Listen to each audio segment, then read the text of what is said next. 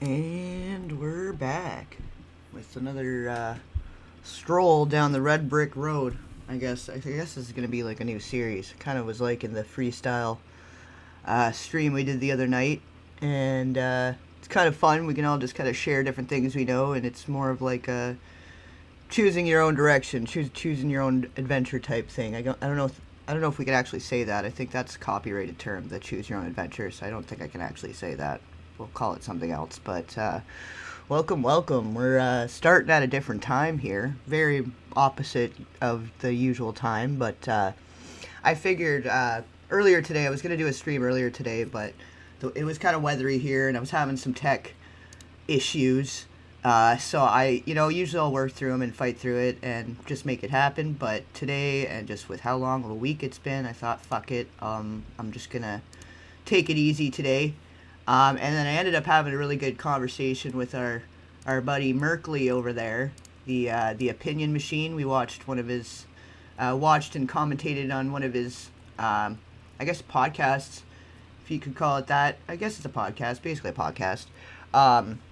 Talking about the Reiner situation and just the dynamics, the party, and just different hierarchies within social dynamics and things like that. And so that was pretty interesting. And yeah, I've been coming across some neat little small creators more recently that are all kind of within the same niche, which is neat. So it kind of seems like the algorithm's kind of been helping us out here. But anyway, since I didn't do the live stream earlier, and because I usually don't do the opposite time, thought maybe I'd try one on an opposing time zone start time and just see who we get here in the evening. And yeah, I am still seeing a lot of familiar faces though, or familiar folks. Dream to Life, Scorpio Baby, Billy Joe. We got some new folks too though. The Hands Juker, welcome, Angie. Veronica's here. Righteous Root Rain. Few new folks. Mama Knows Smells. Welcome. Oh, thank you for that, Veronica. Right on. Thank you. Appreciate. And happy holidays for anybody that wasn't here for the holiday stream. And the first, it's not letting me like it. I don't know why. That's kind of weird. It's not letting me. Whatever. I like it. I'm liking the the thing. And it should be popping up. I could have sworn I fixed the stupid alert thing, so it should be popping up, like, on the screen, too. So I might have to try and fuck around with that a little more, because that's not working, obviously. Or maybe it did, but it didn't make the sound. I don't know. Hey, Mickey King. Hey, D. Kazemi. Welcome back, guys. Always good to see the familiar folks. And new folks. Hola, ought to be. Hola. Your second live, right on. Welcome. Yeah, we got a lot of new folks joining us, especially with this Reiner stuff. So that's been cool. Every new pair of eyes wide open are progress. It's all progress, right? But anyway, when we were, pardon me. But yeah, so I was gonna do the live earlier. Did end up doing that. So we're gonna do this one quick in between, and then I kind of pushed that live back to tomorrow, and it's whatever. We're doing our thing here, making it work. But anyways, the other day when we were doing our the freestyle Red Brick Road, we were gonna start off and watch the Bob Hope thing, and it wasn't great. Some of the audio and I had to clean it up a bit. I hadn't done it in advance, so I ended up cleaning up some of that. And I figure we'll go down that track now since we ended up going a different direction last time, and then just see where it takes us, because I think there is a lot of overlap with the Bob Hope stuff. Where the way that military and Hollywood, I guess the entertainment industry, kind of overlapped. And I don't know. It was a strange time. It was a pretty strange time. What was happening 30 years before the 70s, there was a lot of interesting experiments being done on people through military programs and Secret Service and secret, alphabet group programs that were happening back then. And then after late 70s coming into the 80s and 90s, it seems that a lot of the techniques learned during the mind and behavioral experimentation they were doing, that a lot of that went into play. It started going into practical application. And so with Bob Hope, when we were talking about it, even before the first Follow the Red Brick Road segment we did, even before that, a while back before that, when we were first starting to talk about Bob Hope, I hadn't realized I'd already kind of been going in and around with some research around him, but I hadn't quite became aware of him specifically yet. So that connected some dots for me, and some of the companies he was working with, and with the ties to the Shirley Temple stuff, some of the more questionable stuff there. It's a pretty deep, dark rabbit hole. It takes us all the way down. So we'll start there, I figure, and then I've got this. It was the Vietnam 1969 Merry Christmas Jolly Bob Hope USO whatever crossover series that they were doing that year. So I got that queued up. I guess we'll watch that. It's about 5 minutes, but I'm kind of curious. I'm kind of curious just to see what their angle was, because this was a very big time of like really trying to get, like, you know what they say, that he who controls the airwaves controls the masses or whatever. And it seems like that this time was when they were really starting to, at a military level, try to exert some kind of dominance and subversive messaging on the viewers and the audiences, and you know, as it was getting to be more normal for people to have a TV set in their home, you know, and the rise of the TV dinners and all that stuff. We kind of talked about that, right? So I'm kind of interesting to see. It'll be interesting to see exactly what their angle was, and I mean, I guess we kind of already know what to expect, but I mean, you never know what's going to pop up, what kind of gold nuggets of truth are going to be in the dirt as you're digging through a bunch of dirt and nonsense. Sometimes you'll be watching a thing, it's like an hour long of nonsense, but there's like that one 20-second clip in it that it's like, oh yeah, that's a thing, you know. But anyway, let's get that going, and as people are coming in here, we'll be chit-chatting too. I do want it to be an open discussion. Because like I said, you guys, you're going to be part of it here, choosing the direction we go from here. Oh, you just watched the Shia video? Yeah. Some of those earlier videos, it's like, I kind of want to go back and like rewatch and maybe just like redo them and update them, because obviously 7 years ago when I was first kind of coming into the sphere, and you know, just dipping a toe, it's a whole different thing now, and I know a lot more now about all the different people involved in the different spheres, and I don't know, there's a lot of stuff to revisit. I never even finished the part 3 of Drew, because that was just such a whole, like, I don't think I knew what I was getting into when I started that one. Did not realize. Yeah, was it you, Veronica? Yeah.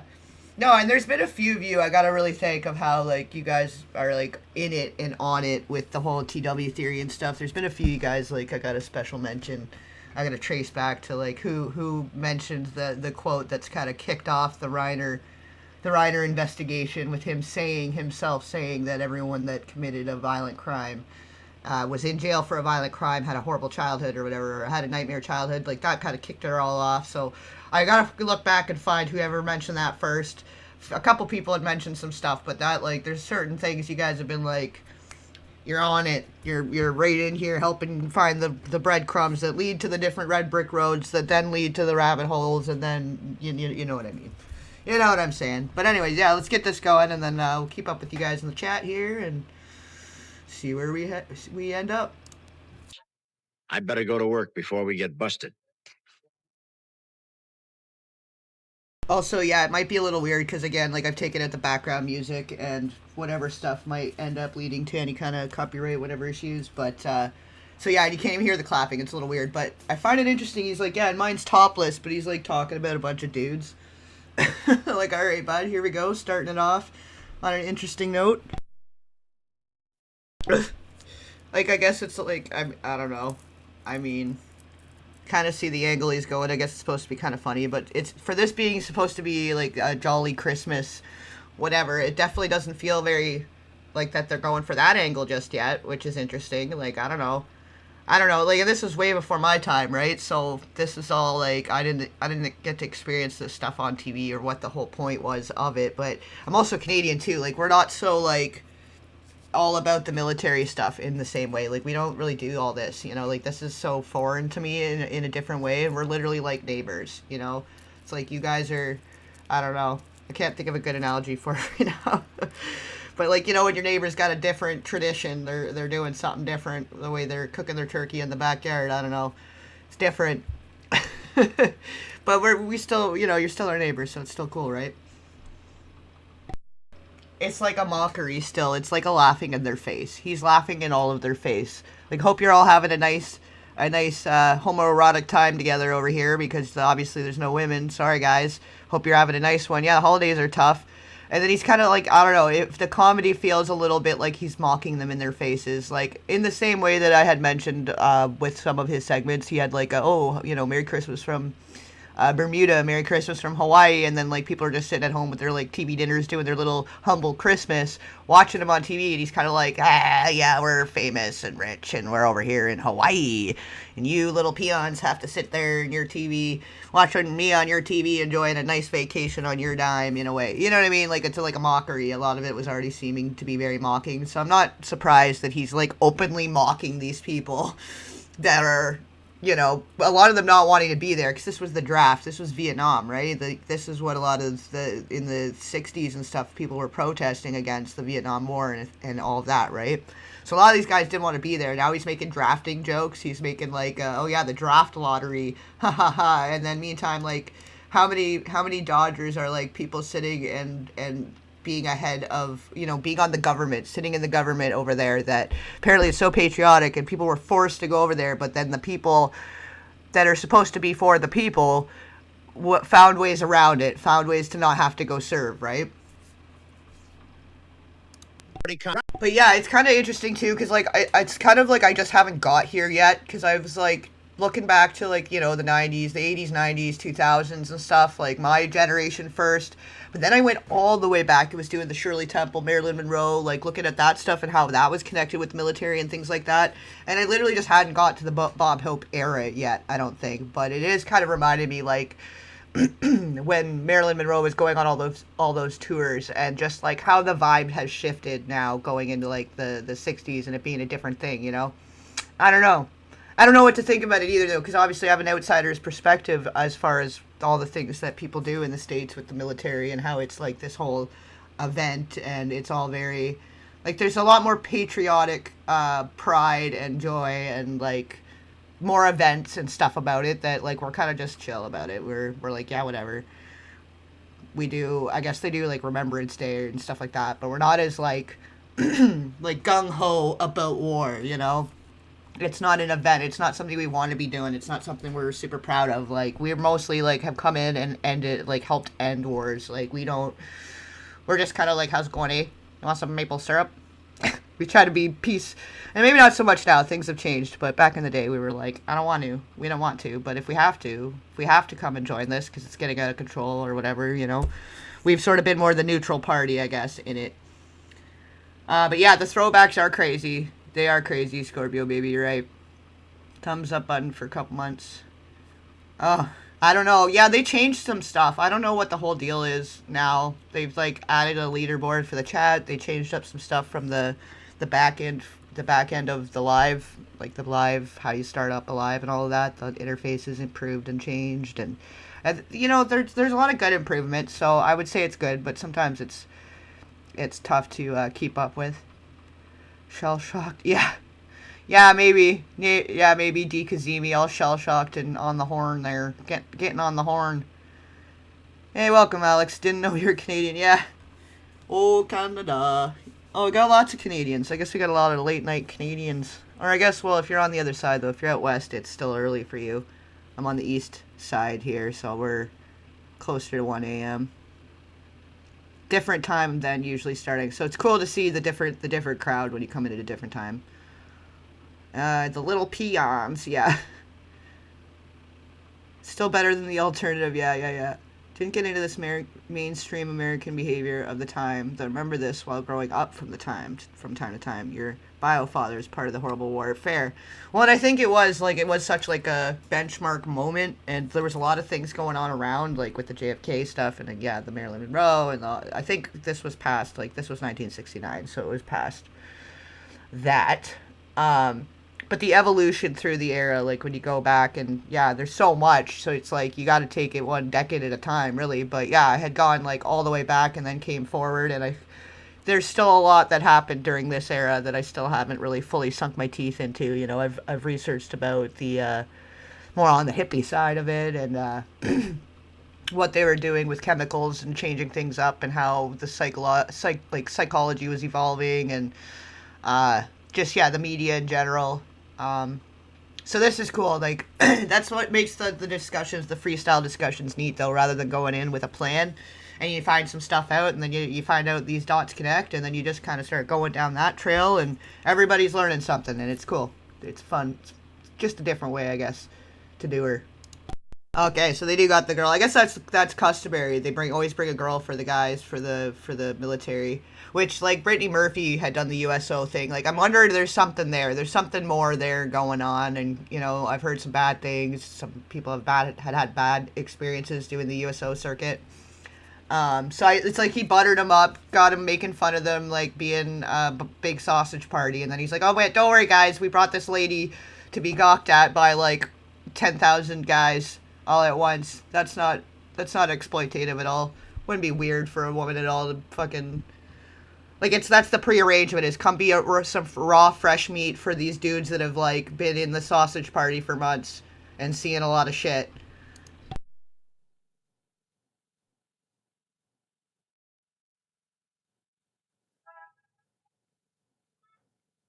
Oh no, it's not Dream to Life. It's not done yet. It's still like pre-order, and I'm probably gonna have to switch up what the timeline's gonna be because obviously a lot more things are now added to my plate than what was on the schedule prior to this, uh, to the Reiner stuff.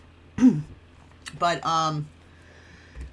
the it's right now it's pre-order status, and you get the first 3 chapters come with that, and so you're kind of getting the full version, but at a discount by being like helping and doing the pre-order, like getting it out the door, I guess, being an early supporter. And then once it is out fully, you get the full version, and then you'll get an additional discount code if you do want the physical copy, which I don't know what the timeline's going to look like on that now either. But the first 3 chapters is there, and it does kind of go along with the whole tainted TW theory, but it is a lot more in-depth, and it's kind of been an ongoing other side project aside from all the stuff going on here, right? But it all goes along with it. It's like that's the playbook, the hidden curriculum, the playbook that kind of is a mirrored between society and Hollywood, and how it's basically the whole mind and behavioral control matrix of it all. And then the TW theory is more like the imagery and patterns of it all. And that's totally free. You can get that. That's developing. I'm going to start updating it as I go. I think with just more supporting stuff. Like I added the other day, I added the Jonathan Brandis interview that was kind of goes in with his section of that theory. But the TW theory, yeah, check that out. It's a free article. It's free to everybody. Pretty much everything over there is free. But paid members get early access, so it's kind of a way to support. But I don't know. I don't like being that guy. I'd rather all information be free, and like even doing the book thing and charging people for the book, I kind of feel weird. So like over time, I'm probably gonna have like the chapters. Like I did the first chapter readout for a video a while back, and I did some just free chapter samples around so that people could check them out. But then yeah, the pre-order you get the first 3, and so on and so forth. I mean, I obviously at the end of the day, I do got to pay the subscription to Earth, the monthly subscription to Earth, whether we like it or not. So there is that. And if I'm gonna go all in on this, I do gotta do the do to an extent, but within reason, right? So.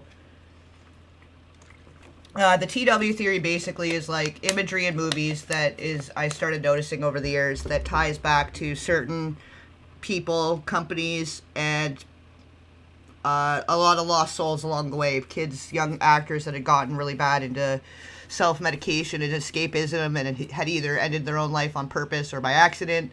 There's like a pattern along there, and like with matching it with some imagery with filmmakers that had ended up being convicted predators. So on the surface they have their film and you wouldn't know it, you wouldn't notice anything off about it, but then when you realize he's a convicted predator, and with some of the scenes matching some other scenes in movies by other prolific filmmakers that happen to have a lot of young people connected to them that ended up having problems with drug use and stuff, mental health issues, having trouble with the law, so on and so forth.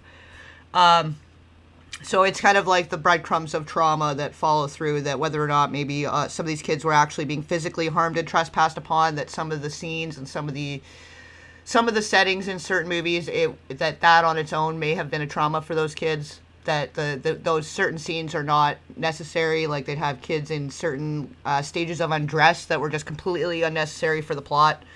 And with the Rob Reiner thing now coming out, like I first put this article out early November, and Rob Reiner happens to be one of the more disturbing examples of the TW theory, but to do with River Phoenix.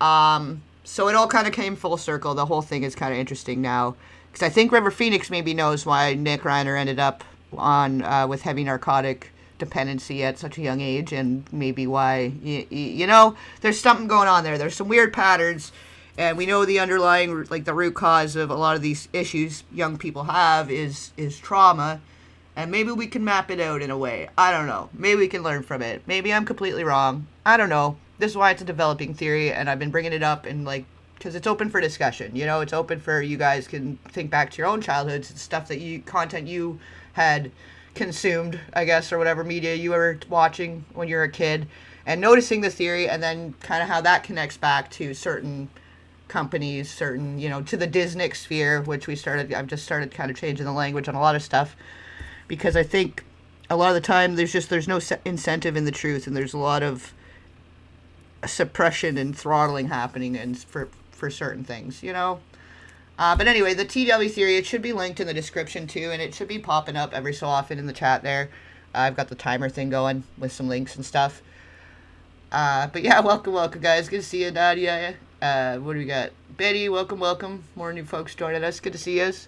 I'm glad we got more of the new folks coming in. I was hoping this gives a chance for the opposite time zone to get in and be part of the discussion. But yeah, so it's a developing theory, and like I think just knowledge is power. The more that we can kind of have eyes to see, it's like that They Live movie. Like I'm trying to give people glasses to notice some things, and maybe they'll notice more things. And maybe I'm wrong, maybe I'm right. Maybe you can think about it and see how you think. Like it's up to your own interpretation. You know, all the time I always say, like, I encourage you to do your own research, draw your own conclusions. You know, use your own discretion.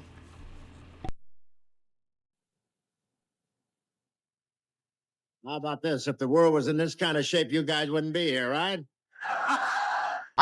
And maybe I'm off, and maybe it's just grainy. The video is grainy, but she kind of seems, she seems a little out of it. Maybe I'm wrong. I don't know what you guys think, but this woman, and she's foreign. I don't know who this is. I've never heard of her.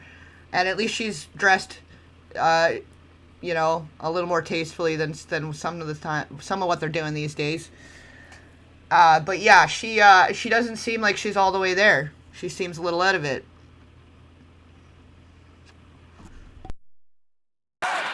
Yeah, this is gross. He's like, what, 70? And she's 20? That's fucking gross. It's kind of gross. This poor woman. And look at the look on her face. She's like, really? Like, this. I worked my whole life. I'm trained. She probably is like a singer, dancer, all these things. And she's like, and this is what I'm doing. I'm a piece of meat for a bunch of horny dudes in the desert. Awesome. Yeah. I love the script. Let me go back here and catch up with you guys some more. Takes you back to apparently there's some crossovers there too, which I have there's the book, and there's some interviews and stuff, which is some stuff that I have still to go through. Like I have so many, I gotta organize my archives and stuff and start getting my shit together over here a little more. And I've started to, like, I got this one bigger drive. I could start putting everything and organizing on one. It's just, was a matter of getting there, I guess. Now the people still alive from that time are just bitter and angry all the time. Yeah, I guess this is like almost, or maybe it's just after. When's the boomer generation begin and end? I'm not sure. Yeah, we got lots of other Canadians here. That's cool. Fun. But yeah, it seems like more on the west side. Like it's your guys' evening. It's like 9 o'clock for you guys or whatever, eh? Blip News. What is this and why did it recommend it to you? I don't know, but the algorithm has been getting really, really awesome, and it's been connecting me with some interesting smaller creators that I like. We're all in the same niche and on the same wavelength, and we didn't know it really until we got talking or until we were consuming some content. So there's probably a reason you're here, man. I don't know. It's a whole new world. The algorithms are shifting and changing and bringing in new folks. I don't know. You've been maybe watching the Reiner thing lately or something. It's a deep dive into the depravity. Yeah, it's just a random stroll down the red brick road. Well, yeah, William Cooper. I've got some stuff on him too. Yeah. Yeah, and what's the other guy? Phil something. Yeah, some of that. I dug it into some of that stuff a little bit. But a lot of the stuff it kind of, I try to have more connecting the dots on this side of the sphere, you know. Wasn't Bob Hope a regular? Probably. Cassandra and welcome. Regular at Bohemian Grove? Probably. Maybe, yeah. Like, that's what that was for, right? It was for all those kinds of people. Let me catch up with you guys. We'll keep going with this video here.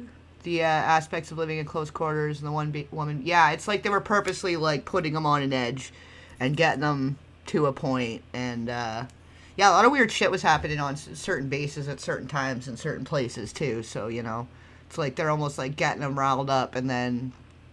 But then I don't know. That's a different rabbit hole for another day. But the kind of tourism that happens over there, it almost is like setting them up for failure when they're like, oh, well, here's some women you could spend some time with, but they're not really women. They're like kids. You know, a lot of that fucked shit was happening back in the day. And maybe not here on this base. I don't know. I can't say for sure. But I know, historically speaking, there's been some issues. And it all connects back to the great big elephant in the room. Growing up, we knew something was wonky and highly weird when all of our musicians, yeah. Well, in the 27 Club, like, that alone is, like, the fact that there's enough of them specifically at that age to be there, for there to be a club, probably that's a little weird. Probably we should be thinking about what that's about. Fair enough. Yeah, exactly. Ought to be. And so many people keep telling me, you gotta stop selling yourself short. Like, you put out all this effort and then da-da-da-da-da, blah, blah, blah, whatever. But I'm not, like, that way about it. Like, as long as my bases are covered, I'm pretty cool, right? So, but yeah, you know, the cost of that is all rising all the time. Canada's, like, fucked right now. I don't know what's going on. I'm gonna try to just get out of Dodge, maybe, if I can. I don't know. Things are getting weird. I think we're almost caught up here. We love video on that. Yeah. Oh, Dream to Life. I've been collecting stuff on that for years now. Like, between the Tila Tequila and then, like, the Beyonce and Sasha Fierce. They got Mariah Carey and the Mimi, Emancipation of Mimi. That's that. Raven Simone started speaking at it more. Sally Field did her book. Is very, very insightful in that.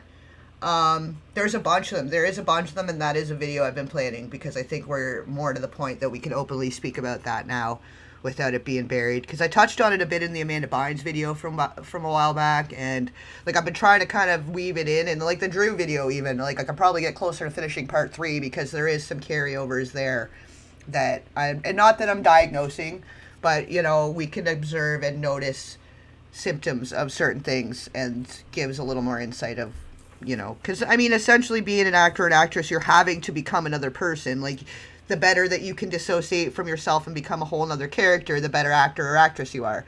And we already know they use trauma and different things to get the performances that they want. Like, in the video in the last Follow the Red Brick Road, the first episode of it, I guess we're going to call it. I don't know. It's episodes now, I guess. Fine. How Rob Reiner was screaming at the kids as they're, like, trying to outrun a train for this certain scene and, like, getting them crying and upset that he was mad at them, gave him the performance he wanted, and then the kids were so happy that they gave a good performance and that he was happy. And he was like, oh, yeah, it was so great. We were all happy. But really, it's like, they were so afraid that, of course, they're happy that you find that you gave them validation and approval on the scene and that they did it right. They didn't want you screaming at them again, you know? So it kind of just shows an edge of the way that what's been allowed in Hollywood for the sake of performance or for the sake of art being quite traumatic and abusive in a way, you know. So there's a lot of that. There's a lot of that been going on, and on purpose. Like, there is some benefits to the deliberate creation of altered states, in the sense of when you look at these high-powered celebrities all having, like, what they would refer to as an alter when they're going out for a stage performance, like that something takes over in them and someone else is performing and it's not them, you know, it's their whatever, it's their alter, it's their Sasha Fierce. Like, the purpose is to objectify. The whole point is to objectify and get these guys all riled up. Like, that's kind of twisted. That's almost like a little torturous too, like, because all of them have wives and whatever at home or girlfriends or whatever. Like, they're missing somebody at home, and, like, there's, like, I feel like on a level, to an extent, that's a little bit of, like, a psychological torture, in a way, you know. Um, yeah, Brooke Shields. Yeah, we've talked about her here from time to time. She comes up in the Misha video, Misha Barton, and what else? I don't know. There's certain recurring themes where it just kind of comes up again. It comes up in the Drew Barrymore because they talk about like how the kids got left behind for the Me Too movement. Like, where do we even start and begin? Because it wasn't just like, you know, you had a bunch of adults doing ass grabbing and groping and stuff that wasn't okay. Also, but when it came to stuff to do with the kids, there was no place for them in that movement. And so, like, Brooke Shields, Drew Barrymore, like Alyssa Milano kind of came out and said some stuff about how there is a lot more going on, like, just on sets and for the sake of movies. Like, not even just behind the scenes or at these parties or, you know, like, some of the stage settings and the scene settings give opportunities for things to happen to some of these kids that's, like, it becomes normalized because then it's better for the performance. You know what I mean? And that's kind of fucked up. Have a mission, don't you? Yes, Bob. My job is to promote international goodwill and understanding. Well, how you gonna do that? No, her name, her name's like Ava Maria or something like that. She's like a foreign model. Thank you, Betty. Welcome. For crying out loud. Yep. Yeah, I think that it's a lot more common than they want people to realize, like, because a lot of people have complex childhood trauma, and, like, that's our brain's way of protecting us. It's a self-defense mechanism, a self-preservation mechanism to delete some of the worst parts of things so you can go on and be a sane individual. Because a lot of insane things happen to people that to be able to go on and survive and try to live a half-normal life, but then you get to these, like, mid to late 20s, early 30s, and you start having a breakdown because now you're like a full adult and you can reflect back on your childhood and things that happened, and you're becoming the ages of people that either wronged you or should have protected you or what have you. You've got a full adult, you're kind of a toddler adult when you're just coming in your 20s, right? But by the time you're 30, you've had all that time to reflect and see how you feel about it and what you would have done in those situations. So it kind of like re-traumatizes, and then that's where you see a lot of people start to break down or get really heavy into, self-medication or escapism, or they're just getting into trouble. We've seen it with a lot of child stars, and, like, a lot of them, like, they don't even make it to 30, let alone 40. Some of them, it's even earlier now. We're seeing so many young influencers and public figures just, like, dropping like flies, and something's wrong. Something's fucking wrong there, Oh,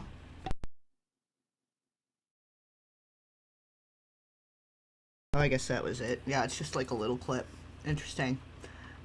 Definitely though, like, I'm gonna I'll line us up something else here, a next clip, because it's an interesting rabbit hole to sort of go in, and it's one of them, like, a blind spot, I guess, in some of the research I've been doing, like I said, because I kind of went all the way backwards, was doing the Marilyn Monroe and the Shirley Temple of it all, the Judy Garland, all that stuff, and, like, where they had the Velvet Mafia and all the how prevalent lavender marriages or whatever were back then.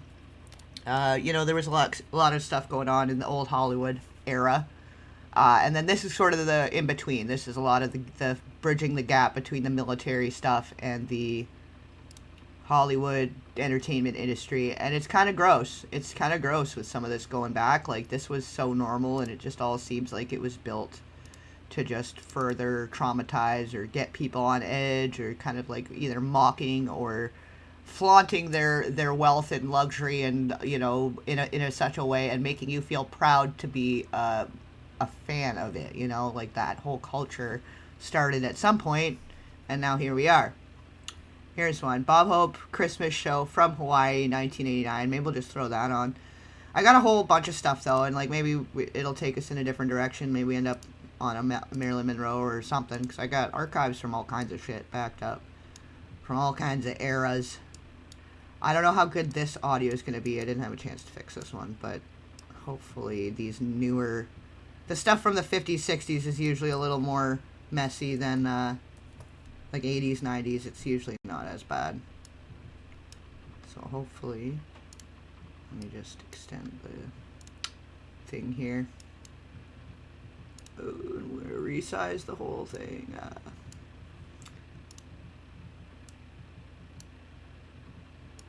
Some behind the scenes, peek behind the scenes here. That's how we do.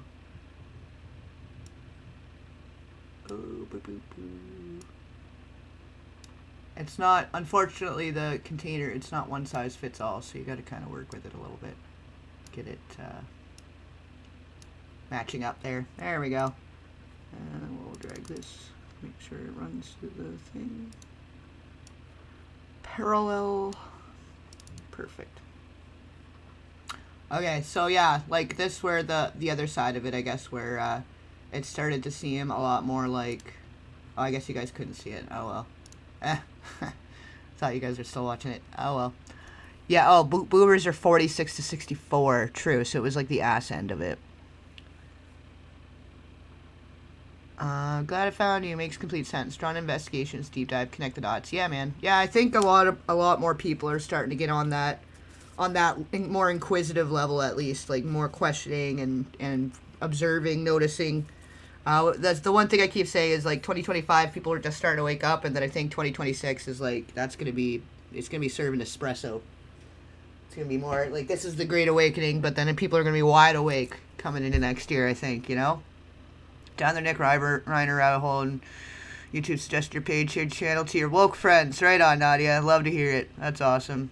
Because it's like knowledge is power, and like, you know, trauma is the one thing that kind of unites us all too, right? Like we're, no matter where you come from, no matter the race, language, culture, religion, class, education level, etc. Like trauma doesn't see any of that. Trauma is the same in every aspect, in every language, right? Cappy got your attention on that. Yeah, I lined up some more Cappy. I'm going to get some more Cappy coming out this week, too. Charlie Chaplin's granddaughter's actress. Her name is Una, in the case of the... Oh, is she? Interesting. I didn't know that. I've read into Chaplin, though. I've done some research on Chaplin. Because, like I said, I went all the way back. And so then Bob Hope was sort of the blind spot. But I had read into him in a way, just I didn't realize it. I'd read into the company, the educational... videos I don't even know. I can't remember exactly. I'd have to look it up. But this certain company is the one that had, it was like public educational videos or something like that, or public educational entertainment. And it sounds nice, like it's good for you. It's good. Educational is in the title, right? But that's the company that had made the baby burlesques of Shirley Temple's. And those were kind of just to cover up the history of it all, because baby burlesques were happening all across the nation, like everywhere, in every major metropolitan area back then. And it was basically kids doing cabaret shows after 10, 11 o'clock. And you want to know something really interesting, I found interesting, was the theaters were called Nickelodeons, and it cost a nickel to get in. And they were advertised everywhere. But if you try to search the history on that stuff now, it just brings you to the Shirley Temple Baby Burlesque War Baby series.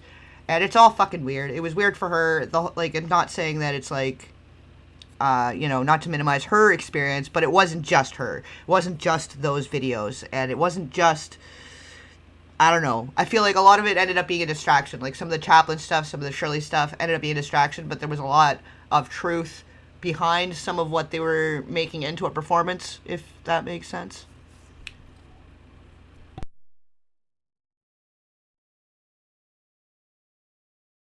This kind of goes in the betweenness of it all. You know, this is the after the old golden age of Hollywood, and then between going into like the erotic stage of Hollywood. Because going to the 70s and 80s, like everything was an erotic film. It was erotic horror thriller, erotic sci-fi drama, erotic historical drama, biography, whatever. Like everything was erotic. Like, and that's a whole nother era. It went weird, and where people were showing adult films in theaters there for a while, and like they had all kinds of weird shit going on there too. Like one of the biggest films of that era was like a genuine forced trespasses in a film. Like the woman had been forced and under threat of weaponized violence. And guess who defended our right to view genuine forced trespasses in adult films? Mr. Alan Dershowitz. Back in the late 70s, genuine, what was it, Deep Throat, the movie Deep Throat, that was a forced trespass against that woman. She was very badly abused by, what's his name, Chuck Trainer or something. Yeah, that's a whole rabbit hole for another day. But that evolution of the eras and what was becoming normalized and okay as far as adult entertainment, oh man, like that's a whole, we could go on and on about that shit. It's just been fucked up. Everything's been fucked when you look at it all together now, you know? Hunter will return. But yeah, like I said, this is sort of the blind spot, so it's kind of interesting to see the middle ground of like the literal overlap of the military stuff going into the entertainment industry, and how it started becoming more of a performance and an event, a festivity. Let's celebrate and enjoy war. You know, let's make it all bright and shiny, and you know. Next week at this time. Stay tuned now for an all-new Bob Hope Holiday Special. Oh no, yeah, the audio's not great on this either, but for the amount of time it would take to clean it up now, we're in it now. We're watching it. We're watching the shitty old VHS with a little bit of a scratchy undertone.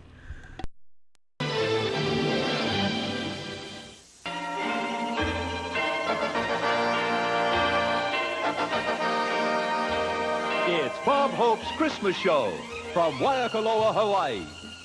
Starring... Yeah, it's not great, but it's not one of the worst. Like, the VHS rips always end up having a little bit of issues with the sound quality or whatever, but this is actually not one of the worst, so I think we could do this one. This isn't too bad. And it's interesting, like, okay, yeah, Merry Christmas, America, from Hawaii. Like, if it's not any more of a mockery. And this one's 1989, if you were wondering. I think it showed it, though. Celine Dion, oh god, yeah, that whole thing, Veronica, the Celine Dion thing, and then if you look, like, Alanis Morissette did a documentary about her experience, similar experience, called Jagged, that, like, a lot of people doing those kind of movies ends up pretty buried. Like, there's more of them around than you realize, of people trying to say things, trying to talk about this kind of stuff, but it... Oddly enough, strangely enough, it always gets buried. And even for me, like, that's right up my alley of stuff I'm doing. And that I had to find the long way. Like, I'm a Canadian, and she's a Canadian music artist that had gone through all this dark Hollywood shit, right? And you'd think that had been front page news on my feed. But no, I had found it, like, a whole backwards way, right? So, but the algorithms are changing, which is interesting. Which, yeah, blip news. See, now you know why you're here. You're watching They Live as a teenager, and it opened your eyes. Yeah, eyes wide open. Good. You're getting it. Now you know why you're here. You found your tribe. Then they try to act like the children are such the problem, all the while they're the ones cause. Yeah, well, or at least we're impartial, allowing for it or causing it, right, Betty? But nobody wants to take accountability. Nobody wants to actually look at the root cause of the issue, or like acknowledge it, take accountability for it. Like, all these self-medication issues, legal issues, all this stuff. Like, Rob Reiner himself said all of these issues, the root cause, he was saying it was that you had a nightmare childhood, you know? Like, so if all the underlying causes of the trauma is what's causing all of this, then maybe we should be looking at it closer and talking about it, you know? Maybe they should stop trying to suppress these sorts of productive and open conversations about all of the trauma and darkness that's been happening the whole time. Because how many really excellent creators are just, like, completely buried, you know? And obviously I've been able to get a bit of a following myself, and over the years been building it up, but so many people, like, never make it out the front door because, like, it's just, what they're talking about is just too authentic, too genuine, too truthful. And maybe not everyone's going to like it, but they still have the right to say it, you know? Like, our buddy Merkley over there, the opinion machine, you know? I'm starting to understand now why he's sort of been... put in the shadows over there, but it's like, there's no reason for it. It's not like anything he's saying is wrong or bad. Like, it's just a discussion and noticing. It's a noticing, right? And I think it's getting better now. Like, I think it's starting to bring more of the noticing kind of people around into the same sphere, which is really cool. But it wasn't like that for a really long time, and that needs to change. It just needs to change. We need to be able to be more open and truthful about all this stuff, and it can't keep being all this PR-controlled, make-believe theater, pretend everything's so happy over here, when then you got, like, the breadcrumb trails of dead kids and predator mess, the mess of predators, and you know what I mean? Like, it just goes on and on. Barbara Eden. The Judds, Winona and Naomi. You know what, actually, I'm gonna see. It's not as good as the other program I used to, like, clean up the audio and stuff, but this program has the option, and it's not always that bad, and it won't take as long. I'm gonna just try it, because the hissing is gonna start to get annoying under the audio. Just give me 1 sec. Let me just see if the noise improvement that it'll do through this program will be good enough for us. Yeah. Well, you've come to the right place, Blip News. I mean, you know, there's a reason we're all kind of here, you know. We've all got a different perspective, but, you know, we've all got our eyes open to the great big elephant in the room, I guess, you know, because there's different angles and different ways to view it, and there's different piles of shit all over the place, but it seems to be coming from the same elephant. You know what I mean?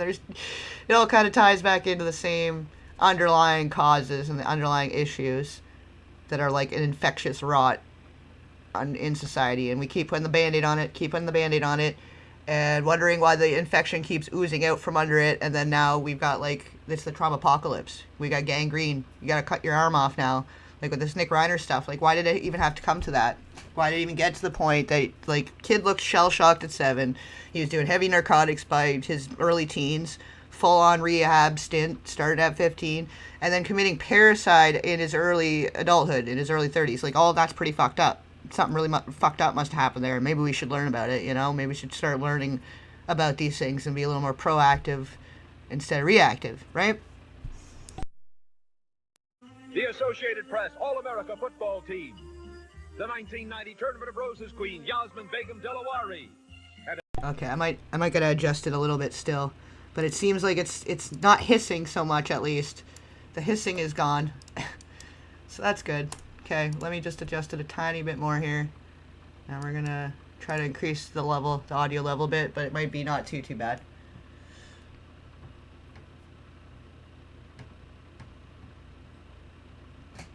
The finisher has returned. Welcome, welcome.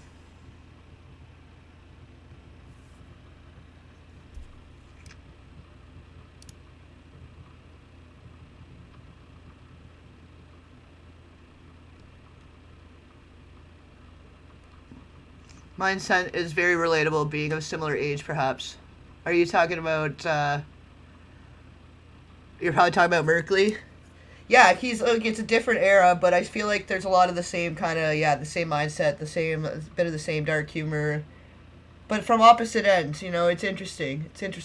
We got chatting there earlier today, and he's got, like, a totally different upbringing, totally different end of the spectrum of, family experience in a different way, you know. Like, there's totally different experiences, but a lot of the stuff we jived with, you know, like, we had some similarities, and it was kind of interesting the way that the algorithm had brought him across my feed, you know. It's interesting. Is citizens living abroad? I don't know about that. I don't know if it's any one specific group, but I do know that what all of them share in common is the sadism and the depravity, and trying to push an agenda that normalizes the harm and trespasses against children. So whether it's any specific group, maybe it happens to be that a lot of them happen to share other commonality, but at the end of the day, you know, it's like it's good versus evil, you know, because you got a lot of good or a lot of evil operating under the guise of good. You know, you got a lot of fronts. You got a front of a good thing. It's like the mafia. It's got the bakery. They run the shit out the back, you know. And I think we got to do more noticing. I think it should be wide open of the noticing. And if there happens to be patterns, or there happens to be certain groups of people that happen to come up a lot more in that kind of research, and there's more of the patterns that involve them, that's just what it is. Like, that doesn't mean nobody hates anybody, or that it's any one whole group to blame, or that we want to incite any violence or harm or problems for anybody. I do not condone violence against oneself or others, but we can't help but noticing certain things, right? Okay, I think that should be good now. The audio should be good. Let's see, we can get her cranked up a little louder here. The Christmas Memory with John Wayne. From the Hyatt Regency, Waikoloa, the star of our show, Bob Hope. Maybe a little better. Hold on. Yeah, it's a little better. Thank you very much. Thank you, ladies and gentlemen. This is Bob in Waikoloa, Hawaii Hope. Let me tell you, the weather in Hawaii really deserves a cheer. I'm surprised Bush didn't meet Gorbachev here.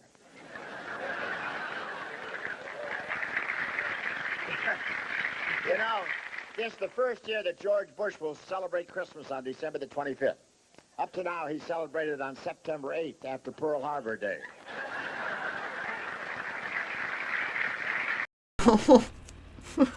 That's, I mean, a lot of the time it's like they're trying to tell you something. It's comedy, but they're kind of telling you something.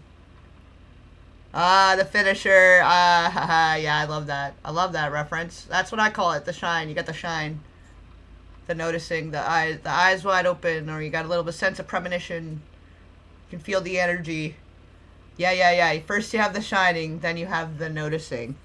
Yes. Yes. See, I love that more of the, like, the tribes are all coming together. You know, all the like-minded individuals. It seems like, yeah, the algorithm's doing something right here. And I'm liking it. I'm liking it. Because people get it. Then you guys get my language. You know, if you guys are on the same wave and you got the same similar, you know, references or terminology or ways of describing things, then we all understand each other. And that's fantastic. But definitely, the truth will set us free. And I think there is a big, wide open crack in the foundation of the evil powers that be. And if we're all continuing, you know, advancing on all fronts, talking about these kinds of things, discussing, keeping our eyes open just to the, what is the truth? Like, the critical thought of it all and the questioning. Like, I'm not going to tell you what the truth is. I don't know what the truth is. I'm just out here trying to figure it out just like everybody else, you know? I hear Santa's going to bring the peasants something he's had trouble getting all year. A fish. Now, when Santa visited the White House, all 11 Bush grandkids were there, and there was a lot of pushing and shoving to see who could talk to Santa first. Finally, Barbara Bush she stepped in and told Dan Quayle he'd have to wait his turn like everyone else.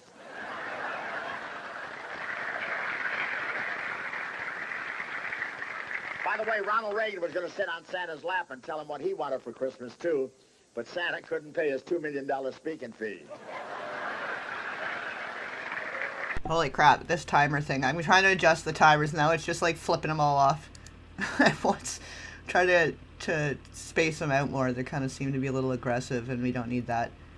So I'm sorry about that. We got like some duplicate shit popping up here. The clothing line. Yeah.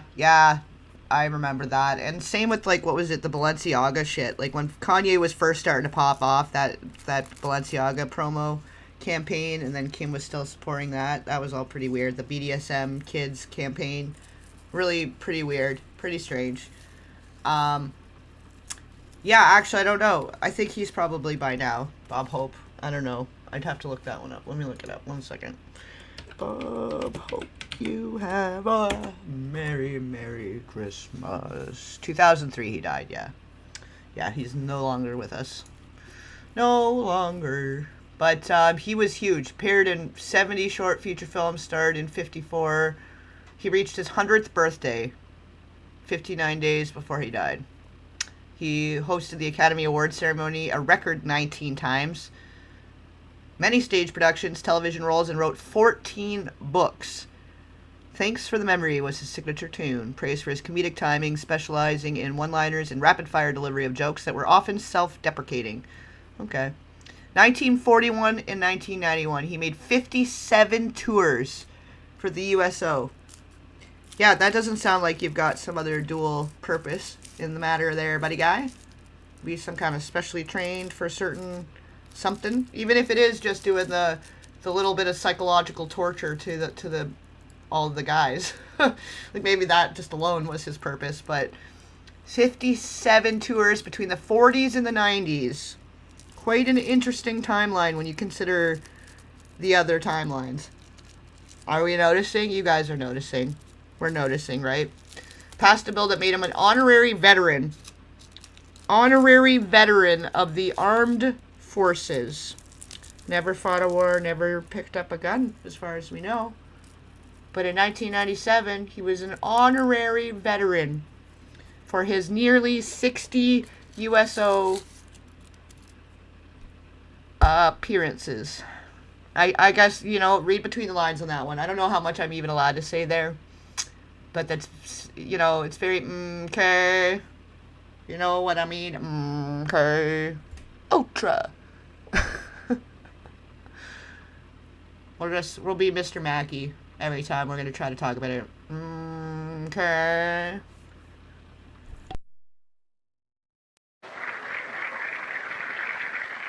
Actually, Ronnie would have told Santa what he wanted, but Nancy kept saying, it's my turn.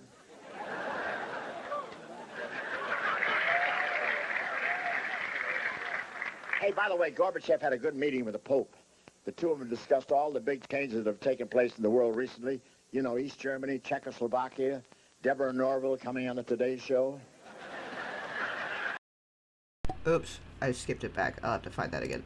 But that, I feel like, was an admission right there. Like, because they were talking about, like, how in the 80s, it was the religious leaders, the political leaders, the, like, entertainment industry leaders, all these people were coming together and having these meetings about how to best work together and align on the same agenda, and then using these techniques they had learned from the 40s to the 70s. And if this guy had gone from the 40s to the 90s, he was a trained operative in some way. Some way. I can't put my thumb on it just yet. We're going down the rabbit hole. We're gonna find out together, maybe. Or maybe it's still just gonna be speculation by the end, but maybe we'll learn something along the way. Retired from public life in 1999, died in 2003 at 100. Born in England, died in LA. Yeah, there's definitely some more stuff going on there. British Film Institute. Yeah, I'm gonna just, oh, of course, he won a prize in 1915 for his impersonation of Charlie Chaplin. He attended the Boys Industrial School. Oh, there's so much going on here. Okay, I'm going to let this play out some more. I'm going to read a little more and kind of, I'll summarize as we go back and forth. But, oh boy, this guy's got his own little castle off of the red brick road. He's got like his own private entrance off the red brick road. And he's got his own little castle by the looks and sounds of what I'm seeing right now.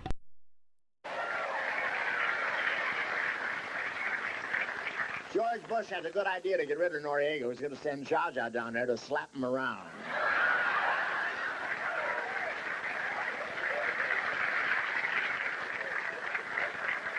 You imagine Jaja, they gave her 3 days in jail. That's pretty easy. I thought they gave her about 3 years of shopping at Pick and Save.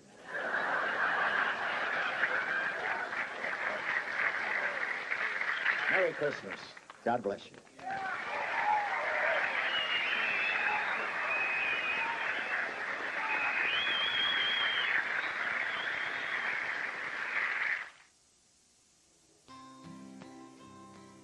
Well, that's it, right? Like, it could be just as simple as that he's just the spokesman to push the bullshit. Like, he's just another puppet for the overall agenda, you know? And maybe just, like, yeah, keeping the military guys on their toes and having a certain script, they follow a certain formula, and he's just ready for it, he's trained for it, he's programmed for it that way. Could be simple as that. Could be no more than that. But what do we know? How do we know if we don't really go back and look back with the fresh eyes, you know? Like, there's a lot of stuff now when you're looking back just in the Disney sphere that with what we know now, looking back seems pretty iffy. And, yeah, that Tyler Chase stuff, like, the more I'm looking into that, the more I'm thinking he was going to say something and they were silencing him. Because he had just finished a book in 2019. He'd been doing all this, like, spoken word poetry online for years. Like, he was processing his pain in a very healthy way. He had a healthy outlet. How do you go from that and, like, just finished his book, he's really excited, things were going really well for him, and then suddenly he's lost his mind and he's got all these problems and he's turned into a farm animal with all the medications and things that got him to where he is, where I feel like it's more the medical intervention that has done where he's at, for you guys that are following on that. And yeah, we're going to jump on that tomorrow. I figured I'll save that. We'll do the Red Brick Road tonight. Save that one for tomorrow because I do want to read a little more into the bit of the history and be a little more prepared for that stream. Because I think there was a lot more going on there. And he was like, to a lot of the people in a lot of those videos that circulated, the earlier videos a few days ago, he mentions his poetry. He's like, yeah, my poetry on YouTube, search me. It's Tyler Chase. I talk about Hollywood and Nickelodeon, the celebrities. He's like trying to tell people that's what I'm doing. To forget about Nickelodeon, go watch my poetry. And nobody looked into that. But I heard poetry, YouTube, Hollywood, Nickelodeon. I'm like, yep, okay, right there. He's got like 100 videos, maybe not 100, maybe 40, 50, I don't know. It's a good collection of videos that he was trying to do his YouTube thing online.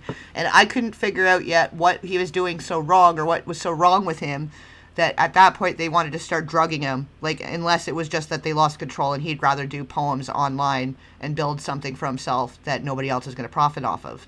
It's kind of the feeling I'm getting, because spoken word poetry content is a big thing now, like, and people more so want authentic, real, genuine, human-made stuff. Like, we need that. We need more of that. And he could have, if they just supported him and, like, got him the better mic and the better camera and supported his journey with all of that and helped him with that, maybe he'd be in a completely different place right now. But maybe that's what they didn't want. Maybe they didn't want him speaking out and getting his footing and getting some control over his own life. It's sort of what it feels like. It feels a lot like the Amanda Bynes stuff, you know? But all of that, the mind and behavioral, all of that control tactics that are used, the way that the medical industry is weaponized against celebrities, very much follows in line with the okay situation, right? Like, it all ties in. It's all part of the, that's a part of the elephant. That's the elephant's tail, you know? And then the feet are like the sadism and the depravity and the underbelly of all that. And then, you know, his, like, I don't know what all the parts are, but there's a lot of different parts that make up for the great big elephant, but it all kind of it goes hand in hand in a way, I guess is what I'm trying to say. Here are the ever-popular Country Music Award winners, beautiful mother and daughter, the Judds. Oh, beautiful star, shining. This might be a problem. I don't know. I'm going to let it play out and just see, because sometimes it'll just pop up and give you a warning if it's noticing copyright material. But worst case, it'll probably just let me play this through, but then after I might have to clip it out of the final thing for the replay to be playable. So this is probably fine. I'm going to just let this play through with the music, whatever. We're going to go for it. This is After Hours. We're doing the After Hours, uncensored, unfiltered, unedited. And until maybe after, I don't know. We'll see. Giving love for those who lost have gone, guiding the wise men on their way unto the place where Jesus lay. I don't know. Can we vote? Do you guys want to listen to the song? Because I'm actually like, I don't really care for this song. It's very, I don't know. It's not really the vibe we're going for. I didn't really know what I was expecting from it, but we probably could just skip it over. It's not really, I don't think it's anything. Oh, it's Reba. Is that Reba? Okay, maybe we'll watch this just for nostalgia. Oh, beautiful star, beautiful star, Bethlehem, shine upon us until the glory. Well, exactly, and why is everyone, like every media outlet, is ignoring his entire campaign throughout the 90s, like late 90s going into the 2000s, talking about early childhood development and how important it is and how it impacts an adult and is the underlying cause of all these issues, poverty and substance abuse disorders and violent crimes. He went on this whole crusade. He himself said everyone in jail for a violent crime had a nightmare childhood, which that's where I'm starting my investigation, where a lot of people are trying to shit on me and attack me, like, how dare you accuse him and come at him like this, and it's like, I'm not the one. He said it. And I'm going and basing my investigation on, okay, so Nick obviously had a nightmare childhood. What kind? You know, and looking back, yeah, he's shell-shocked at 7. He's heavy narcotic dependency in his early teens, and then parasite in his early adulthood. What causes that? Is there somewhere along the way that we could see some warning signs and maybe help prevent that and help him heal whatever wounds are inside that are leading to self-medicating and having mental health issues and so on and so forth? Same with the Tyler Chase thing. Same with all these stars that were in and out of all these facilities, and it just kind of seemed to be making it worse for them. You know, they tried to say the schizophrenia thing for Bam Margera too, but funny thing, as soon as he got away from all the people trying to control him and profit from him, and he was able to take control of his own cleanliness, like trying to get clean and trying to get therapy, whatever he fucking needed, medical help, whatever he wanted, he was being the deciding factor and going more the healthy, natural route. Things got better for him. He's fine. He's got back to skateboarding. He's lost some weight. He's getting healthy. He seems happier. Amazing. How do you go from, like, you're a lunatic and we need to put you on 7 medications and we're going to bounce you around all these facilities and you're a schizophrenic, bipolar, whatever, and then giving them all these different fucking pharmaceutical cocktails. It's like almost like farmers need farm animals to stay in business, maybe, especially when they got money, right? And especially when there's incentive for all the people around them to maintain control. So maybe since they have incentive to earn money and maybe there's incentive for the control, that maybe the medical system and mental health system are being weaponized against certain people, and all of the pills and all the craziness around them is what's driving them crazy, and maybe they weren't so crazy. Maybe guy was a little depressed, but he was doing his poems, like Tyler Chase, he's a little depressed, but he's doing his poems, writing a book, doing all this stuff. How does he go from that to, oh, he's lost his fucking mind and he's literally on the streets and people are treating him like a fucking wild animal, and their best solution is let's cage him and lock him up like an animal and like drug him into oblivion. That's our answer, and we haven't learned. Are we never going to learn? Did we not learn that didn't work for all these other people that have a whole different type of experience and situation than the average too? Like, you can't put like one size fits all with some kinds of trauma. Certain types of complex trauma doesn't necessarily fit with a regular group scenario or whatever, you know? Like, it's like they fail to understand that it's kind of a whole different trauma. Just the, like, early childhood rapid fame on its own is its own separate trauma that maybe they don't need their own little separate support groups, because who the fuck from a normal world is actually going to understand that? What fucking therapist that read the textbook that's made for normal people that have had normal lives, the fuck are they going to do to help them? The fuck do they know? Of course they sound schizophrenic when he's like, yeah, I changed, what was the one? I saw this one podcast and Bam's like, yeah, no wonder they call me schizophrenic. Like, this is me paraphrasing him. He chainsawed the roof off of a purple Lamborghini, and then shipped it to Vegas so that Kim Jong-il could come and see it, or some shit like that. It was some fucking wild story. And then, like, yeah, when you got the other guy in the corner talking to his shoe, and this guy's gonna marry his teddy bear or whatever the fuck, I'm paraphrasing again. Of course, he fits in with all the crazies and it all sounds crazy, but that doesn't mean that he didn't actually have that experience, which he did, you know. But to average people, they're not going to understand necessarily the experiences of somebody that's had that type of career path, you know, and from a young age, you know what I mean? So we need to reform the whole fucking situation. It's all messed up. Give us a lamp to light the way unto the land of perfect. Okay, I gotta ask this because I seen you in here a few times, James St. James.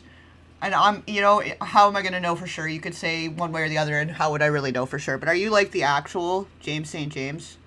Because I'm pretty sure I follow I looked into some of that stuff, and I did some Macaulay deep dive in it, and I ended up following one of the people. Some of the people that were on Twitter at the time, and James St. James, I believe, is one of them, because I know that's one of them, like the real guy, not the actor guy, not Seth Green. Are you the actual James St. James coming through here, or are you it's just like an ode to? And yeah, Prozac at 20 for 3 months and kind of mindlessly rehearsed. Yep, because a lot of them cause ideation of harm against yourself and others. Like, it'll do the exact opposite. You go in, you're feeling a little anxious, a little depressed, and you come out wanting to carve pictures into your body and hurt people, or yourself more so, or end yourself, or like really fucked up shit happens. And a lot of these drugs that were doing that stuff, they knew about it in the 90s and like the early 2000s, but they would just rebrand the shit and keep serving it back to the public. Like, no wonder. And now they've got studies and research happening that a lot of these mass events happening at schools, events involving weapons at schools, those kids had been freshly put on some kind of medication, or had it up their dose, or added a new medication to the batch, and things got fucking weird. And it wasn't that they were crazy or there was anything wrong with them to start. They were just a little depressed. And it's all an experiment, if anything. Like, let's see if we can fine-tune these drugs by feeding them to all these kids and try not to, you know what I mean? It's like that scene in Fight Club where he talks about what counts for a recall and what's not with the cars, because his job is to do the math to decide if it's worth more money to recall a vehicle or just not say anything and quietly pay lawsuits to people that burn alive in their car. Sort of the same thing. Are they going to make more money than paying lawsuits for farm animals turning into wild animals, or, you know, like, there's so much more to that, I think, that we're going to need to find out more as we go here. We've all been in one great big experiment, and it's kind of fucked up. Oh, beautiful star, Bethlehem, shine on. Oh, interesting. It's a whole nother thing. And you'd think I would know that other reference, because I did do the Charlie Sheen video and dug into all of that. Interesting. Okay, fair. It's fair. I guess maybe, I wonder, when did that movie come out? I wonder if the James St. James from the Party Monster Story situation was basing that name off of that movie. Now, I don't know. I'd have to look at the timeline. Now I'm wondering. March 2000, yeah. Yeah, between, or especially early 2000s and like 2005, I feel like was a big time where a lot of bad shit was happening. Like, what was it, like Zoloft? And what was the other one? There was a couple that they were basically the exact same thing. It was like a Coca-Cola and Pepsi thing. Like, they were the same thing, just different brands, but they were both really, really bad. And a lot of really bad things were happening. People were doing bad things to themselves, to their families, and to people around them. And they knew it. They knew it all the way back then. But then still, some of these things were still being prescribed because for whatever reason, like, you know, the benefits were really good. There's a lot of incentives. Get 100 people on this month, new prescriptions on this month, and you get a $40,000 bonus. It's all incentivized. It's not about mental health and wellness. Like, it's drug dealers in a white coat. Extravagant drug dealers in a white coat. Like, and ask yourself, where did heroin and cocaine and all this stuff come from? Why is there an opioid apocalypse? Why are we still trying to just drug our mental pain in the same way that you would drug back pain and wondering why it's not working? You know? Maybe there's a certain pain that chemicals can't touch. Yeah, and then, yeah, you got kids, especially in the industry, like 12-year-olds on lithium and Prozac, fucking Xanax, a whole gaggle of pills, and then if they overdosed, they were a drug addict if they had a problem. They weren't doing their pills right. Well, probably it's just hard to keep track of 7 different fucking pills, and if some of them are heavy fucking narcotics, what are you gonna do? What are you gonna do? You got a 12-year-old taking fucking Prozac, what are you gonna do? Oh, beautiful star, the hope of grace, for the redeemed, the good and blessed, yonder in glory where... Yeah, okay, I don't know who this woman is, but I'm pretty sure the other one's Reba. But, like, way old school Reba. the crown is won. Jesus is now the starting line, brighter and brighter. Well, and it's like, yeah, it seems like it's been built more to conceal and silence victims and protect abusers than to heal any fucking thing. Like, it's not doing fucking anything. Like, if anything, all the generation trauma is just coming down the line and becoming more heavily concentrated each time. And, like, you could see how there was certain issues. Maybe it wasn't so many issues between father and son with Rob and Carl Reiner. But then all of that, whatever rot was within that, trickled down and became more of an infection down the line. And then now we got Nick Reiner to a whole new fucking level of problems. And why? Why, though? Why was there no intervention or no better treatment options to the people that have the most money and resources in the fucking world and it still couldn't figure it out? 18 different fucking facilities? Maybe we're doing something wrong. Like, if nothing else, it just highlights how fucking wrong we're doing it. You know? That's not Reba? Are you telling me that woman on the other side's not Reba? I haven't been able to see her close up yet, so I don't really know. Maybe I need glasses. I'm getting old. Grandpa on the internet. Oh, beautiful star, Bethlehem, shine on. Oh, there is a story there. I can't, it's not on the top of my head, but I've read something. There's a story there. There's a story there with the Judds.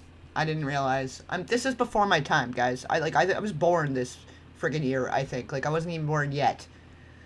Or it was like I was born shortly after this. I don't fucking know. I forget which one we picked here. But, yeah, I did a little more after my time. She kind of looks like Reba. Not now. Now that I see her a little closer, she doesn't. But she did. From afar.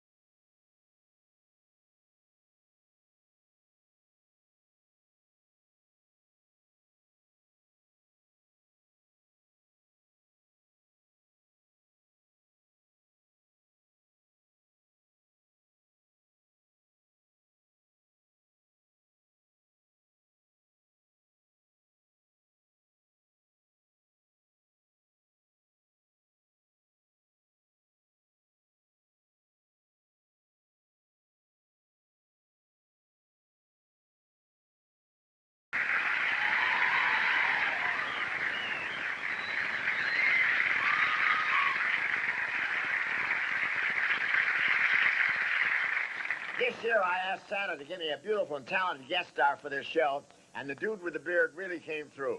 For years, we've all dreamed of Jeannie, and that dream's about to come true because here is Miss Barbara Eden right here.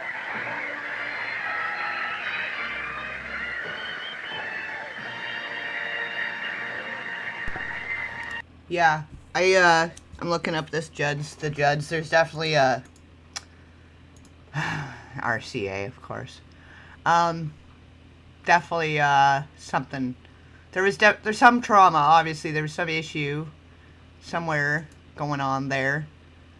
I'm gonna read on this. I'll keep playing this for another minute, but I think there's a situation. Hep C, intravenous drugs, probably, right? Maybe, I'm not sure. Okay, yeah, sorry, I'll play this, but yeah, I can see there's self-inflicted weapon ending life, but not, she was 76. Struggle with depression, accompanied by anxiety, panic attacks. Prescribed her, including lithium, produced side effects including facial edema, alopecia, tremors, which caused her depression. Oh, wow, interesting. Interesting how it all fucking circles back without us even trying. As if the universe is writing the topics of these episodes and just taking us down a little trail here.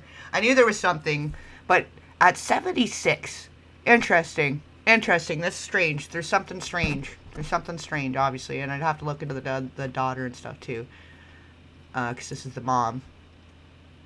But yeah, as if to further highlight the fucking point I was just making. Thank you for that. Everybody, internet, you guys, universe. Winona's daughter sentenced to 8 years. Oh yeah, there's all kinds of shit. She had a dependence on food. She appeared on the Oprah Winfrey Show. Oh, for fuck's sakes. Anyways, okay. Well, let's get back to this, and then if anything, it just like it's all the same kind of infectious rot trauma coming down the line, because then they've got Winona's daughter Grace sentenced to 8 years for violating probation. She had pled guilty to possession, manufacturing, and distribution of methamphetamines. What a legacy. Jesus, Murphy. Merry Christmas, Bob.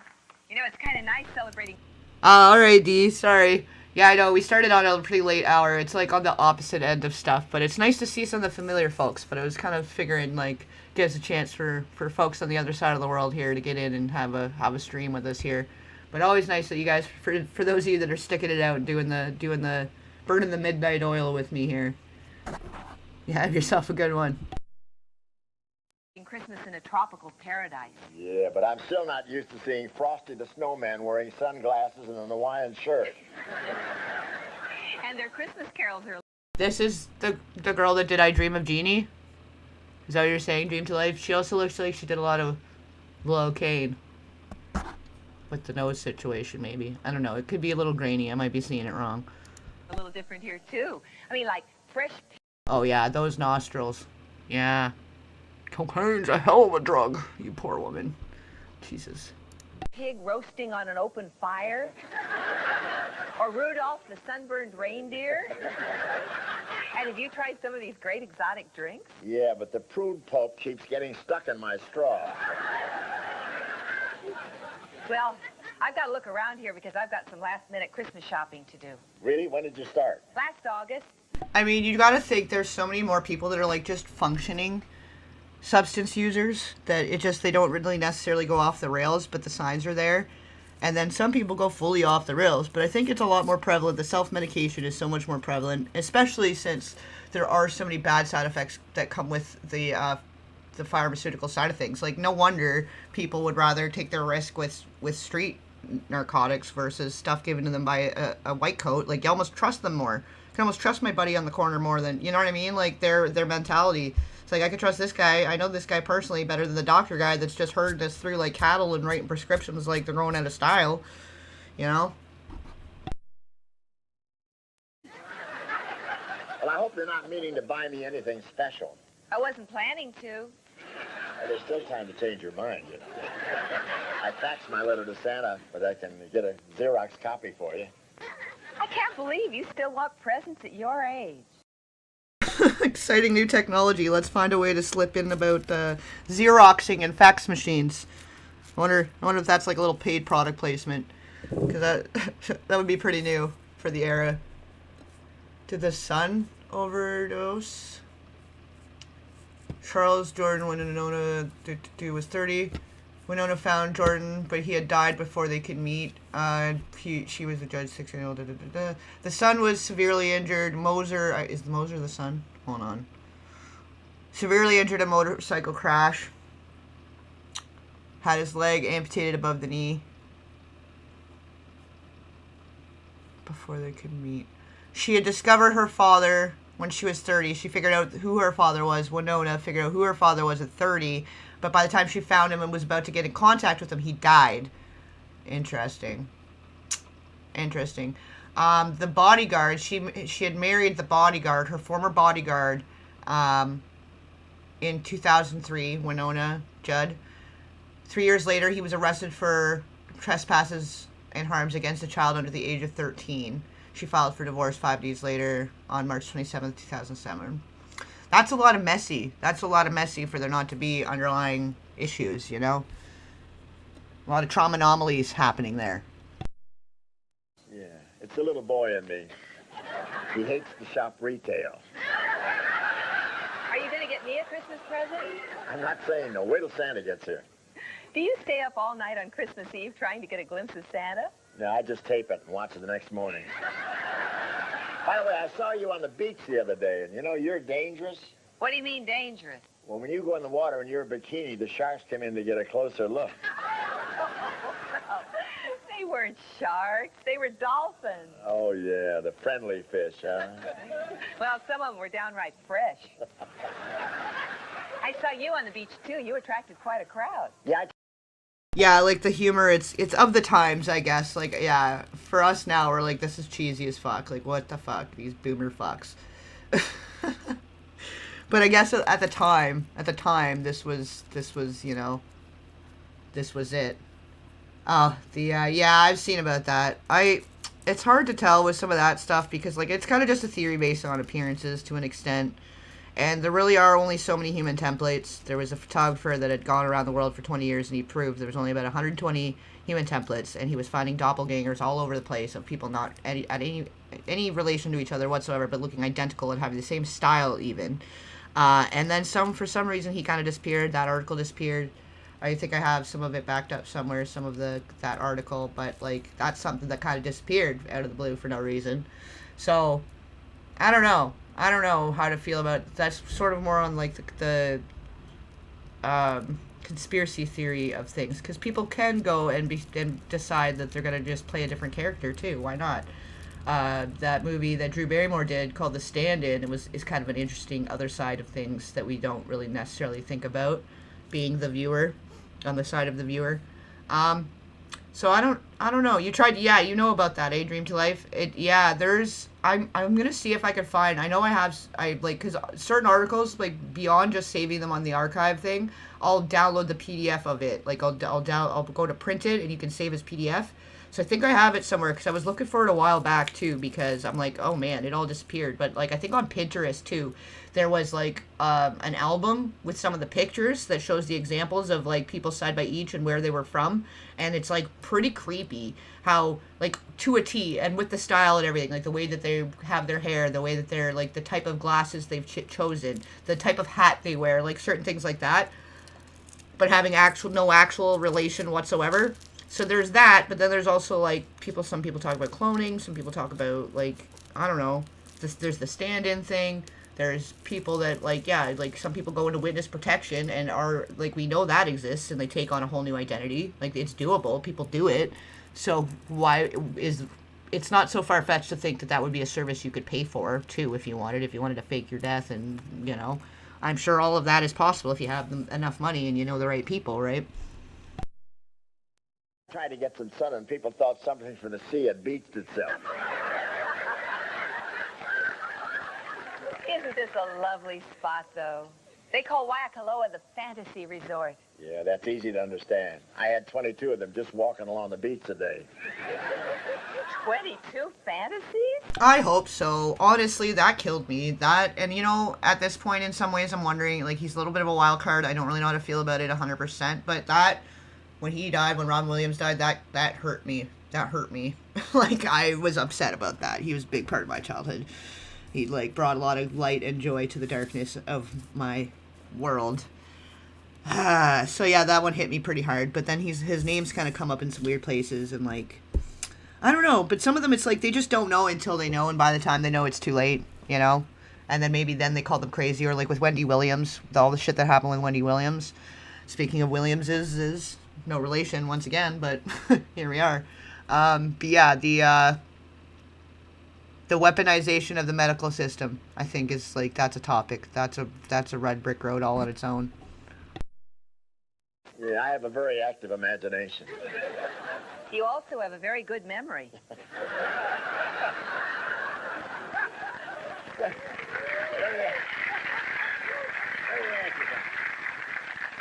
What is this new TV series you're doing? It's called Brand New Life, and I play a woman who marries a wealthy attorney. I didn't know there were any other kind. Well, the catch is I have 3 children, and he has 3 children. And you become the Brady Bunch. Oh, no, that was a different show. And that's something. Yeah, honestly, too, it's kind of funny that you say that. Like, the people I knew as a kid, the ones that got into the most trouble, it seemed like, or that were getting in more with the wrong crowds, were, like, the kids of the people that you would never think. Like, the son of a judge, the son of, like, the sergeant, the police chief or whatever. Like, people like that get into all kinds of trouble. I got introduced to things I never should have at a certain age by people that had very upstanding citizen type parents that you would never think. You would never think, right? And then, like, you start seeing the inner workings of those families, and sometimes, like, just because you got all the money and the fame or the or like the resources, or not always fame, but the title, whatever, doesn't necessarily mean all is well. You know, a lot of darkness can exist behind doors where happy little wreaths are hung. You know, and sometimes it's even more darkness. Sometimes the rich people trauma and fuckery is like all the worse. Like being poor and having a fucked up childhood that way, or maybe getting the beats, or, you know, certain trauma that way is a little fucked up. But when you think, like, it's more on the psychological terrorism level, you know, more the psychological warfare and emotional violence level, versus somebody just because they beat their kid a lot as a kid or whatever, and that being the trauma. You know, I think it's a little more sophisticated trauma. It's like the designer trauma. Which, not that any trauma is better or worse or more or less, or, you know what I mean, but if you really think about the stuff going on, like, if you look at the Menendez brothers, right, like, and you look at this Nick Reiner situation, and you look at, you know. You miss one episode of Entertainment Tonight, and you don't know what's going on anymore. Do you mind if I ask you something about I Dream of Jeannie? Of course not. Well, that was my favorite series, and I watched every show. The way you lived in the bottle. You know, could make yourself invisible, could float around the room, and I've always had one question. Was that based on a true story? Well, I'm not going to answer that question. You know, a woman's got to keep a few secrets. I want to save that one for Oprah Winfrey. Oh my goodness, yeah. And then you gotta wonder sometimes if it's like all the cosmetic surgery with the noses, is it more to just, for most of them, to fix the damage, man? Because that's some damage. I guess it was the 80s, though. Like, that was the peak of the season. Everybody was taking up cocaine as a hobby. But, like, some people went really fucking hard, man. Like, for your nose to go that fucked. Ugh. I understand. So you still live in that bottle, huh? Not since it went condo. That makes sense. Well, that answers all my questions. Well, I'm glad I could help. Well, have a Merry Christmas, Barbara. You too, Bob. Ladies and gentlemen, Barbara Eden right there. Yes, that. Like, exactly that. I feel like that's the theme of the week, brother. It's very easy to throw money at things and for money to be the solution, but it's too hard, I think, for a lot of people to take accountability or to want to actually look at trauma, because then they also have to look at their own trauma within the family. I feel like that's why a lot of these parents can't understand why their kids went no contact, and they don't understand why the kid had a trauma and had this problem, that problem, but they're failing to look at their own problem. It's like they're wanting to be blind to their own trauma and their own problem, and if they look at their kids' trauma and what they did to them, then they have to think about what their parents did to them. You know what I mean? Like, it's like a, what's the word? I don't know if there's a specific word, but it's like, almost like a purposeful, selective association and memory bank. You know, rather than a dissociation, it's selective, right? You know, everyone wants to believe. A lot of people want to believe they had a good childhood because on the surface everything seemed normal. But the more we're starting to understand psychological warfare and emotional violence and toxic dynamic family systems, that just the dynamics of the family is a trauma, is an abuse, can be an abuse. Like, there's so much more to it, you know? You could be doing all the wrong things and be so friggin' rich and doing all the right things, but being poorer than, you know, you got no pot to piss in. But, like, obviously, life is easier when people have enough finances to support themselves and feed their family. Like, that definitely makes it less traumatizing in some ways. But, like, you don't need all the money to do the right thing. And Rob Reiner's a perfect example of that. He seemed to think that he was doing all the right things and lecturing all these people on their parenting. Meanwhile, his kid's sitting at home, and who knows what's happening to him, because obviously something really bad happened before the age of 7. When you look at his eyes before 7, why is the kid shell-shocked at 7 years old, you know?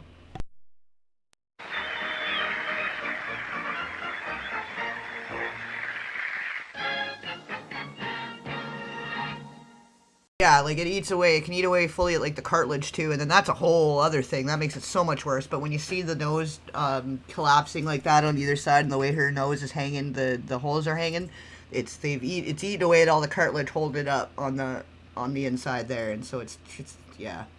There's different levels of it, obviously, and yeah, if you got enough money, I guess you could fix it. But yeah, the surgeries and stuff back then were not great, so... Who knows? You get what you get, right? Depending on the era.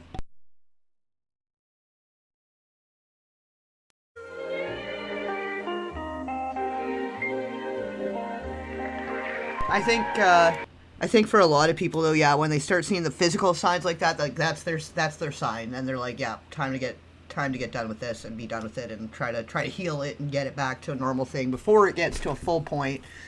You know, but it's hard. Like, the shit can take you, and it, you know, I think that the degree of complex trauma and the way that the support systems are and the way that the handling of it, the approach, the treatment, all of that has a contributing factor to the degree and the extremes that somebody will be going to self-medicate. You know, I think at this point it's like there's a spectrum and it kind of goes hand in hand, you know?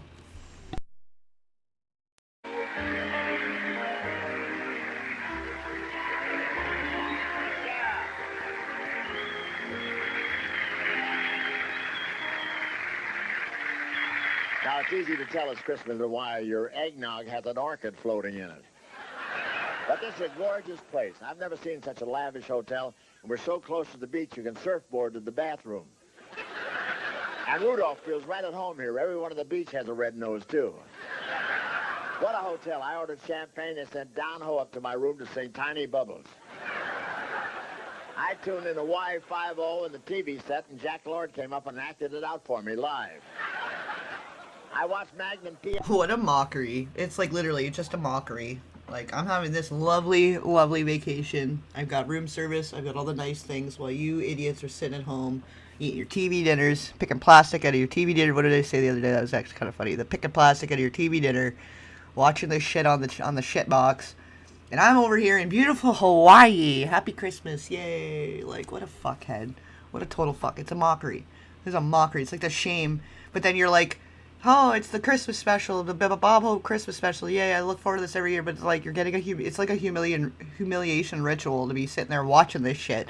Because he's just literally just flaunting this shit and mocking the people. Like, mocking average people. Yeah, and Tom Selleck dropped by to explain the plot. What a place. It's really a luxury hotel. Their towels are so thick and fluffy you can hardly shut your suitcase.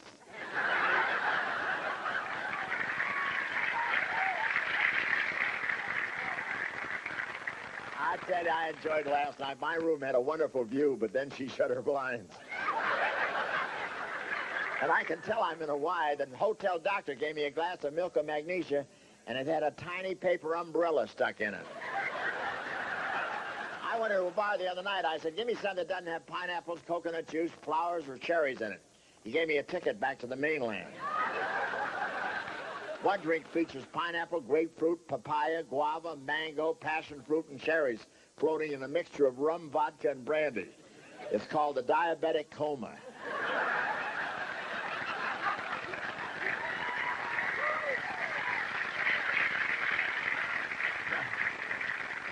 You don't drink it, you peel it. The state of Hawaii is comprised of 5 main islands. One guy counted 6 islands, but the 6th turned out to be Dom DeLuise floating on a raft.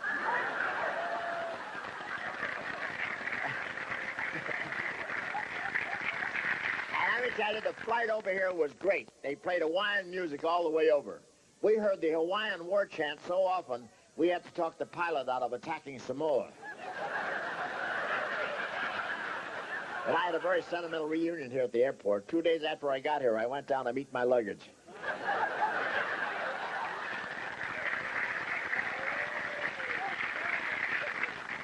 Hawaiian names are really wild. They have more vowels than Vanna White turns over in a month.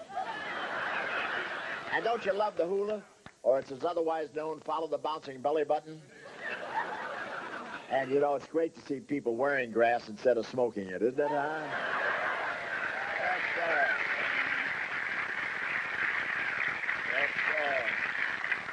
The gals never have to buy a new wardrobe. Once a year, they reseed. Warren Beatty came over here and carried a lawnmower everywhere he went. Did any of you see Kilauea erupt? It can really take your breath away. Also your car, your hotel room, and your kids, if you're lucky.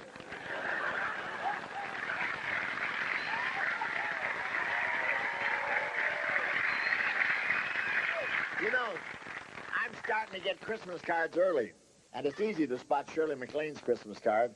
It says, this card was a Christmas tree in another life. Zhao's card had a little gift in it this year, 2 tickets to the policeman's ball.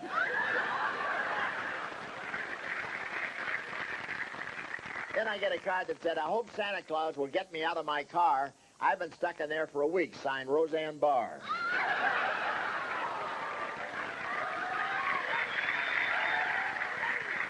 Roseanne's been coming out and saying some pretty interesting things. What was it, like on TikTok, I think?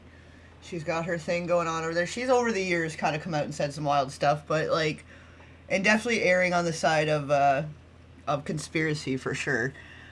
Some of it, but she's really going at it. Like, she was saying some interesting stuff. I came across one of her things the other day, and she was just saying, like, this is it. Like, this is the, you know, this is the time to talk about it. Like, they're weakening, their knees are weakening or whatever, you know, and it felt familiar in the way that I was saying about, you know, the crack in the foundation. But yeah, I think, yeah, you know, yeah, dream to life, you're on it. You beat me to it there.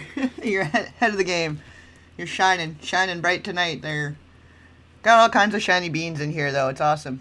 It's awesome. I think we're all lining up in a certain way. It's almost like Dr. Sleep. I feel like we've passed the Shining, and now it's Dr. Sleep, and we're all connecting, and, you know, we're communicating on a blackboard from afar.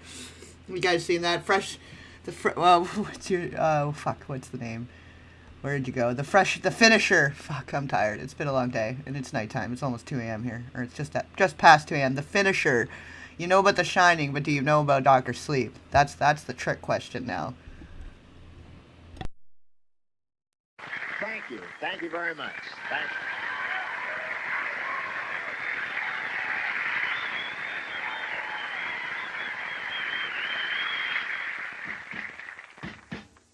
You know, I'm not really sure, Tally. I'm not really sure. I think that he's got some interesting associations, and his crossover between Hollywood and military is very okay. So I'm not really sure, you know. One of the highlights of our Christmas show has always been the introduction of the Associated Press All-America Football.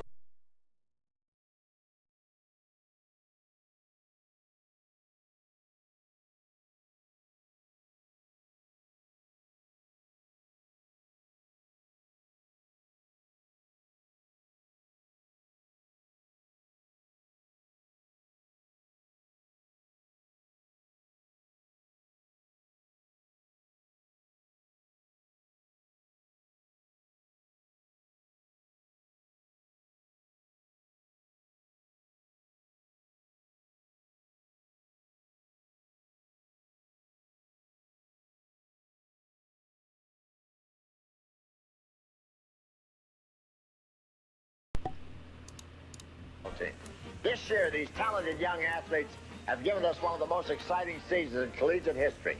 Let's start with the defensive team.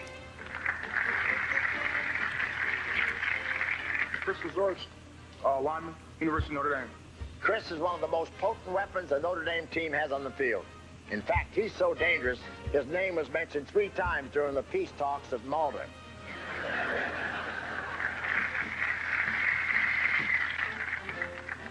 Greg Mark, defensive end, University of Miami. This guy is a great defensive end. He just grabs the entire opposing team. And if you can prove you don't have the ball, he lets you go.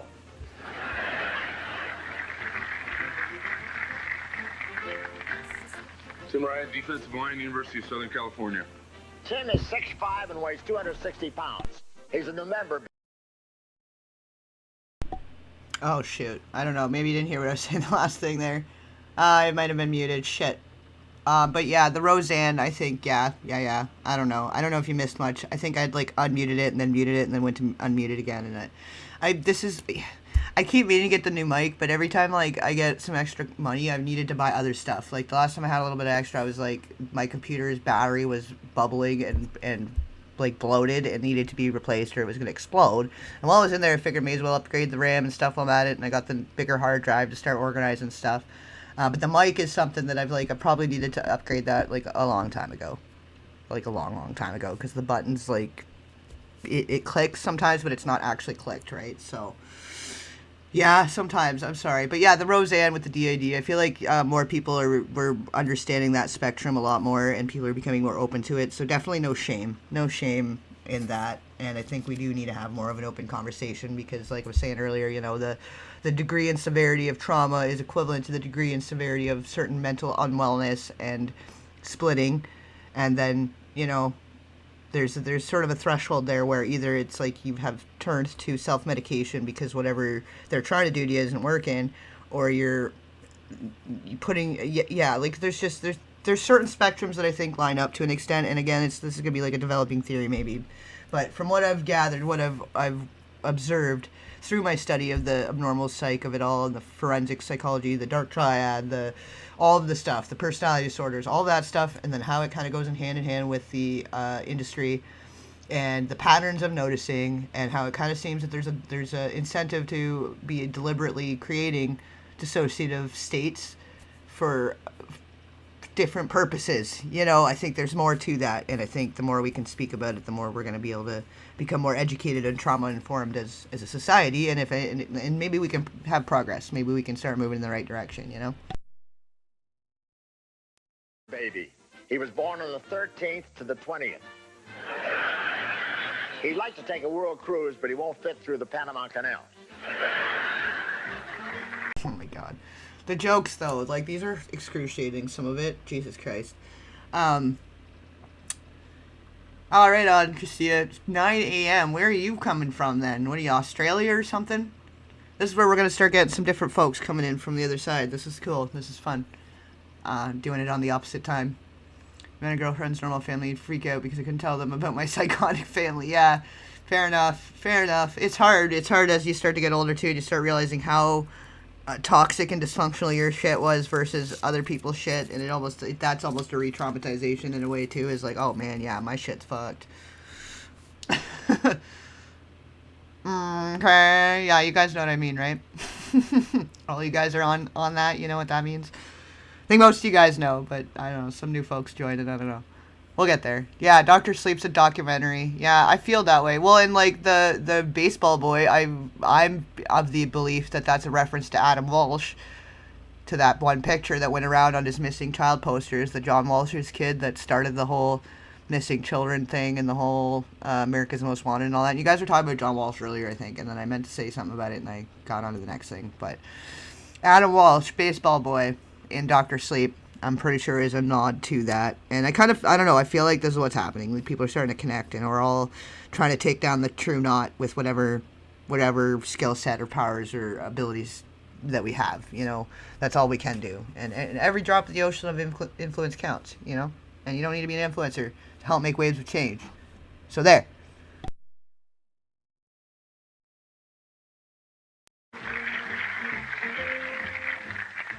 Mo Gardner, defensive line, University of Illinois. Yeah, Mo has always been big. In fact, when he was a kid, the only way his mother could get him to clean behind his ears was to send him through a car wash.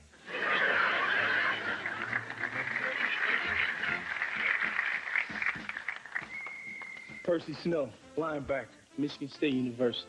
Percy just won the Lombardi Trophy and the Butkus Award. Let me tell you, as lineman of the year, congratulations. His name may be Snow, but he plays more like a blizzard. And how about the size of this guy? If I was playing against him and they gave me the ball, I'd give it back.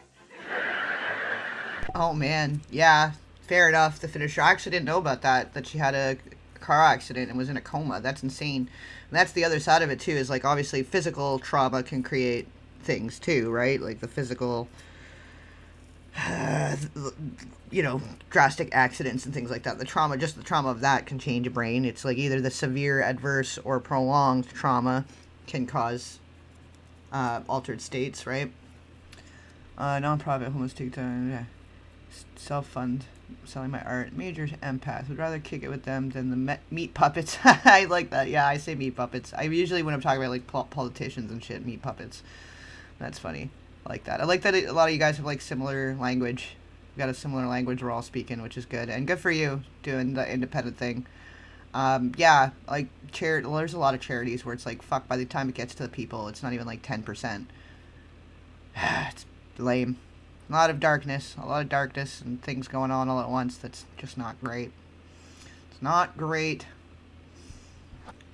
She said that she was never the same after that and had a new personality. The bathroom incident. Yeah, I believe it.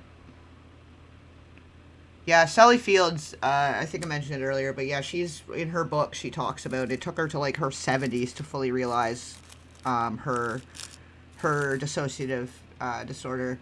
And she had a double stunt coordinator, stepfather, and she had a whole fucking story, man. A very interesting story that lays it out pretty plain and clear what a lot of actors and actresses are doing and how they use their trauma as a tool and are able to shift into these different states, like that she'd been doing it the whole time and just didn't realize, like through some of her characters, and the way she describes it is very insightful. Very interesting. I think it's Pieces of Me, something like that. But Sally Fields, if you look up Sally Fields' autobiography, fantastic. Not fantastic. It's actually really awful. It's a horribly sad story, but she's very articulate in the way she describes it and explains stuff. It's like, it's well written, well done. It's awful, but it's well done. Oh, right on. Yeah, we got some people from England, Australia. We got, yeah. Well, that was what I was hoping, too, because, like, I usually kind of do stuff around the same times, and then you don't really get the other side of the world able to come through for the live experience. So I'm glad we're doing this.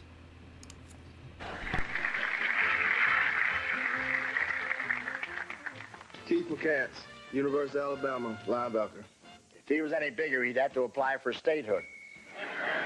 His coach just tells him 3 words: take no prisoners.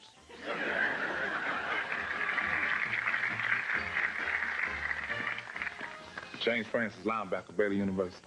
James is really powerful. At his last birthday party, he blew out the candles on his cake and caused Hurricane Hugo.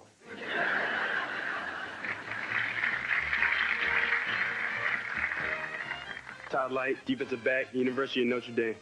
Now, Todd may look tough, but he doesn't have a mean bone in his body. Of course, he's got a lot of muscles that can get pretty nasty.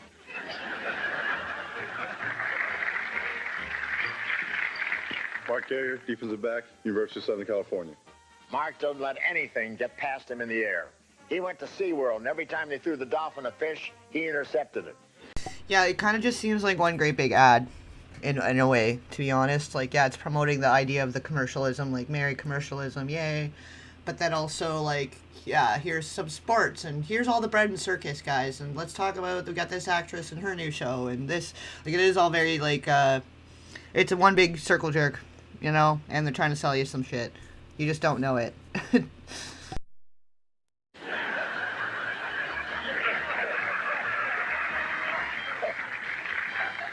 Chuck Wellborn, defensive back, University of Michigan. He's a very dedicated young man. He's a great believer in the right to life, except for opposing ball carriers.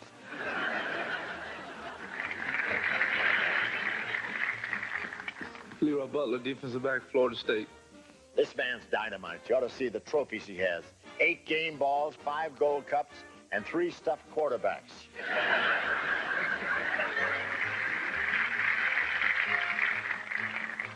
Tom Rowan, punter, University of Colorado. Let me tell you, this kid can kick far and accurately. He just tells his teammates, give me the ball and tell me what zip code you want it to land in.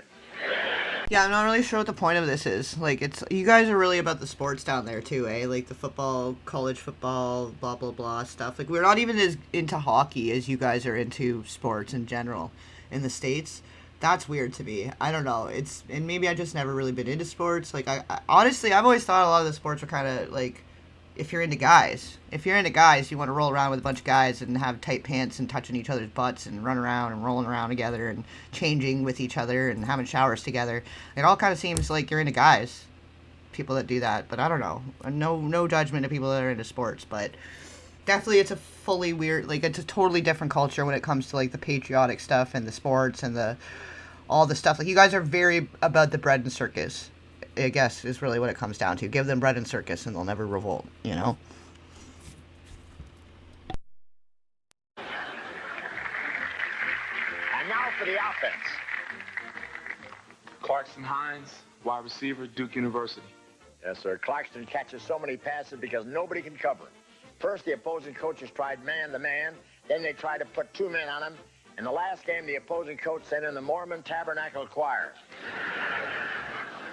Oh, well, in Britney Spears, like, we watched that play out the whole time, like, when she's got her British accent, and then there was that one video, she was like, what was it? And again, I'll be paraphrasing here, because the numbers might be off.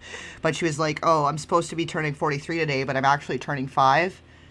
And she's, like, saying it in a little kid voice and stuff, like, oh my god, that poor woman, man. The shit she has been through all the way through. Like, and she had said in an interview, like, oh, I started working at 17. Girl, you've been working since you were 2.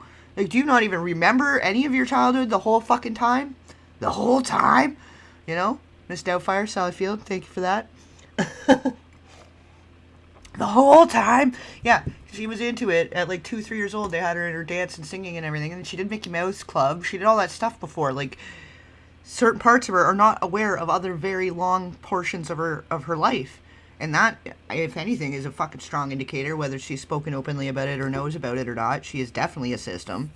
Like, a lot of people, the best systems, the most intelligent and best working systems are not aware they're a system because they are able to function so well. And they're not having all of those different apparent mental health issues because it is such a refined and complex system. And it was working so well, you know? Like, some people I've talked to that are a system, and I just assumed they knew just from some of the stuff they were saying. But me bringing it up and talking about it was like, oh shit, I never even knew that. And then they're having that awakening to their own inner system, you know, which is fantastic too, because once you got more of an awareness of it, and you are able to use it, you cohesively, you know, and as a team, it's like you almost got the power of 5 or whatever in there. And if they've all got different skills and talents and you know, passions and purposes and stuff, and you're able to have it all working together, you know, you find that center of the Venn diagram of how it all fucking fits together, and you're laughing, you know. That's some of the greatest, most intelligent people of all time had a system, you know. But that's almost part of it, is the more advanced it is, the less you could tell. But then those are sometimes the people that have gone through the worst of the worst, you know.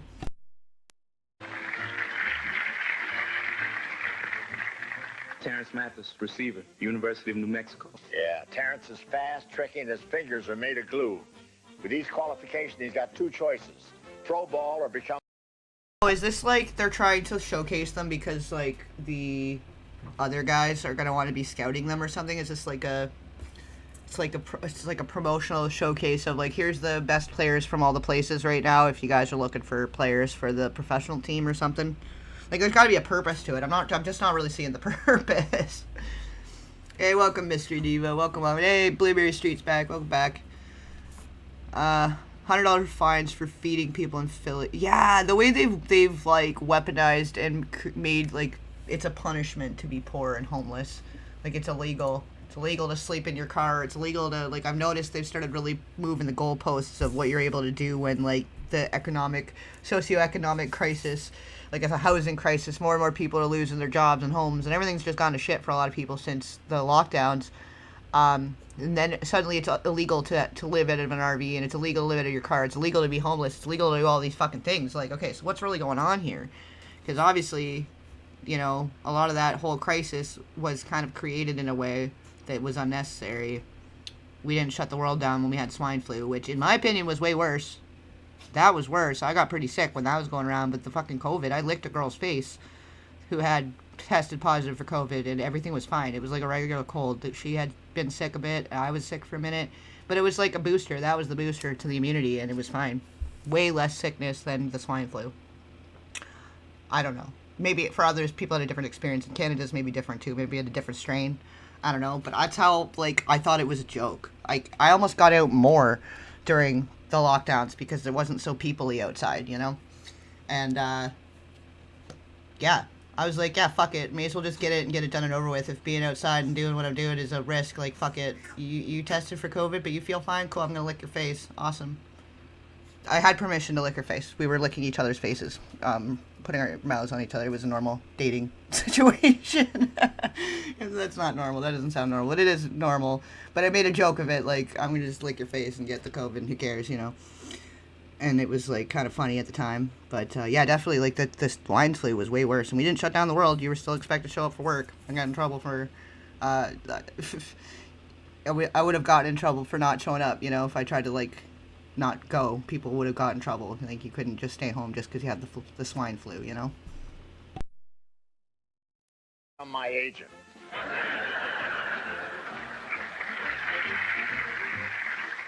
Manny Hazard, receiver, University of Houston.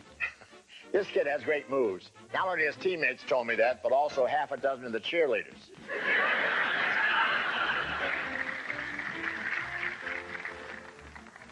Eric Still, offensive guard, University of Tennessee. Eric weighs 255 pounds, and Coach Johnny Majors is very careful about him maintaining that weight. Eric is weighed twice a week, at night, when the trucks aren't using the scale.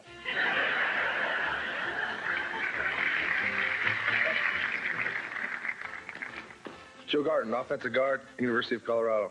Yeah, this guy is so strong, he can move mountains, crush boulders, uproot trees. Yeah.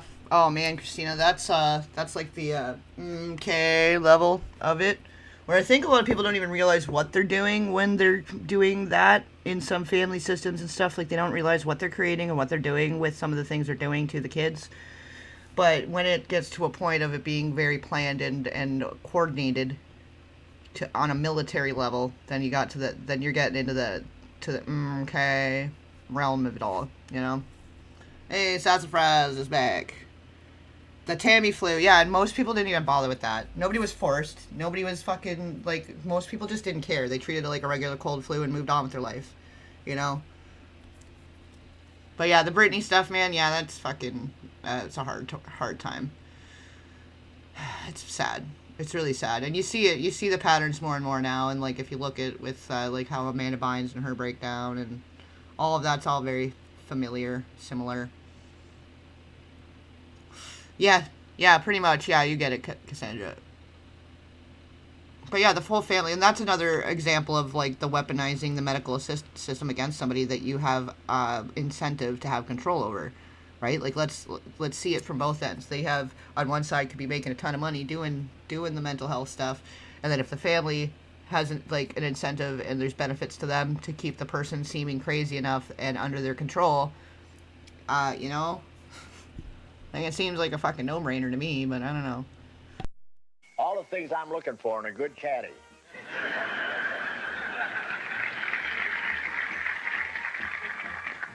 Jim Mabry, offensive tackle, University of Arkansas. Let me tell you, after Jim hits you, they put a sign on it that says, some reassembly may be required.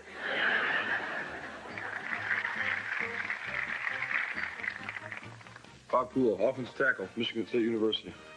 Look at the size of this man. I'm happy to say he's very patriotic. He wants to join the Navy and become an aircraft carrier.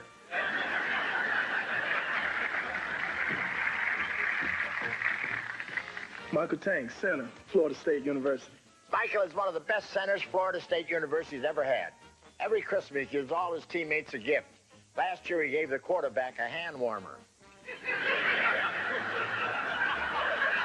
Yeah, I have no idea what the point of this. I guess maybe there's scouts. There's a scout there or something. Like, I don't really get this. I don't know what this is. It's like we're auctioning off players. Like, yeah, I don't know. Weird. It's kind of weird. But I guess this is just part of the sports culture. It's all part of it. All part of the bread and circus. Oh, yeah, Gaga, too. Yeah, yeah, she definitely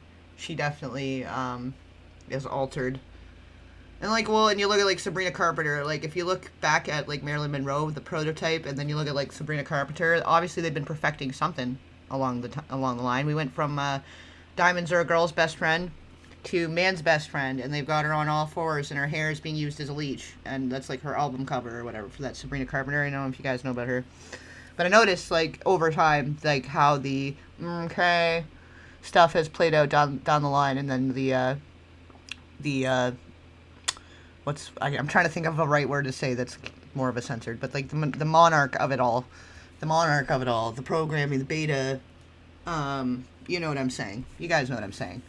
But that's a very highly developed and refined version of the they had when they were doing Marilyn Monroe. She was the prototype. But then if you look side by each at all of the templates, speaking of human templates, and actually I think it's in my Britney video.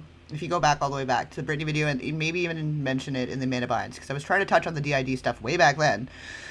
But if you look at Judy Garland and Britney Spears and Marilyn Monroe and Jane Mansfield and all of these people that over time were a certain symbolized figure for certain purposes, but still a certain figure, they all looked identical before they had their hair dyed or before whatever. Like if you look at them all at a certain age, side by each, like Britney Spears and Judy Garland, identical. Marilyn Monroe, before she dyed her hair and stuff, identical to Judy Garland, Britney Spears, like all the way down the line.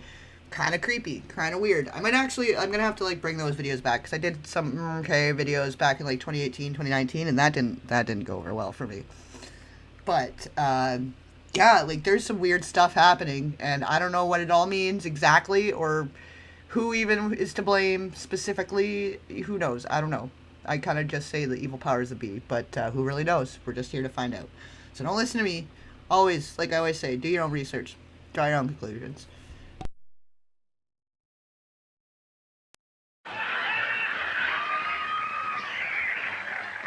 Rocky this smile. Flanker, University of Notre Dame. Rahi was destined to return kickoffs. When he was born and the doctor slapped him, he ran through the maternity ward and eluded 3 nurses who tried to tackle him. He runs so fast, his uniform has trouble keeping up with him.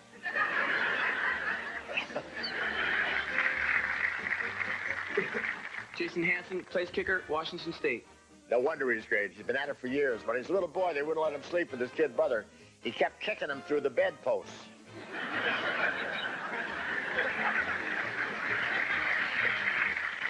Anthony Thompson, running back, Indiana University.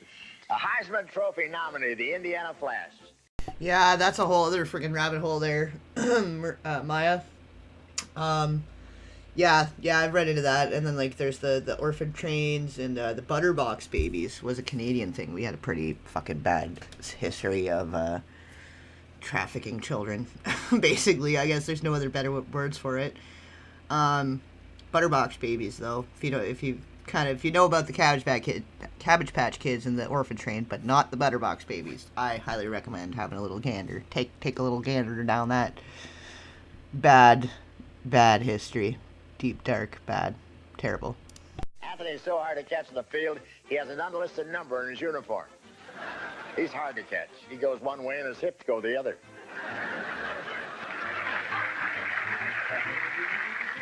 Emmitt Smith, University of Florida running back. Yes, sir. Another Heisman nominee. Is he fast? He ran a 100-yard dash and came in first and second. I might just skip through this. Like, this is fucking just tearing on. I don't know if anyone's interested in this part of it. I don't think we're learning anything. He's just making jokes of all these random athletes from a million years ago. There we go.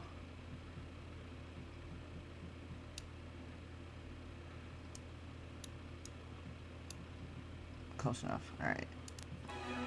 I don't think anyone's missing out.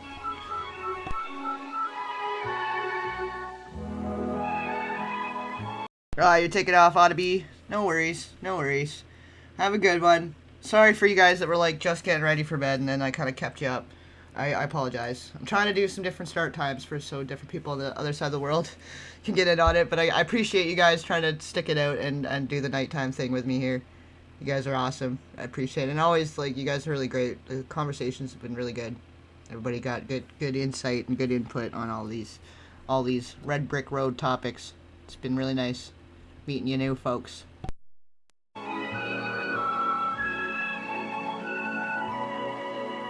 There's a glow here, there's no snow here, but there's still mistletoe. In the air, there's a feeling of Christmas. On the beaches, golden beaches, surfers put on a show. And on every street corner, you hear. This is like such the biggest FU though to like the everyday people. Like, and the way that they glamorized and glorified just everything Hollywood and everything was so fantastical and fancy and oh, you know, and then but people are a fan of it. Like they were a fan of being a peon, a fan of peasantry. It's kind of weird. It's kind of weird when you look back on this shit. Like I'd be annoyed. This is annoying to me. I'm like, fucking, why am I gonna sit here watching you have a nice time in Hawaii when it's fucking cold and blizzardy, asshole?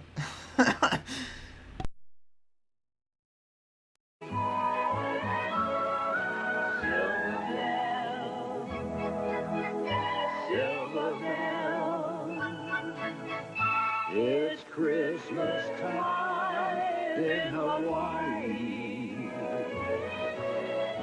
Ring away, hear them ring. Soon it. Honestly, what's that? Which one was it? That one Batman movie way back. And actually, I think it was directed by one of those gross directors that we don't like. But, what's the one where Jim Carrey's the Riddler and it was Val Kilmer as Batman and they do like the TV thing and it's like a TV brain mind control experiment thing through the TV.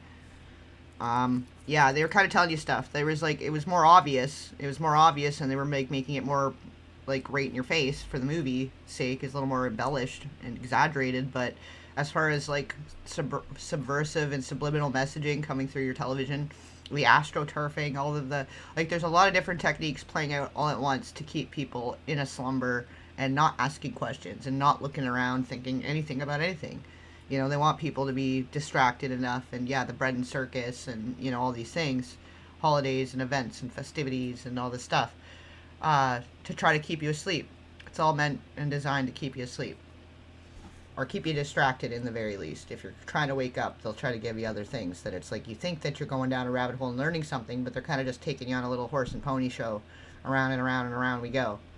It will be Christmas Day. Every sunrise, every sunset, and the breezes that blow make you glad you're in these gentle islands.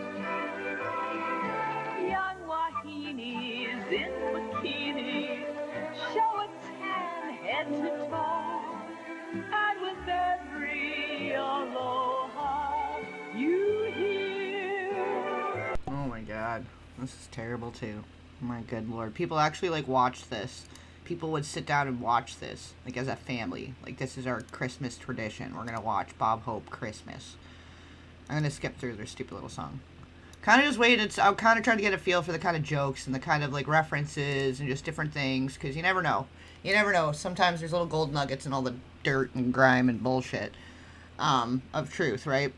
So I will skip through the song here, but I don't know. This is just the rabbit hole, and it's opened up all kinds of other conversations. Maybe not even necessarily Bob Hope related, but we've been having a really good Red Brick Road conversation one way or the other, so it worked. The Josie and the Pussycats. No, I probably did at some point, like on TV or something. Like I kind of trying to remember it.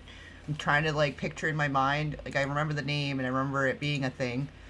I remember the Josie and the Pussycats. Like my brain's picking away at the fog, finding little bits and pieces in the fog, but I don't really remember. Yeah,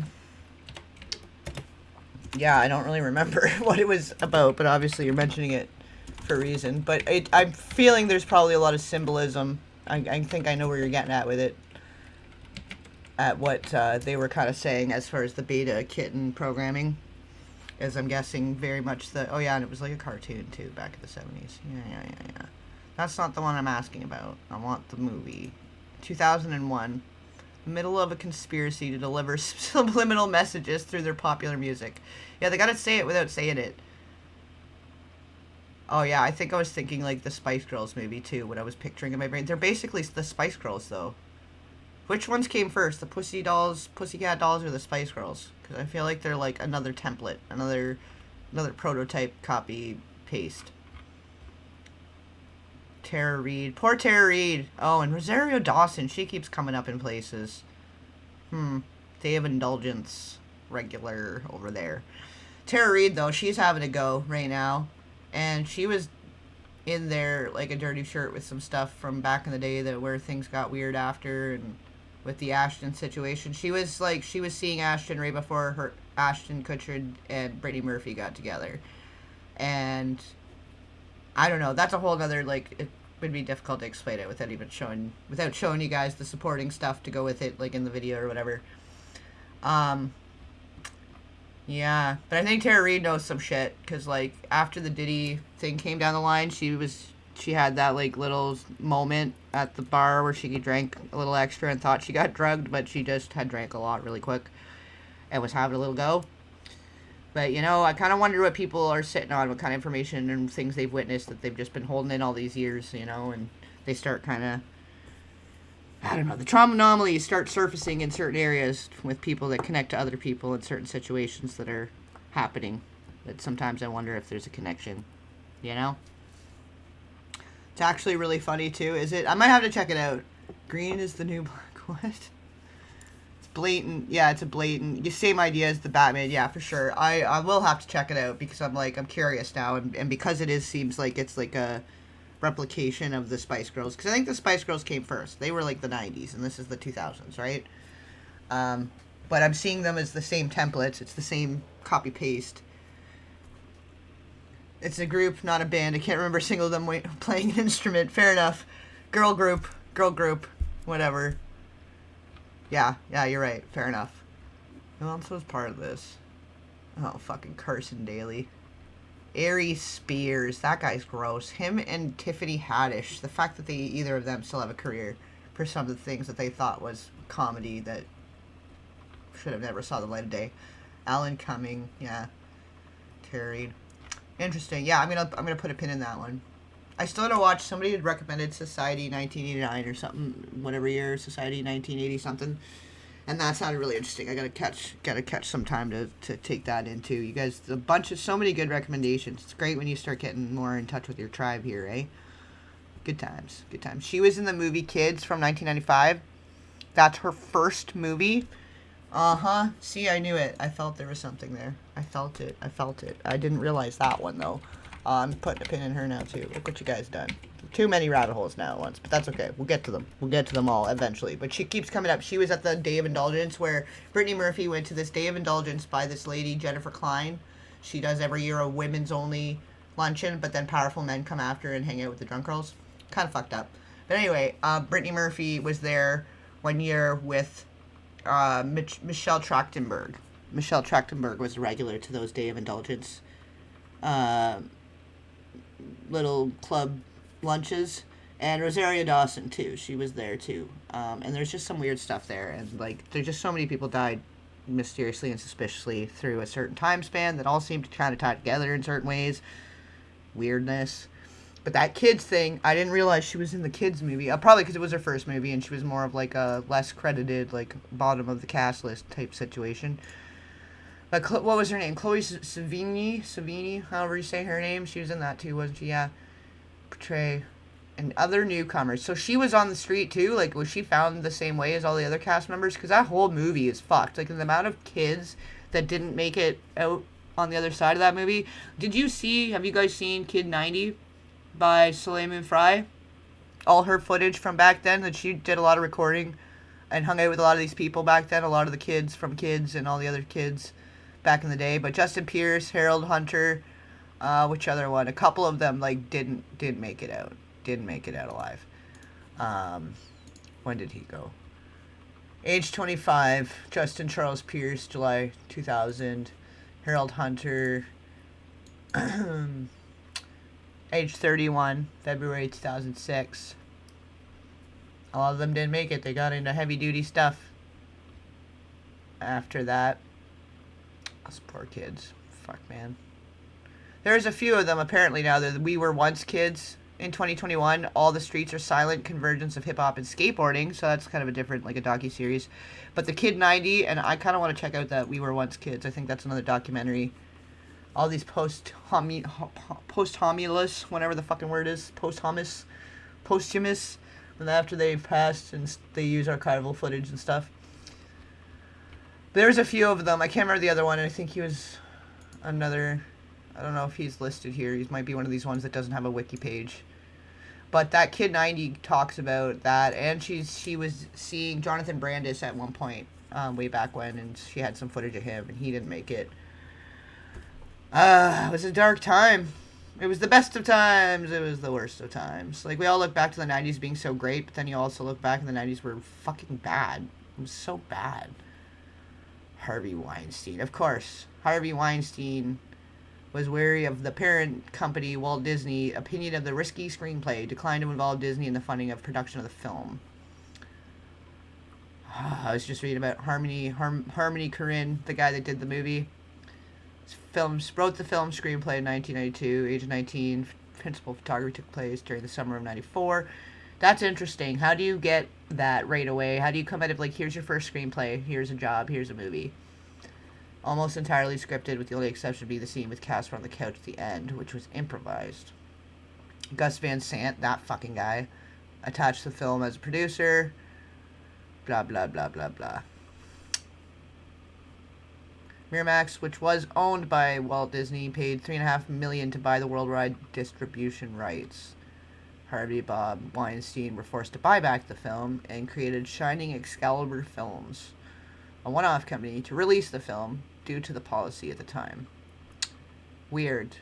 Yeah, there's so much more going on with that movie. But definitely, yeah, that's a TW theory movie, big time. Like, the original of, like, you know, more the obvious, though. That's, like, an obvious one. Like, this was fucked up. This was all fucked up. Anyway. Oh, the personal story. Good to see you. Welcome. What time is it where you are? It's interesting seeing the folks that are here on the night stream that are the familiar folks, and then getting some new folks coming through, so it's cool. We'll do some, like, nighttime ones more often, I think. Try to switch it up. Chloe, she was one of the ones that was brought in. Yeah, so Rosario was found, like, the same way these other kids were. Let me look it up. I gotta bring her up now directly. Hold on. Oh, yeah, and she was in a ton of shit. Film debut, 1995. Yeah. Brief appearance, Sesame Street. Age of 15. She was discovered on her front porch step by a photographer named Larry Clark and Harmony Korine. So they were going up and down the streets talking to kids. That's a little weird. Like, I know that they were... I don't know. I guess even it's weird when it's a casting director, too. Like that woman, what was her name? Mally Finn, that found all the young teen boy stars of the time, and then some of them were getting creeped on by older women, like the Eddie Furlong story. Situations and trauma anomalies. His mother was a baby photographer. Okay, this Larry Clark, he's kind of weird. Something's telling me I gotta look at this guy. He learned photography at a young age. His mother was a baby photographer. He was enlisted in the family business at the age of 14. His dad was a traveling sales manager, reader service, selling books, magazines, door to door, rarely home. In 1959, he began intravenous amphetamines. Okay. Drafted, did the Vietnam thing. Okay, we've been there, done that earlier tonight. It's all coming together again. Autobiography, Teenage Lust, 1983. Of his teen past are images of others, including his family photos, teenage substance abuse, graphic pictures of underage activities of the adult variety, male rent boys in Times Square. He constructed a photographic essay titled "The Perfect Child." Oh my God, what is with this fucking guy? There's something weird about this guy. I don't like this Larry Clark guy. already the Harmony Korine guy is a little weird, but I've read into him, and he already, just the movie Kids is weird, right? But this Larry Clark guy, lifelong struggle with substance usage. He would maintain sobriety while filmmaking. Okay, so what addiction was he fulfilling while filmmaking that he didn't feel the need to do the drugs? Most widely known film, boys portrayed as young as 12, shown casually drinking alcohol and using drugs. Was later released without a rating. Disney. Of course, Disney and Miramax, though. Like, the Weinsteins and the Disney connection there, that's so gross, too. Bully. Of course, this guy was part of Bully. Larry Clark. For fuck's sakes. That's Brad Renfro. And Bijou Phillips. Okay, who else? There's some more people here that it's like Brad Renfro ended up ending his life pretty early by accidentally. And he worked in and around some situations. But that Bully movie is a little weird. And of course, this Larry Clark guy. He directed that one. He did Bully. Interesting. Gross. I don't like it. I don't like it. Something in my gut. Icky nene. Icky nene. You gotta wonder about some of these photographers, man. Some of these ones, this guy with the kids. And literally the plot is to enact a plot against their mutual bully. This is the plot line of Bully, is all these kids getting together to take out the person who has been emotionally, physically, and forcibly trespassing upon them. Abuses for years. Interesting. Interesting. And it's all like they show a bunch of scenes of kids being abused. So if nothing else, just the making of the movie was probably traumatizing. But yeah, if you haven't read into the whole apt pupil thing and the Joel Schumacher and Bryan Singer of it all, yeah, that's the whole fucking, yep. Sorry, we're getting off track here. We'll get back on track. Try to finish and get through the Bob Hope video here. John Taffer, good to see you, buddy. I believe Avicii was murdered. Yeah. Yes. Also interesting, yes, that you're mentioning Liam Payne. Yes. Also ties to the MJ situation. I did a Liam Payne video, and it got kind of throttled in such a way, but I drew some parallels there that were interesting and to do with some stuff. Some different companies that were connecting, and with MJ, Michael Jackson, and there was some other stuff going on there. It was wild that Soleil Fry still had all the footage and the audio clips, and yeah, that was cool. It was cool she had, like, documented the whole time and then comes out with it, like, 20 friggin' years later. Of all the more opportunistic times she could have done it, too, like, I feel like she did it the most ethical and moral way possible. Considering how many of the early passings there were of all the kids in it, like each and every time there was a death, she could have probably could have capitalized on the footage that she had, but she did it in the right way. And the guy that she was with, so here's where it all comes together. Also, back to the Brittany Murphy thing, and this is why it's so weird. Everything I'm doing, it all connects in a way. But Ashton Kutcher, the show Punk'd that he did, he made that show with a guy named, what's his name? It doesn't matter. Something Goldenstein, Jason something Steen. Nobody cares. Whatever. But he was the husband, the longtime husband of Soleil Moon Frye. And then up until like 2022, so after she was decided to do her Kid 90 stuff and be a little more open about her childhood and all the crazy shit that happened as a child star.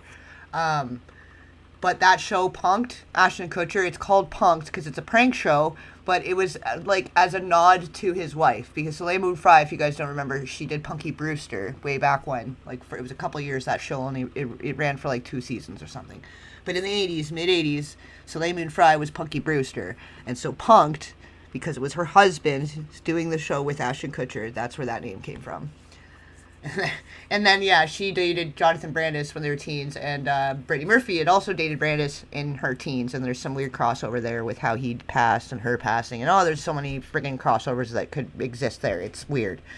But they went to prom together, Jonathan Brandis and Brittany Murphy, and then later in the teens, Soleil Moon Frye dated Brandis, and then how it all kind of came full circle, because Ashton and Brittany hadn't been dating, and then his good buddy, was dating Soleil Moon Frye. So it's like it's 2 degrees of separation in Hollywood, right? But yeah, it was awesome. That was awesome. It was a good tribute and like ode to the era and very respectful with all the people who had been lost through that time. And it was good work. Good work. And another good one to watch, actually, if we're on that topic, Showbiz Kids. And if you haven't seen it, Open Secret. The two Corys one that Corey Feldman did is pretty good. Also, like, as far as truther stuff and it all coming out and coming together. But yeah. I think it might have been Molly Finn that found Brad Renfro, too, actually, now that I'm looking at this. Yeah, it was. Of course it was. Molly Finn, casting director for Joel Schumacher. Of course it fucking was. What a freak. She was really into that. She comes up in the Furlong video and the Jake Lloyd video, I believe. No, maybe it's not. Fuck, yeah, if you see all the... Okay. That's a situation all on its own.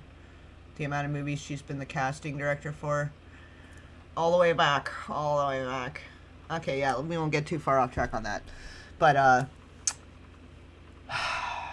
this is where you start seeing the crossovers, because it's not always necessarily the directors or the companies or the this, that, and the other thing. Sometimes it's like, where are the connections on the casting director side? Like, there's some weird connections with that Kathleen Kennedy lady and with Spielberg, and that's a whole nother one, too.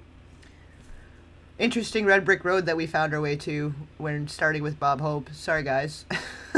Not what you bargained for. But that's the point. It's a mixed bag. It's a surprise. You don't know what you're going to get. Comedians all say Tiffany is a plant as she can come to stand-up comedians do. Tiffany, Haddish. Are you guys talking about Tiffany Haddish? Yeah, Ari Spears and Tiffany Haddish did they did like a comedy bit about like through the PDF files eyes or whatever, and it was like making a joke of kids being exploited, and then the kids had made allegations of that they felt exploited, and the way that they got led into that and put in the situation and how it kind of went down was all really weird, and they kind of just buried that shit under the rug. So that was cool. Yeah, she was everywhere. What is with this Molly Finn bitch? Holy shit. Not bitch. Lady. Whatever. There's something gross, though. It's bothering my stomach. But she worked closely with, like, a lot of these kids that are no longer with us. Like, the Client and the Cure was the Brad Renfro thing. And then we had the Terminator 2, which, because Eddie Furlong ended up, when he was 13 years old, had a 26-year-old woman kind of, like, preying on him. And by the time he was 16 and she was 29, he'd moved in with her. And everybody was just like, yeah, that's normal. That's cool. That's fine. Not fine. Not cool.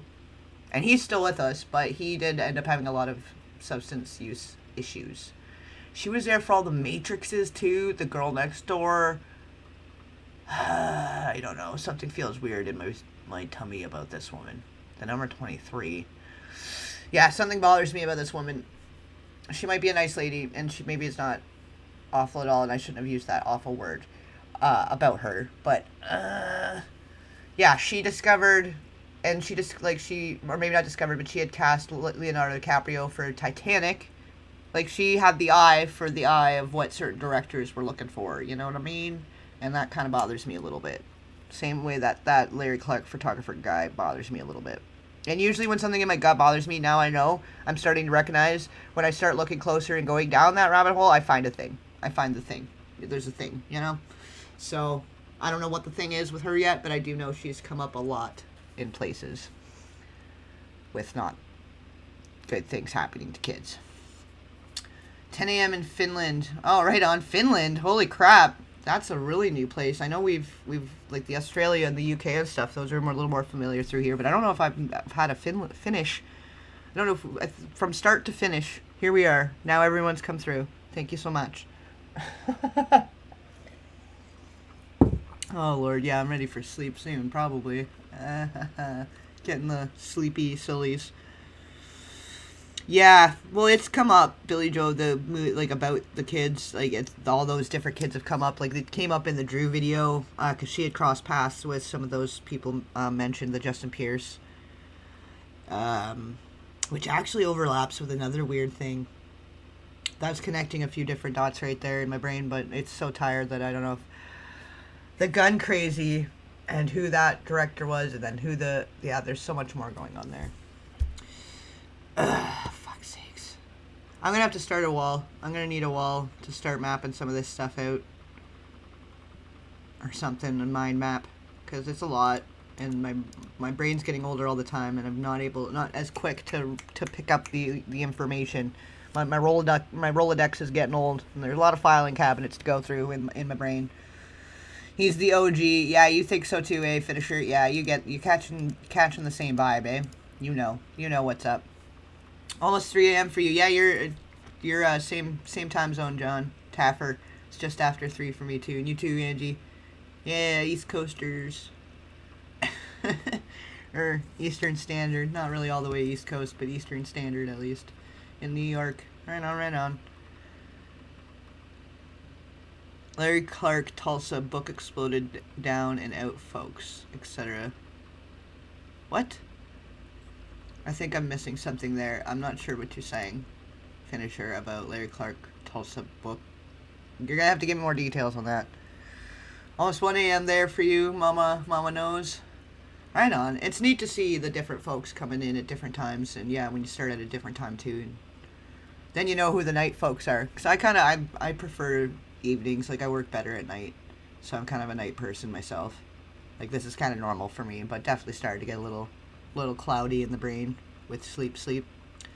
Sim creep vibes. Yeah, Gus Van Sant too. He was like, he worked with River Phoenix, didn't he? He was right in there with the what is it? That Private Idaho, I think.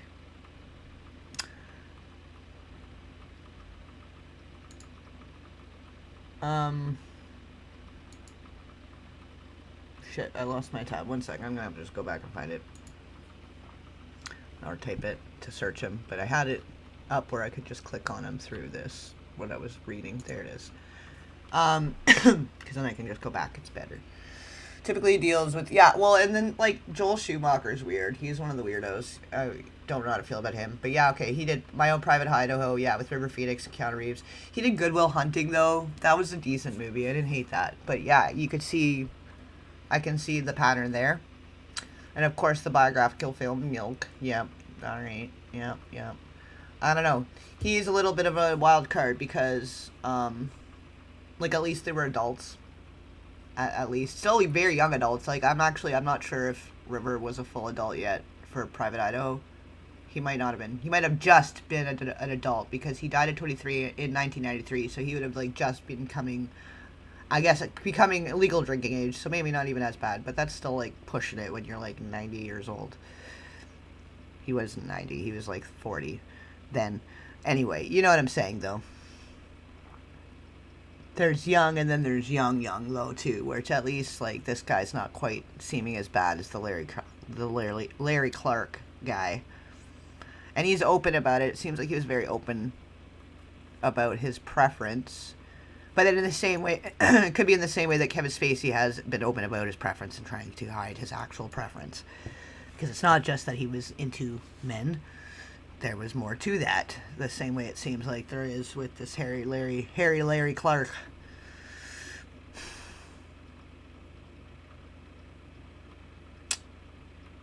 Vince, even he really liked Keanu. He had a thing for Keanu. And then River Phoenix's little sister in the year of 1993. That Even Cowgirls Get the Blues. It was a total flop. But it had Uma Thurman, John Hurt, Keanu Reeves, and then River Phoenix newcomer, Rain. River Phoenix's sister, Rain, newcomer. Finished product resulted in something approaching a significant disaster. I don't know. But then he was really into the Phoenix family, because then he worked with Joaquin Phoenix in 1995. I don't know. I don't like him. There's still something weird there. I don't like it. It's not quite as I don't like it as the other ones that have just been mentioned, but maybe I should be bringing up the screen of what I'm looking at over here. I have it on my other screen because it's just easier than trying to bring it all up over here, because I have, like, research tabs and all kinds of stuff open here too, and so I'm trying to, like, keep stuff separate and organized so I don't get losing parts of research. So maybe I should be showing this to you guys. I'm sorry. Next time I'll bring the tab and the internet into the screen. But you guys are kind of getting what we're saying. I'm kind of running through it for you. Friend who ran into randomly lives in New York, Chloe, and thought that she was interesting. Well, sometimes they just want to blend too, you know, and they're just dressing down and they're not trying to impress anybody, right? Yeah, it's just creepy vibes when you start looking at the associations with some of the children and some of the scenes. And yes, see, Darren St. Clair, you know, the TW theory sort of makes a suggestion of certain people if they're choosing to have certain scenes in their movies for no fucking reason, no actual reason for it whatsoever. It plays no role to the overall plot line. A lot of movies and stuff, though, a lot of shows, it's like it's unnecessary nudity. Where some of them, like, okay, for example, like 1984, they have scenes with nudity, but it is part of the plot line where they're, like, escaping into their secret little apartment because they're, like, not allowed to be men and women together alone, and not allowed to be naked together, not allowed to interact together that way for the 1984 censorship of it all. So it kind of like, but they were adults. They're also adults. So, but some scenes of nudity, it is sort of part of the plot. But there is a lot of gratuitous, unnecessary, you know, scenes and then involving kids in movies that it's like there's something gross there, and it's so just why do we need that? And Rob Reiner's one of them. He's one of the most disturbing examples of the TW theory.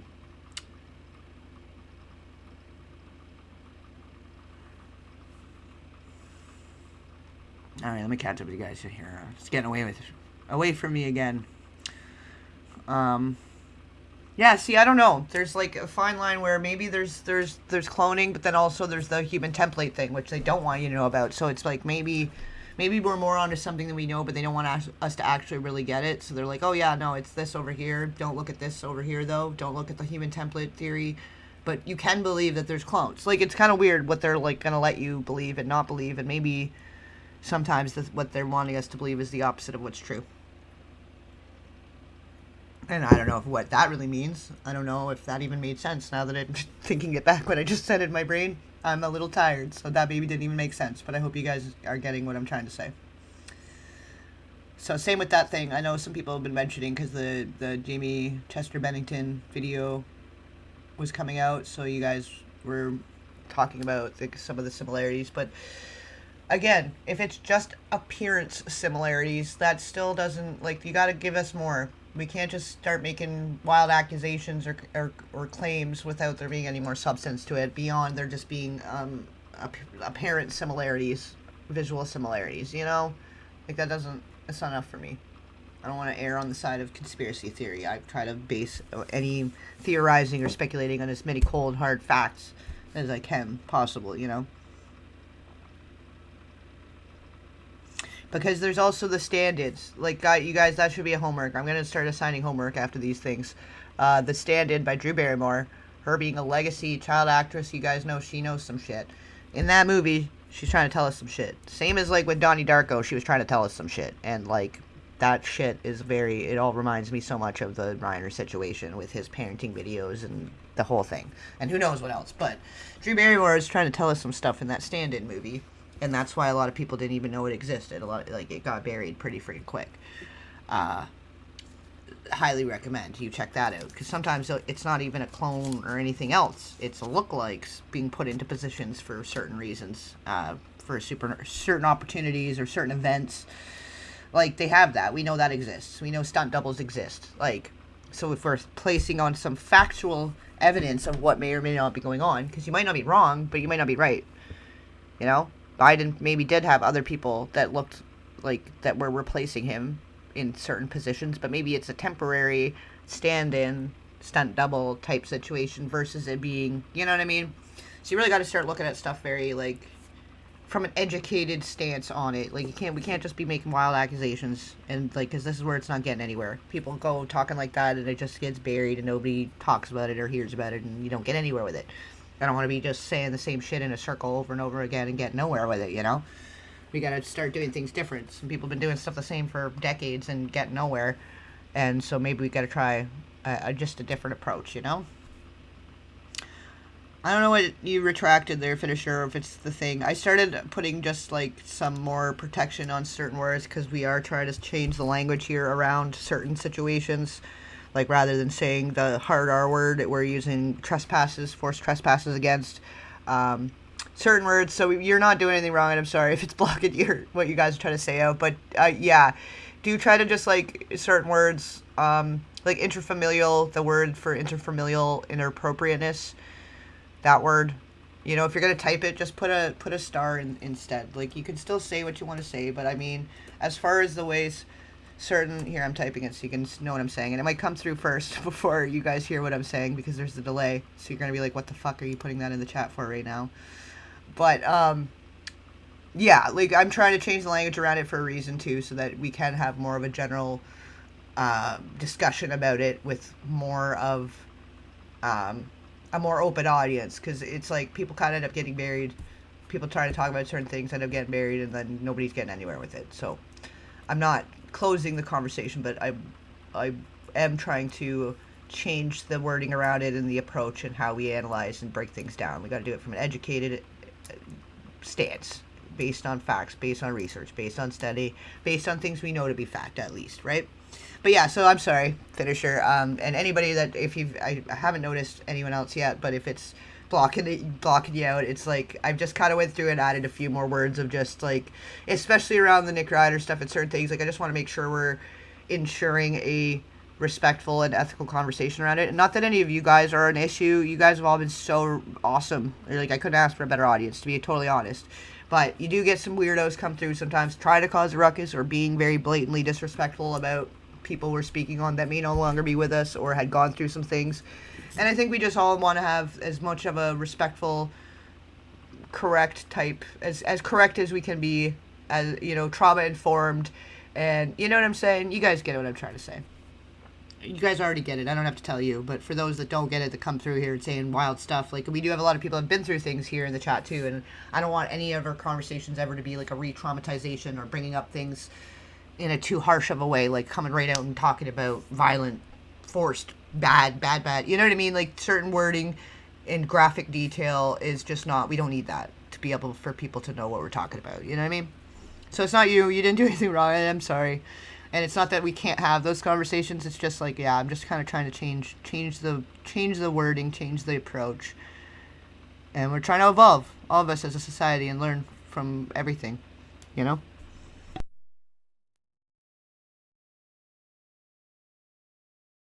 Oh, is this video frozen now? I'm finally coming back to go to play it, and it like froze. It got bored of waiting for me and went to sleep without me. Give me 1 sec. It's coming. It's thinking about it.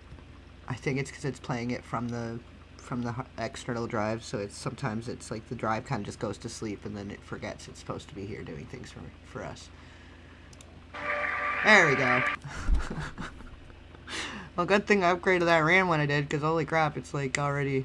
I think it's my one main drive, though. It fills up with stuff so fast, and then I gotta move it over to the external drive, because, like, a lot of these new softwares, like CapCut and stuff, is awesome. It's great. It's got all these great effects, and it makes things easier. You can clean up the audio and make it, like, old clips, VHS rips. You can actually hear what they're saying. It's great.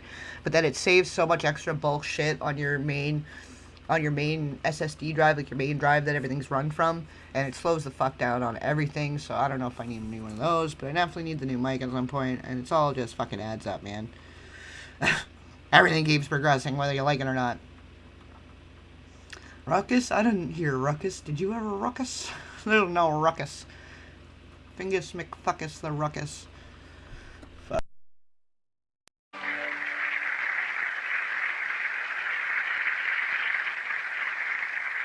One of the big movie hits of the... Oh yeah, that whole the Children of God thing, don't even get me started on that. There were a lot of different little weird that I kind of wonder if that was like experiments in its own way, like an okay type experiments happening in different places and seeing how much they could get people to just go along with things, like the Jonestown thing too, that Jonestown, the 900 people that drank the Kool-Aid, women, children, everybody in between, 900 people just boop gone.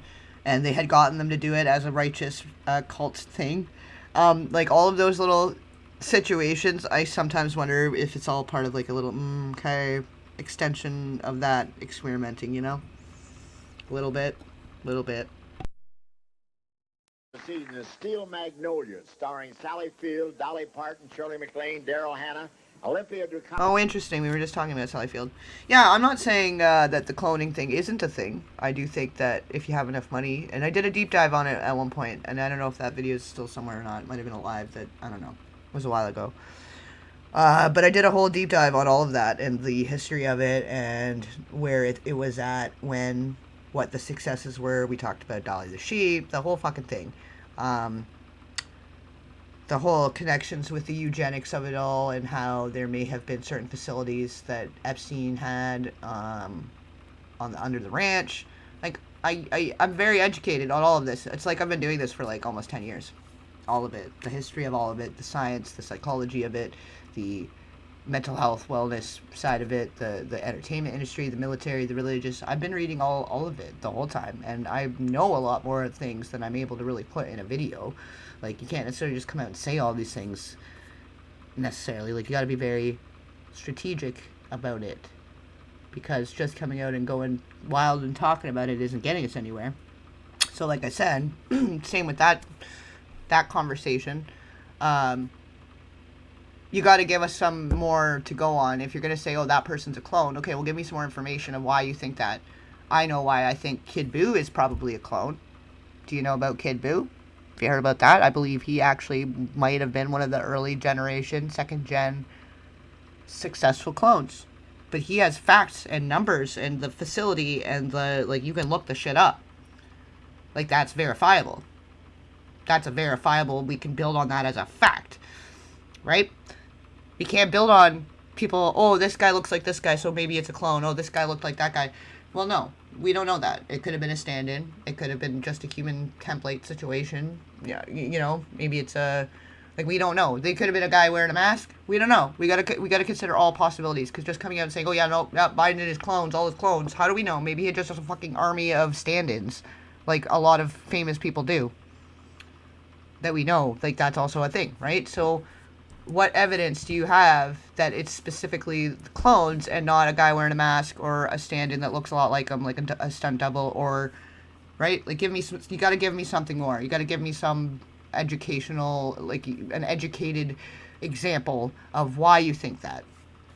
Because I'm not just going to say, oh, yeah, we know cloning exists and they look the same, so they must be clones. Like, this is why people get... Like, this is why these sort of theories get dismissed, because you're not going on anything. You're like, well, we know this exists and we know that exists, so this must be the truth. Well, there could also be a lot of different truths happening simultaneously. So we have a lot of things you have to consider if you're going to try to have that conversation.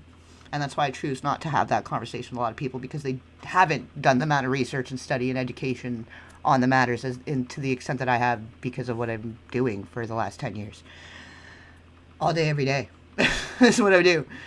So I try to avoid that, because there is a lot of speculation and a lot of people get really upset because they believe this is the truth, and that's fine. You can believe what you want to believe, but I certain things I look at and believe a certain way because of the sheer level of education I have on that topic and the history and the everything in and out and up and down and all around, the whole northeast, south, and west of it all. And not that I know everything or more than other people that also know about these things. But if you are that well read about it, then you should have no problem giving me the examples and sources and reasons why you believe that person is a clone. Because I could give you all the reasons I think Kid Buu is a clone, besides him saying it and giving the evidence of it and speaking about his time there and how the memories are transferred over and going into details and having file numbers that link to facilities that do that kind of thing, or at least are experimenting with that kind of thing. So it is plausible. So if you could tell me to the same point of what we can say is like an 85% certainty that Kid Buu is a clone, if you could do that same thing to anyone else that you guys try to come out and say, certain people try to come through and say that this person's a clone, I need that level of detail if I'm going to entertain that conversation. Because it does. It does very much matter whether or not it's a clone or a stand-in. Because if you're running around saying, oh, it's these clones and nobody's listening to you because it's not clones, but it is something worth speaking on, you're dismissing your own point. Like, you're minimizing your own, how solid your own foundation of your own theory is. Because, yes, it does matter. That very much matters. Yeah. That's literally the entertainment industry. When do you think ever they were telling you the truth? It's all PR, public relations. It's put on the image. Let's front it this way. This is the official narrative, but here's the actual truth that you're not allowed to know. Whenever were they telling you the truth? This is why we need to be very specific about what maybe is fact and not fact, because of all the smoke and mirrors, and because a lot of it's built to be a confusion, like a bait and switch, and like, this is why we need to be very specific and very, like, have something to support it. You got to support what you're saying, because then lest we be considered conspiracy theorists. Like, no, I'm an investigator. I'm a researcher. I'm a study. I have facts and evidence and receipts to back it up. I'm not just gonna be out here talking about whatever cloning labs with nothing to go on, you know.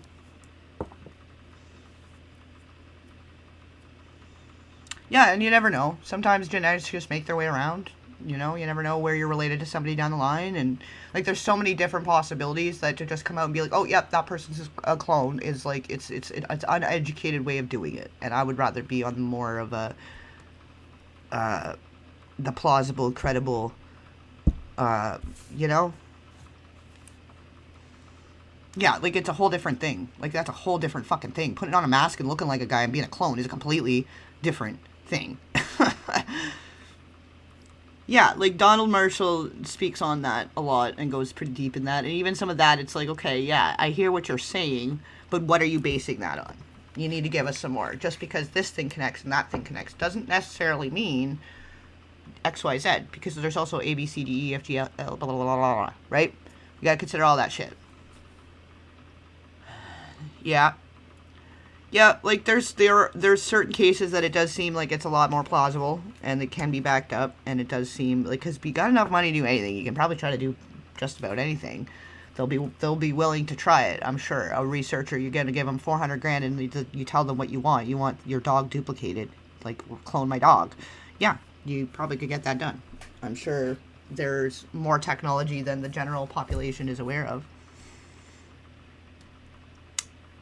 Yep, it absolutely matters. It absolutely matters. You're talking about a complete bioengineered duplicate of a human, and somebody that just happens to look similar or is able to dress up similarly enough and put on the show that they are that person. That is a completely, and this is exactly why. Because it does matter. It does matter. Unless we're going to just keep distracting and keep just talking in circles about shit and never getting anywhere, then it does matter. Specifics on that does absolutely matter. Okay, but when were they ever telling you the truth? When do you think they've ever, any politician, any entertainer, any performer, anyone in a public figure position, when do you think they were ever telling you the truth? That would be a better list, because I don't think ever one time they've told you the truth about anything. So this is why it matters, most especially, that we get down to the brass tacks of the actual truth. Probably. Maybe. I don't know. What do I know? I'm an idiot on the internet. What the fuck do I know? But I do know that a stand-in and a stunt double and a clone are very vastly different concepts. Okay, so you're just here to argue. Like, I'm sorry. Are you having a not great time this holiday? I'm sorry, man. But you know, you're gonna get more bees with honey than horse shit. I think you're just trying to be obtuse. You're just trying to get people riled up on nothing. Like, can you identify one time that you think any of them were telling you the truth, and why? Like, it takes all kinds, guys. It takes all kinds. Marcus and Julia Roberts. And that's a lot of starring. We'd like to bring you our version of that film entitled Steel Petunias. Our producer found out that petunias were cheaper than magnolias. Hi there and welcome. We're the ladies of Chuga. I explore all possibilities and research all angles and consider all angles. And if you're not actually listening to the words coming out of your mouth, or out of my mouth, sorry, if you're not actually going to listen to what I'm saying, I don't know why you're here. Like, if you're just trying to argue. Hollywood tricked you. Like, you've... like, I can promise you. I can promise you. Like, what... oh, people. Some people's children. Chaga, it's a small town down in Louisiana. It's got such a long Indian name that anybody who's smart enough to know how to say it is also smart enough to move out of it. We're gathered here together today because it's my lovely daughter's wedding day. Like, if you feel so passionate about it, I'm dying for you to tell me one time you think they were not tricking you and not lying to you. That it wasn't all smoke and mirrors and all the world's a stage, it's all theater. When were they not doing that? Please describe for me one time it wasn't all a lie and smoke and mirrors and tricks and trades and fucking Houdini bullshit.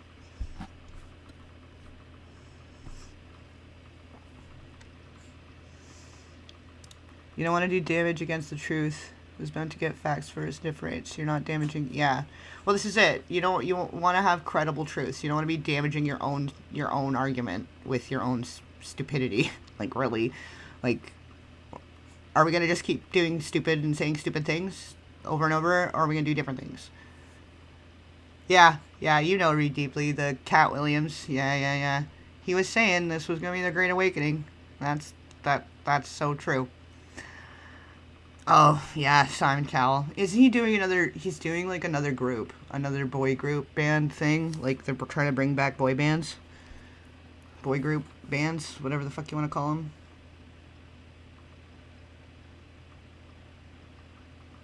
Yeah, and I've wondered with the David Icke thing, honestly, I wondered if sometimes, like, people talk about these reptilians, and maybe they're really more kind of just saying, like, cold-blooded, not human type people, and not so much, like, the literal sense, you know? Or, like, you talk about selling your soul, like, and not so much in the literal sense, but there's a way that you're giving away bits and pieces of your soul by compromising your morals and values for the sake of a role, or a film, or a job, brand, promo, whatever, you know? Like, yeah, we're all agreed that it exists, but I mean, you gotta give me more, you gotta give more. Like, you can't just come out and say wild shit like that without giving more of a foundation to it. The only thing that we absolutely know is that we know nothing at all. Exactly. Angie knows. Angie knows that we know nothing. What I said makes sense. Yeah, I get what you're saying.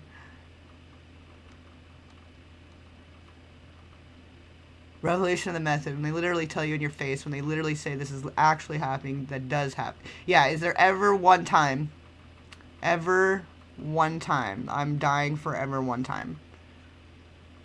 Well, like, you're the only one causing a ruckus. Like, I'm reading and interacting with people like normal, and then some people just come in just to cause a ruckus because they're bored. So, there's that. Specify what I meant, why you need the... Yeah. Oh, we got you, Billy. We got you, Billy Joe. 333 in Ohio. Oh, you're same time zone also. Got lots of night folks joining. Yeah, with the Age of Enlightenment comes up... Yeah. See, you guys know. You guys get it.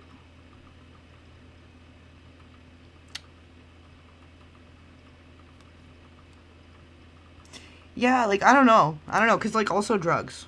Like, people are like, oh, yeah, like, I saw tequila shapeshift and blah, blah, blah, or whatever some guy was saying. Like, were you on drugs? It's the only time I've seen weird shit's, like, you know, when I was trying some mushrooms and stuff. Like, I don't know. So I wonder sometimes, or if they even know that they've been dosed by LSD or something, because, like, Midnight Climax, that was a whole operation where they were giving people drugs surreptitiously and seeing what different drugs would do to people if they didn't know they'd taken them, like LSD, you know?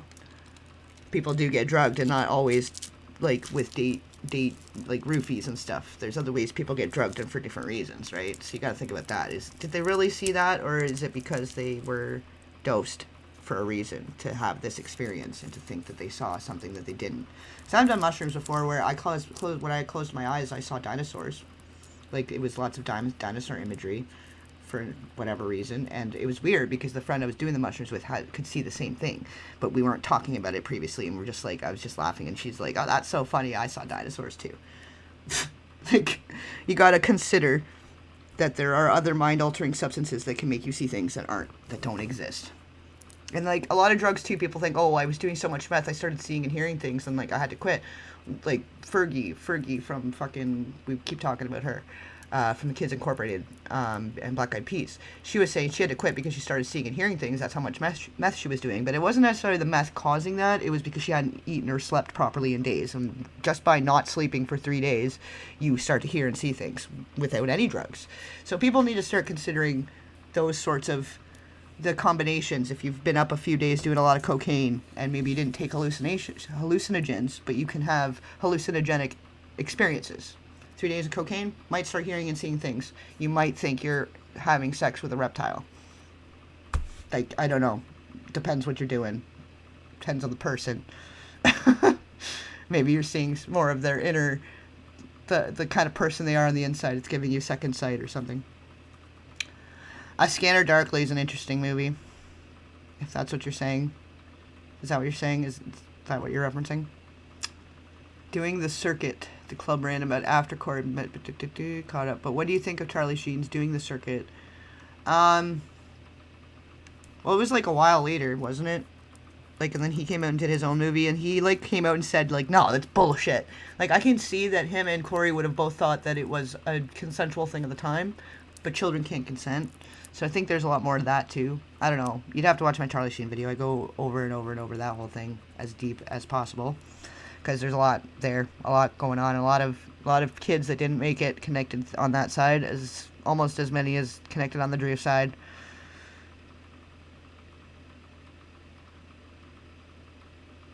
Feed me if you say it for days, which makes you hear and see things because you're asleep. Yes, yeah, it's more that because of the sleep deprivation versus the drug itself. Where if you're taking hallucinogenics, then you're gonna have hallucinogenic experiences, but.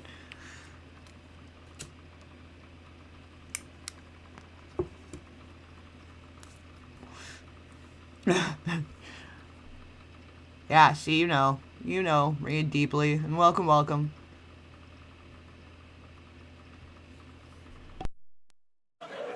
We are the landmarks, and we're local treasures. We are the Steel Petunias.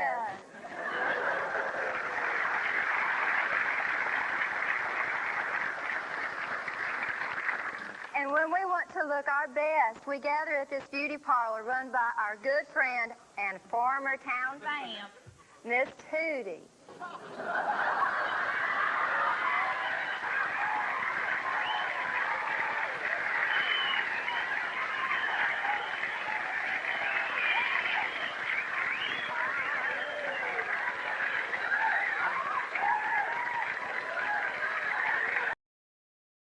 Yeah, this was weird. This, like, I don't know how this qualifies as, like, a holiday special. There's not really been anything holiday about it, except that they're like, yeah, we're doing Christmas on the beach. Now watch some stupid shit that makes no sense and has nothing to do with the holiday. Like, I don't even know what the fuck was going on in the 80s.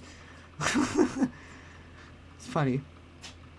But yeah, like, that's the thing. Yeah, you gotta understand, like, there's the inner limits are so infinite, and the different factors and variables that can change things for people, and whether it's like there's like such a fine line between insanity and genius, right? So it's good to be able to understand the full depth of it, and like understand the difference of it being the drug affecting you and like you just not getting proper sleep. Probably just don't go more than 2 days with anything. Don't just don't stay up more than 2 days. More than 2 days is you're pushing it. You're pushing it, you know, no matter what you're doing. Because anything, you know, everything in moderation. Like, anything to excess is not great. I dream of Jeannie with the light brown hair. Yesterday it was blue-pink, and she looked like Cher. Hi, girls. Hi, Tootie. Hey, Tootie, how's your husband doing? Oh, Buck? Well, he's learning karate to protect my honor. Well, isn't that nice? Nice. I told him to go mind his own business. What was that? Oh, that's just Daddy getting ready for the reception. He's shooting birds. Oh, I see. Oh, you decided not to go with the regular audience. I kind of wondered, actually, speaking of peyote, when you speak about some of, like, the biblical experiences people had, and, like, the guy that, like, wandered around in the desert for 40 days when it should have only taken him 4 days to walk across, and then, like, the burning bush thing and all this other stuff, I'm like, dude, you got hungry and you drank the cactus juice and it was hallucinogenic. You picked the wrong cactus. And then you wandered around and you were seeing shit in the desert. It was not a biblical, spiritual experience. You were high. You were tripping balls. Tripping absolute balls. Hors d'oeuvres, huh? Woo-wee. I'll shoot them. I'll shoot every one of them. I'll shoot them dead. I'll shoot 'em. Excuse me. You want the Rambo movie. That's shooting at the studio next door. I'm sorry. I'll declare that man is going to be the death of me. Uh-oh, trouble, girls. Here comes Winnie. Come on, dog. Come on, get out of there, dog.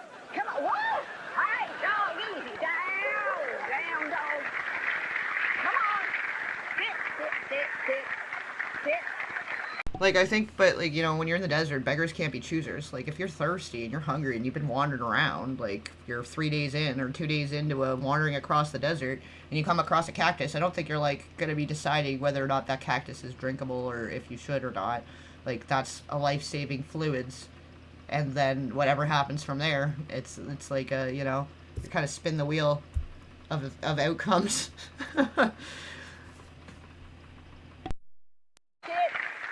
Sit. That is the grungiest, scroungiest, mangiest creature I've ever seen. Well, how dare you say that about my new dog? I was talking to the dog. Oh, I see. Both from the same kennel. I have you know I just got this hound dog for my husband. Boy, I'd like to make a swap like that. Come on, girl. Come on, sweetie. Yeah, I think so. I think, yeah, the steel magnolias, it's steel petunias or whatever. Yeah, I'm like, I don't know what any of this has to do with the holidays, though. This is supposed to be a holiday special, and it started off kind of that way, but then I don't even know. Like, everyone was on blockade in the 80s or something, 80s and 90s, and none of this makes sense. But they're having fun doing it, I think, and that's cool, I guess. Go on. You go on and decorate her Volkswagen. You haven't been in our beauty shop in a while, Winnie. Obviously. Yeah, I'm trying to follow also. It's like a different time, different kind of comedy. I thought there might be some gold nuggets of truth in here somewhere, but I'm just like, we might have just wasted a whole however long trying to watch this. You never know, though. Some of this old media, man, like old VHS rips and stuff, like you're going through, and like I said earlier too, like you could be watching an hour of it, and then there's like 20 seconds of like, oh, that's weird, that's interesting, like based on now what you know in the current, you know, sometimes there's little gold nuggets of truth in there, and I don't know, we've come this far now. There's no going back now. At least we skipped along some of the more silliness. But it's just fun. It's just funsies. It's taking us down the red brick road anyways. Either way, we're having a conversation that matters, I feel like. No cactus. No cacti in Finland. Yeah, no cacti really here either. We have houseplant cacti. You can get them. But no, I don't think they grow here. Look who's talking, Miss Roots in 1937. Where have you been? Well, as you know, I've gotten religion. I've been on a very important... Yeah, I definitely, like, the whole thing has seemed like a one big advertisement, product placement and ad. They made sure to mention Xerox and the fax machines right in the beginning. And it's one big ad. Then they're advertising the sports players for the next draft, pick, whatever, scouting mission. Like, there's a lot going on here, but it's nothing. There's a lot of nothing going on here. But it's whatever. It's an after hours dink around stream, so what do we expect here? You're taking off Blueberry? Alrighty. Have a good night. And thanks, guys, for those of you staying up late for this one. I was kind of doing it on the opposite, you know, for the people on the other side, but you guys are troopers that came out for the nighttime after hours one. For those of you in the same time zone, that's fun. Have a good sleep. Hey, very nice, maiden. How you doing? What time is it where you're at? religious mission. Religious mission? Doing what? We're planning a prison break to spring Jim Baker.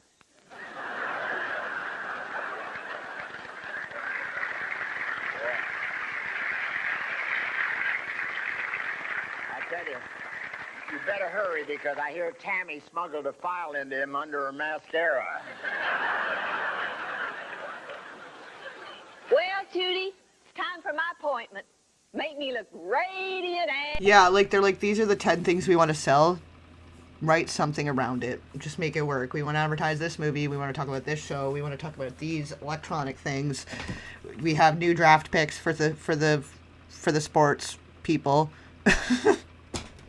It's one long ad. And now we got Tatas on Bob Hope. Like, because we needed that. That's fun. That's fun, too. 246 Fort Worth. Oh, you're like an hour behind. Oh, man, you're doing the midnight oil. Burning the midnight oil, too, over there. Threw up your demons. Scared you so bad you ran. You talking about, like, ayahuasca?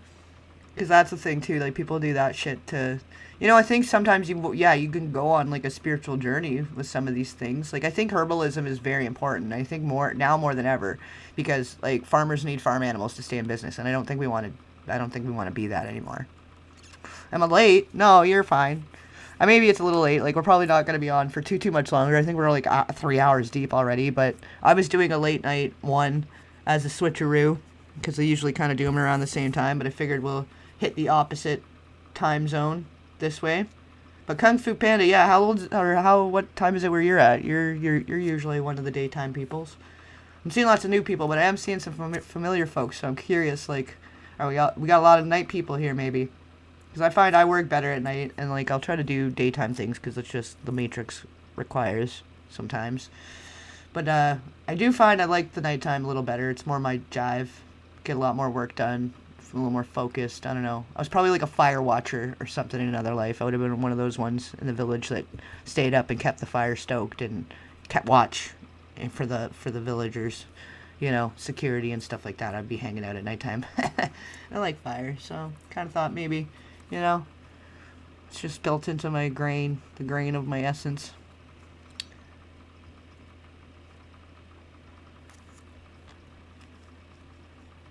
Yeah, we don't do that here. We don't do religion here. All are welcome, and whatever you believe in is fine, but I think that the universe is divine. And I'm more into, like, Mother Nature and Father Time. So, that's fine. You can believe in that. But I honestly, like, at this rate, I think we have a better chance that Dumbledore is going to come back and save us than the other guy from the other story. And I kind of like the Harry Potter stories better. There's a lot less violence, and, like, Voldemort wasn't killing somebody's family and all their livestock just to test their faith in him. But he was nicer to his followers than God has been. Like, he wanted to win a bet against Satan, so he killed this guy's family and all his livestock, and then was like, see, he'll still have faith in me. And Job was like, yo, you're my buddy guy, it's okay. Kind of fucked up.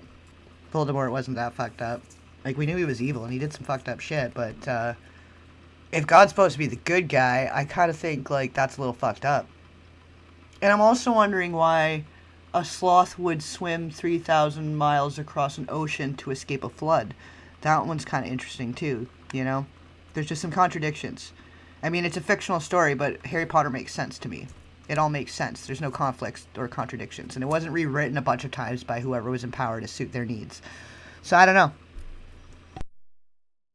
Voldemort is he who cannot be named. We're allowed to talk about him. Let's talk about the people that we're not allowed to talk about and the evils that they do.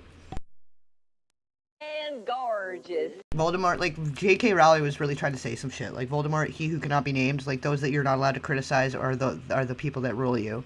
The people you're not allowed to talk shit about, you're not allowed to question, you're not allowed to criticize. That's the ones. And for whatever reason, we're allowed to talk about him. But there's more to that. More Voldemorts in the stratosphere.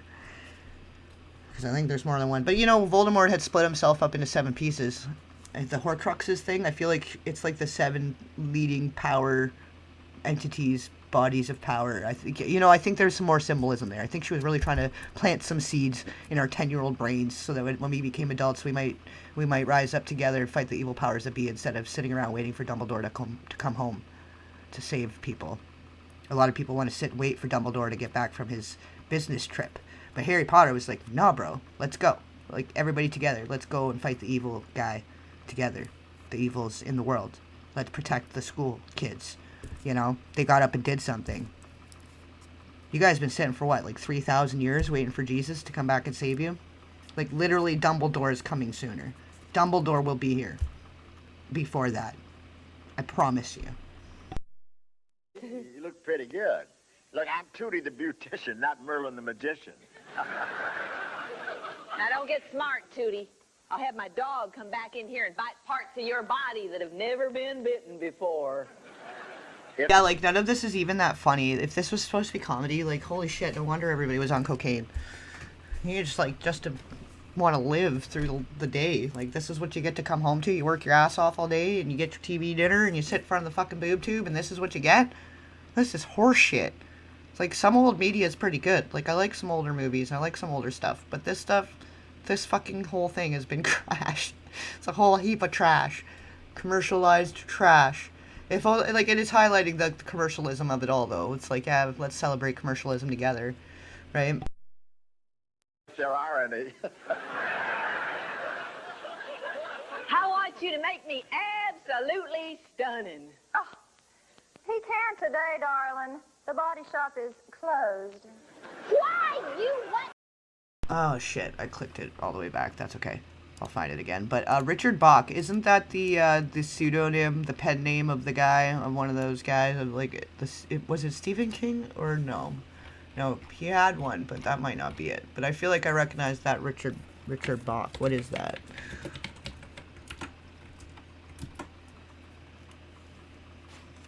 Oh no, he was a whole nother guy.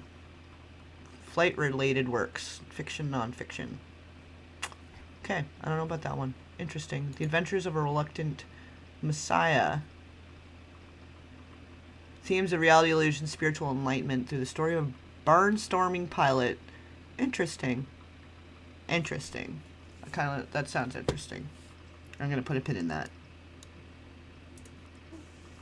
She has a bad case of hay fever. Mom, why did you have to go and mention that? I was doing just fine until you brought that up and mentioned it. Yeah, the nurseries are fun. I was kind of testing Grok one day just to see, like, how much truth are we allowed to get out of them. Like, I kind of every so often I'm testing the different AI for, like, because I know the answer, but I wanted to know what its answer is going to be, you know, and I asked it about the nurseries, and it was pretty much just saying, like, oh, like, we had to fill a gap because the people weren't fucking each other with ridiculous loans, so we were filling the gap of opportunity, and, like, it helped people get loans to do this, and that, and then we took all their property when they didn't realize what they were signing up for, and got so severely in debt and lost everything they'd worked their whole life for and passed down through generations. But we were just filling a gap. It needed to happen because nobody was doing it, and they could have been fucking each other the whole time, and we didn't understand why we weren't fucking each other the whole time. So we went and started fucking each other so that we could all capitalize on the fuckery. Right? Like, that was Grok. Grok really tried to do the switcheroo of trying to convince me that usury loans were a good thing. It was good for the people. It was good for the empires and the evolution and all this garbage. That was fun. That was a fun time. Yeah. It's funny to see the level of misinformation sometimes, though, and how it tries to, like, do mental gymnastics to try to confuse you that these really bad, evil things were good for us. It is Stephen King's pseudonym, like, also, so maybe it's two things, because that person does also exist. There is an author named Richard Bach who wrote Illusions, The Adventures of a Reluctant Messiah, and he looks like a whole different person. He was a flight pilot guy. American writer, numerous flight-related works of fiction and non-fiction, and there's pictures of him, and he's not Stephen King. But what was Stephen King? Okay, hold on. It might have just sounded similar, and I'm just confusing them. King pseudo. Richard Bachman. That's the difference. It's Richard Bachman. Stephen King's pseudonym is Richard Bachman. but Richard Bach is a real person, so maybe he just couldn't even think of his own pen name. That's how creative Stephen King is. He couldn't think of his own pen name. He saw this other author and was like, Richard Bach, that's a cool name. Cool name, man. Richard Bach, man. Yeah, cool. Yeah. He did a lot of blow back then, too. So, that, starting to see a pattern here. All the blow cane creativity. It was never that great. How did any of these people become fucking... I just don't understand. What was so great about Bob Hope and Stephen King at this point? Fuck. You think you're doing the right thing, honey? Yes, I think I am. No matter what the doctor says today, I'm going to say, achoo, I do. Gesundheit. Just you remember, daughter, no children. No children, no children. No children, no children. I'm sorry, Mommy, but I just had to have a baby. You were told it would be a disaster. I know that, Mama. Tootie, what are we going to do with these young girls today? I don't know. Get them dates with George Burns. You were told it would be a mistake. I know that. Well, all I can say is, we warned you.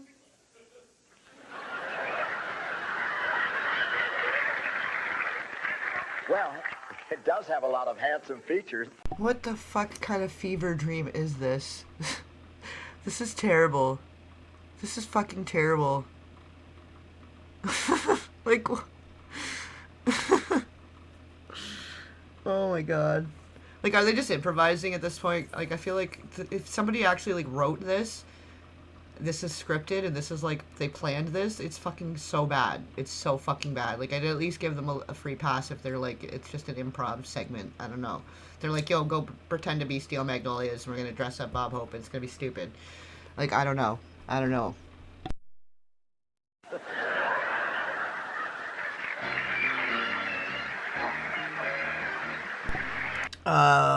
What's the guy? Richard Chase? There, yeah, he does look like a serial killer, you're so right. I think it's Richard Chase. A little bit. Oh, maybe not. He's not the one I'm thinking, but he kind of looks like him, too. Who am I thinking? Or maybe it's a different picture of him I need to look at. Kind of. No, that's not who I'm thinking, though. Shit. There is one that he does. He looks a lot like... I can't think of the name right now.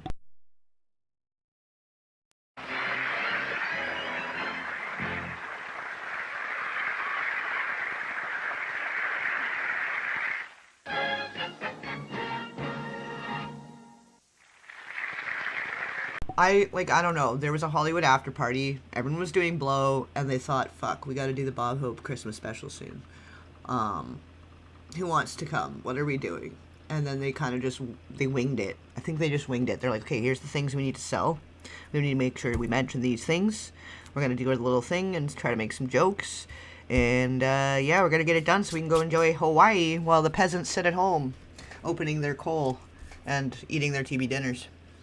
Or whatever, you know? Fucking asshole.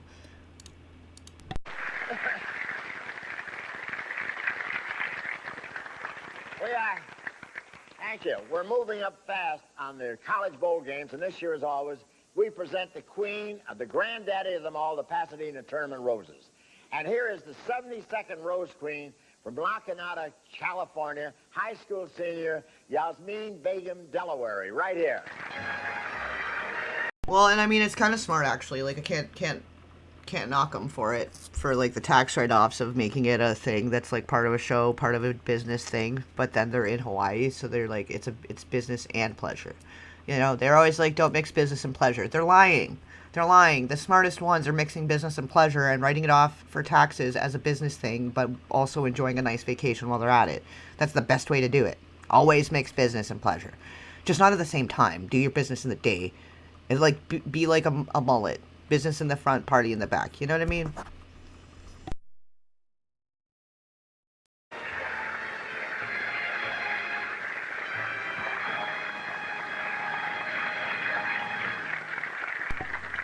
Well, and once again, like, you can't just say wild, outlandish things without there being something to go on there. Like, that's, again, you're making wild allegations with no such, nothing to support it. And this is where the problem lies when we try to have these conversations. There's always somebody that's not going to understand, you know, there's like a baseline you're going to hit and how to present such topics. There's a way to do it. There's a way to go about it. Like, it sounds like you're really into the graphicness of it all. Kind of a voyeur, maybe a little bit. Thank you. Thank you, Mr. Hope. How'd I do on your name? Close enough.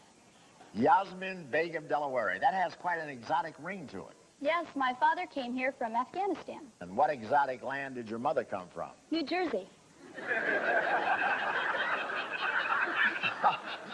Mysterious, enchanting New Jersey, especially exotic Jersey City.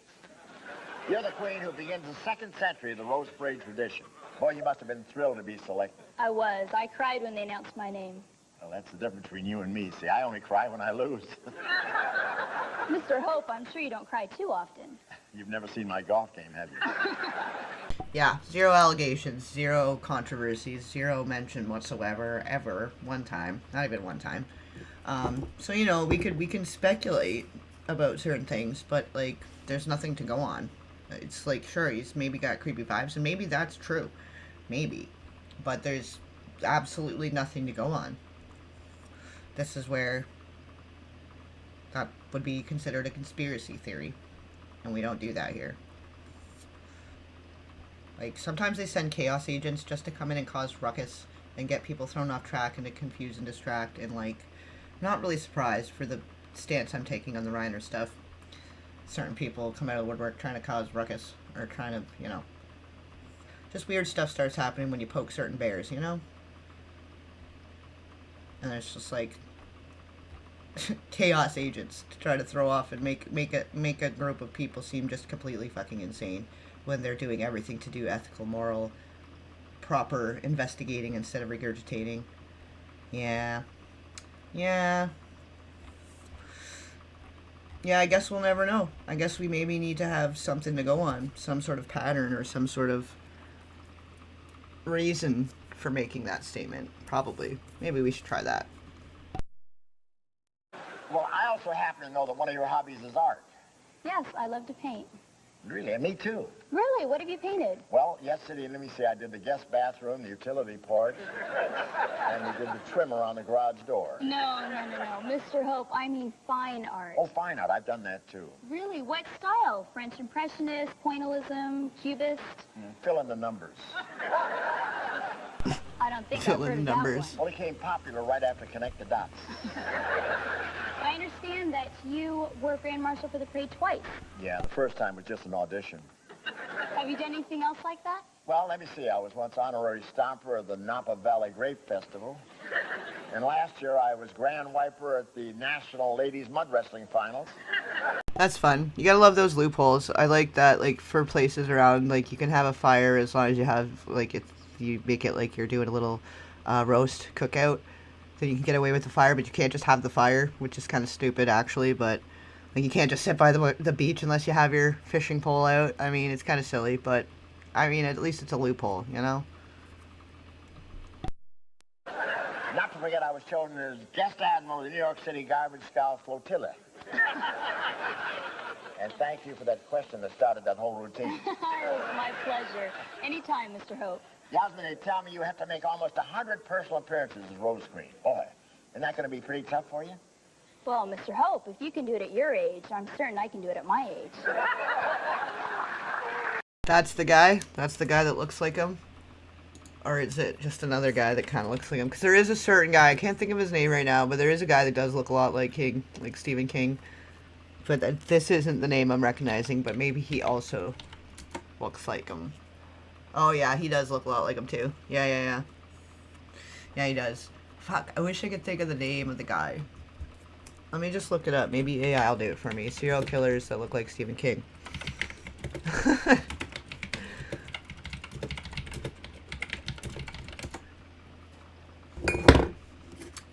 Bruce MacArthur, Toronto landscaper, turned into a...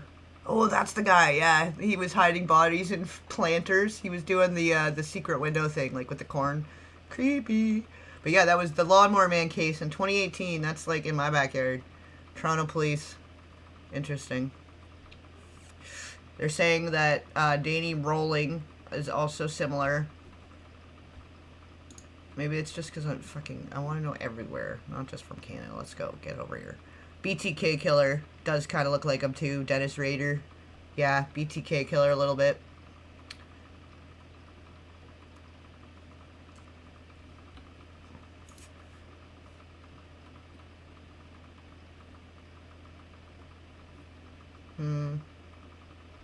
It's talking about, like, goes into some of his books and blah, blah, blah. It's not really important. But there are, yeah, maybe... BTK was bald, though, wasn't he? I don't know. There's probably more than that, because none of those are the ones that I was thinking either, but I can't think of it. It's like, it's the tip of my tongue. I can't think of it. But it's whatever. Obviously, there's other ones that look like him, too, so it's all the same. He does look... He's got all of the I don't know, he fits the criteria of what you'd think when you think about a serial killer, for sure.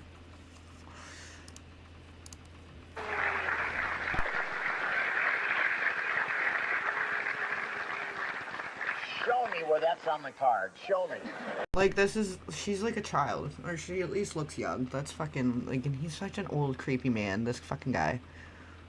Yeah, AI gonna do so. I mean, AI can be pretty useful if you're using it as, like, the tool that it's meant to be used as, but I think, like, it's, like, you're gonna get what you put into it, and, I don't know.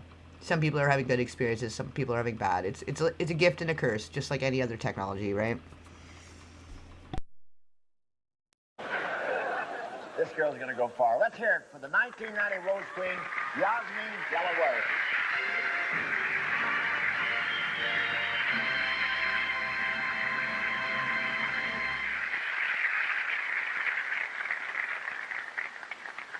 Over the ground lies a mantle of white.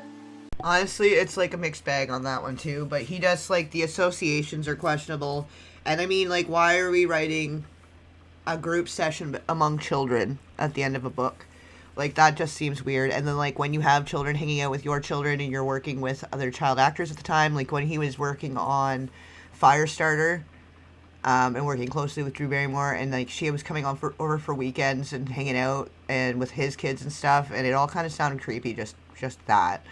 But he wrote the group session between the children at the end of that book, and at the wrap party for Firestarter, that was the first time Drew ever had a drink, and there's two unnamed men at the Dino De Laurentiis mansion, whatever, and all these people were there, all the cast and crew, Stephen King's there, all these people are there, and two unnamed men, she never names them, had goaded her into, like, what, either bet her or dared her or just, like, got her to chug these 2 glasses of champagne, and then she doesn't remember anything. Like, she remembers being a little tipsy, starting to feel it kind of coming on, but then doesn't remember anything. Said she woke up in a bedroom, her mother's waking her up, asking her what happened.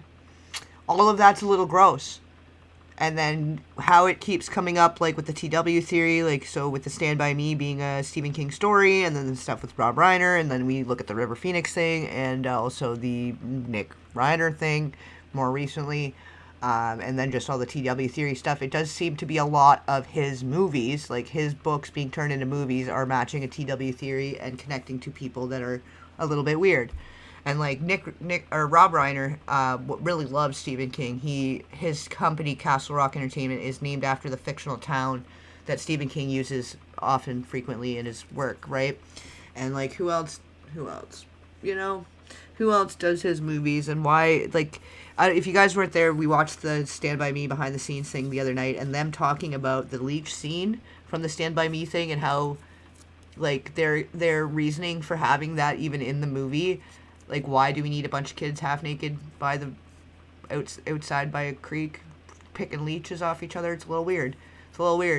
But he was pretty much like, oh, it was a fun. He used to, like, swim and get undressed with his friends, I guess. He's kind of what he was saying, and it was like his fondest memory of being a 10-year-old boy was getting half naked with his friends. And I'm thinking, like, why are you thinking back to your friends being naked? if you're not into kids? Like, you're thinking back to when you were able to look at other kids and it wasn't illegal? Like, or what? Like, what are you trying to say with that there, buddy guy? So that's weird. And then just it's weird that Reiner was really into that kind of imagery throughout movies. Like, I started, when I'm looking into that, I'm like, it's in almost every movie. Any movie with kids. He's like, why? Why are these unnecessary scenes with kids in various stages of undress out here? Like, why was this even allowed, you know? It wouldn't be now. None of this would be now. It was a whole era that, like, now they've, like, tried to cut those scenes out of movies. So even trying to prove it existed, it's like, good. At least, you know, they're getting rid of it, and they've realized that there was something fucking weird there. But if anything, it just further confirms my point. But it is a lot of Stephen King oriented, like, it's his story, and then, like, there's certain directors, filmmakers, people that have latched onto him and really like him. And, like, then the stuff that they really like is kind of weird. Like, some people are really overly fascinated with the story of Peter Pan. And, like, it was written by a guy that was into children. He was into little boys. It was written as an enticement for little boys. The same that Alice in Wonderland was written as an enticement to the 4-year-old that he was in love with. And he was writing the story as he was trying to entice and groom her. And then he because he got famous for his fucking stories back then, and, like, people didn't get what the fuck was going on, I guess. Everybody was on opium or something. I don't fucking know.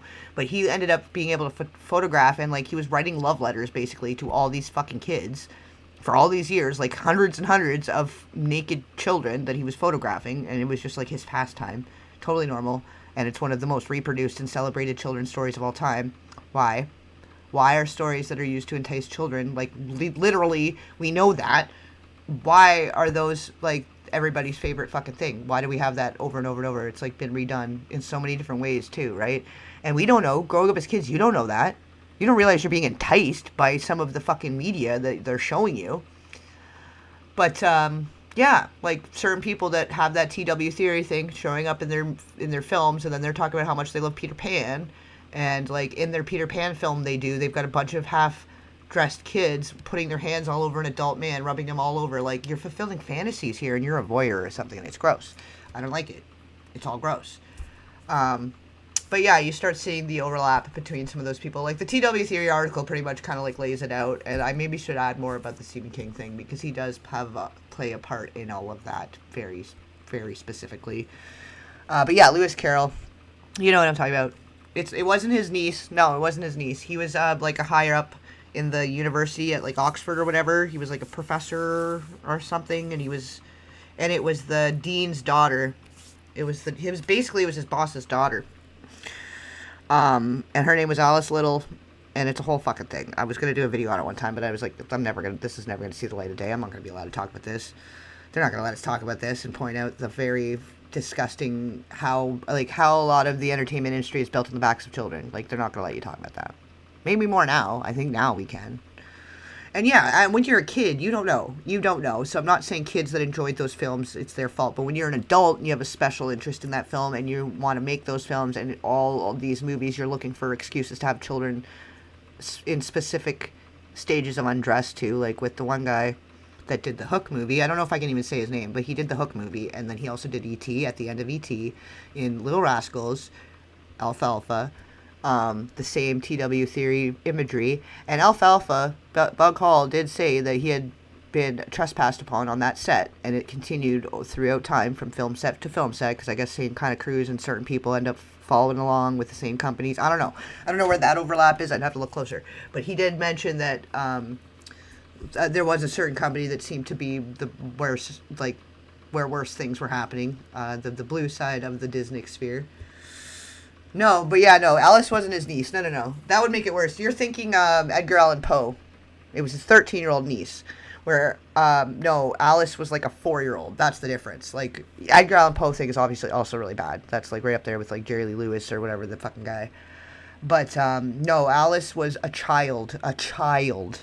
And he started taking her on little boat rides, and this is how the story started. Like, he was, like, enticing her to want to go on little boat rides with him by herself, and then, like, it started with the one sibling was coming with them, but then it was just her. Like, she's, like, 5, going on little boat rides with this fucking adult man. And then, yeah, he was taking her and taking pictures with her, and he was writing the story as that was the enticement of grooming her. That was part of grooming this fucking child to get in his little boat and go with him on these fucking boat rides to private areas over and away from the property and in the woods. And the story, that's the story he was telling her, and then it started becoming a story, and then she was like telling the siblings and telling the parents about the story, and everyone's into the story. So he was like, oh yeah, I guess I'll make it a book. And all the children loved it, and then all the parents wanted to pretty much just hand off their children to him. All these children were spending overnights with him. And you got to think about the kind of substances that they had access to back then, of like, half the kids wouldn't even know if something happened to them, you know what I mean? So, like, all of that was pretty fucking normal. Nobody said anything about it then. Like, nobody really seems to fucking care. And for whatever reason, they're all very celebrated and reproduced, like, many times over. And all of us know it. It doesn't even matter what generation you come from. You know the Alice in Wonderland, and you know the fucking Peter Pan, right? Whether you've read it, or you've seen it on a show, or a movie, or references to it, you fucking know about it, right? So yeah. Why is that? Why are those specific stories the most celebrated? Like, is it because they're so good at enticing children that makes it very profitable? Or is there like a dual purpose there? You know? I don't know. Who knows? I don't know. I'm a random on the internet. Don't listen to me. I don't know. Do your own research. I'm of sound mind and body, and I don't want to end my life, just for the record. But that's one of those rabbit holes. This is where the word rabbit hole comes from, pretty much, right? Is the fucking Alice in Wonderland. And then there is those themes, and, like, they use that imagery and those stories in the programming. Allegedly, maybe. I don't know. It's been reported, but obviously this is one of those things that's a little more on the speculative. Again, do your own research, so on and so forth. But yeah, just in case you didn't know. Just in case you didn't know. And of course you wouldn't know. Why would they want you to know that? A heaven of diamonds shine down through the night. Oh my goodness, Angie. Well, yeah, you're a kid. What do you know? And it's like a joke. It's like yeah. But then, okay, like, think about it. Here's the fucking freaky part. Because, like, I read into the stuff, and like I said, I was going to do a video, and then I thought, fuck, like, I don't know. That's going to have to wait till a more trauma-informed and more uncensored time, I guess, right? But yeah, like, think about what kind of journey are you taking a kid on? And, like, she's doing drugs the whole time, right? Like, the whole story of Alice is she's trying, like, eat this, try that, and it's all different forms of drugs. Smoking opium with the fucking caterpillar. What journey are you taking a kid on? What is the destination of the wonderful fucking whatever down the bullshit Alice journey?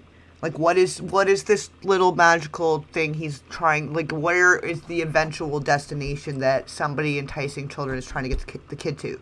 And then you think about the story and how, like, it's all fucking there, and it's so gross.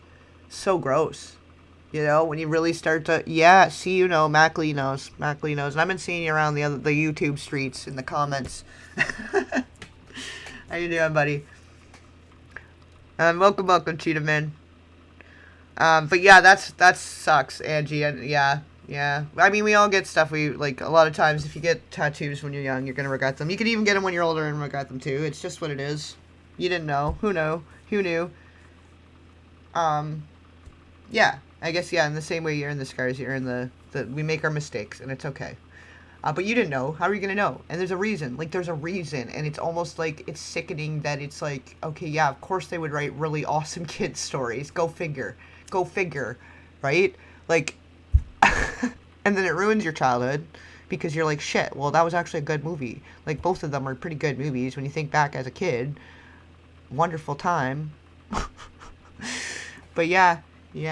It's there's some truth nuggets for you if you made it all the way to the end. We're we're almost 4 hours deep. If anybody's made it to the end of that, then there's some little truth nuggets as a treat at the end.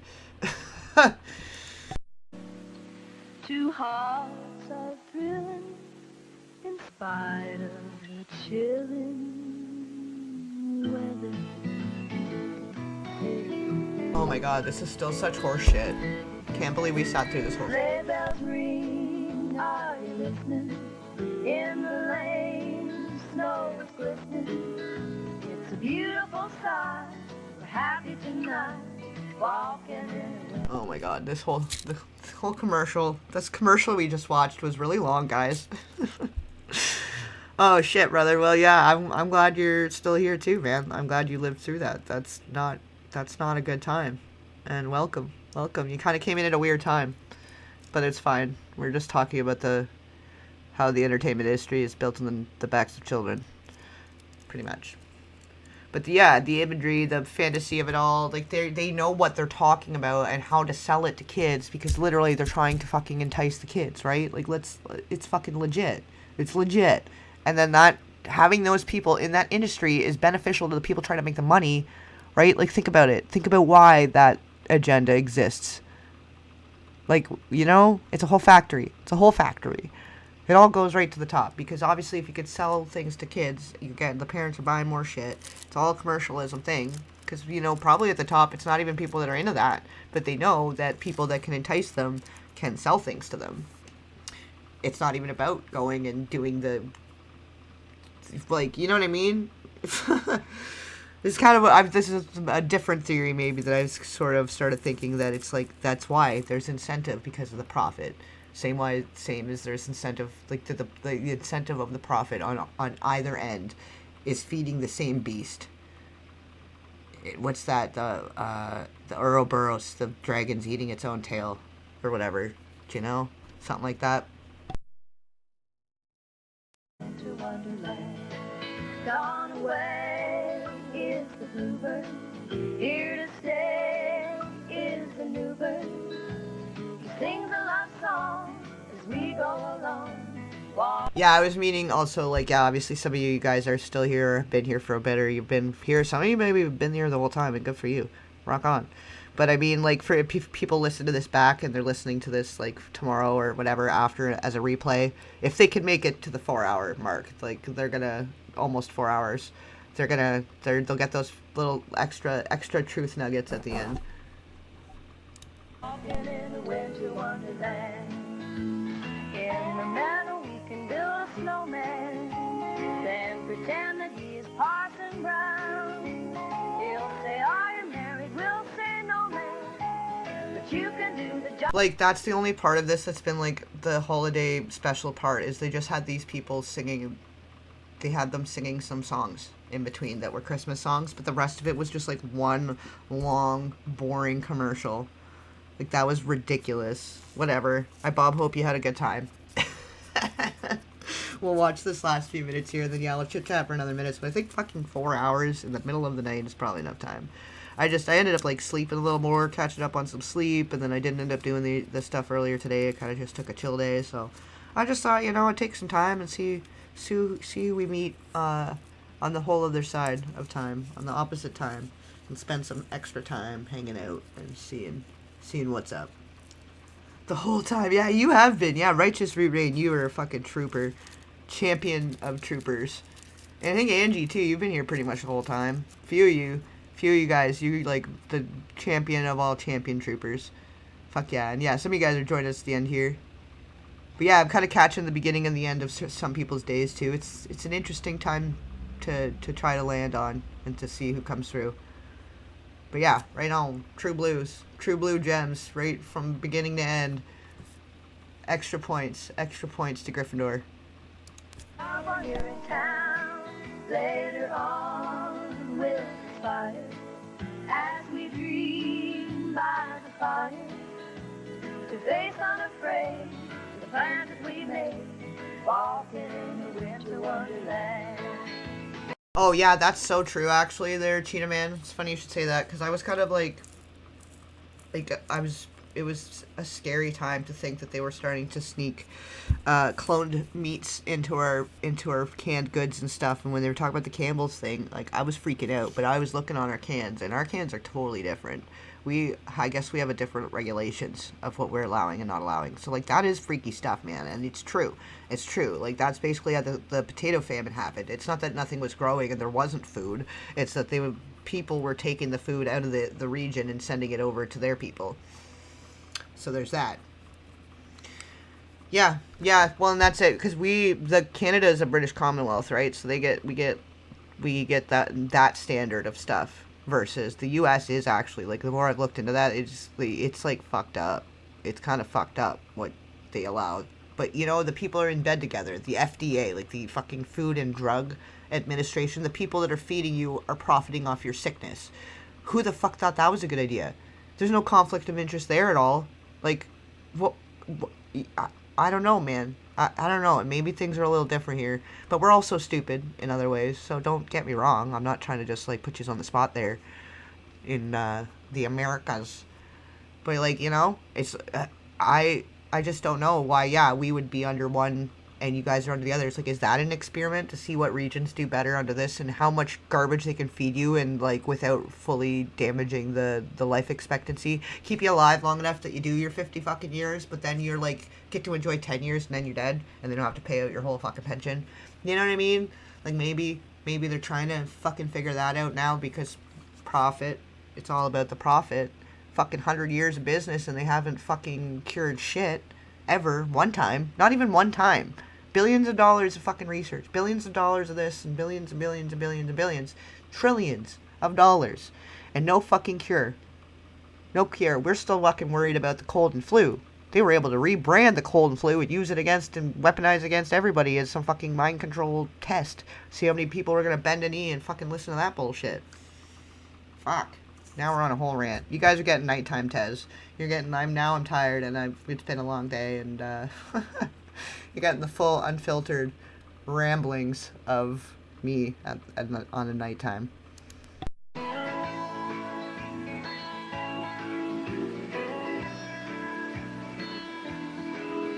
Oh yeah, don't even get me started on that. Like the mutilation of children, that's a harm, that's abuse, that's trauma. That's why like don't even start me on that or we'll be here another 5 hours.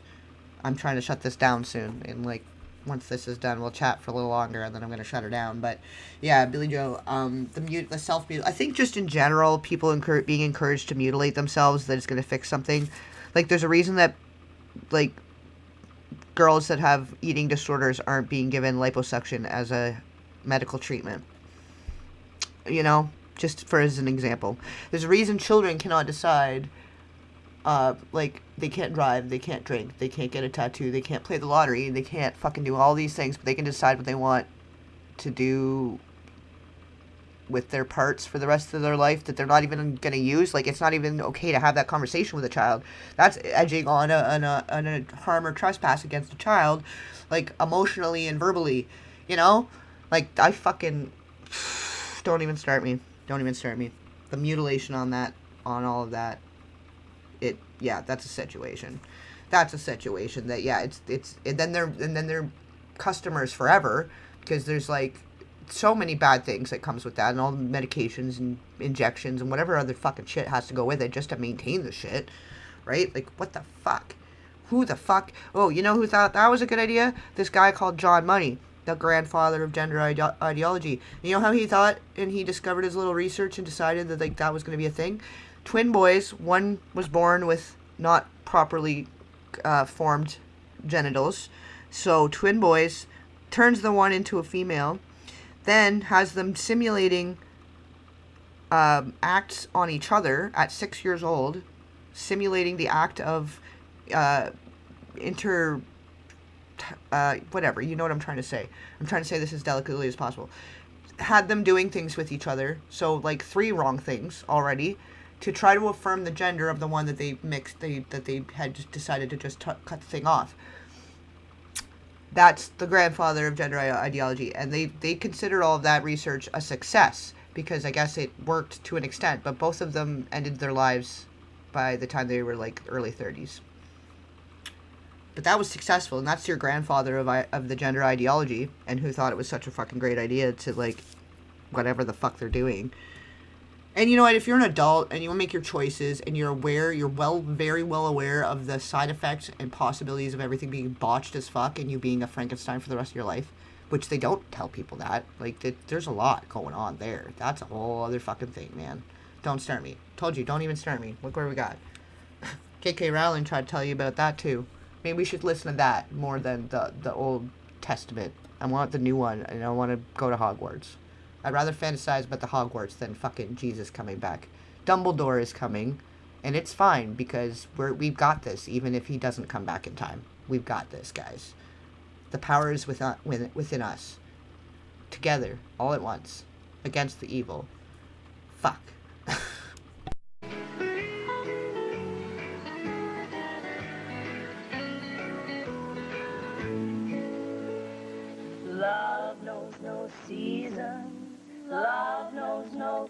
Yeah, Kinsey was a weirdo too, and they try to glaze over that like, oh, he was like the grandfather of the study of the spectrum of it all. And yeah, no, we don't like him either.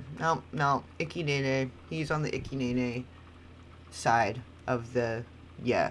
We're gonna start. It's gonna be like a table of the evil, the degrees of evil, because there's 9 quadrants. Like if you look at it like from a, I don't know, that's actually like a video game thing technically, but the 9 quadrants of good and evil, like you've got chaotic good and neutral good and opportunistic good, but then you've got chaotic evil and opportunistic evil. Like there's different layers, and there's neutral good, neutral evil, like, you know, there's 9 quadrants.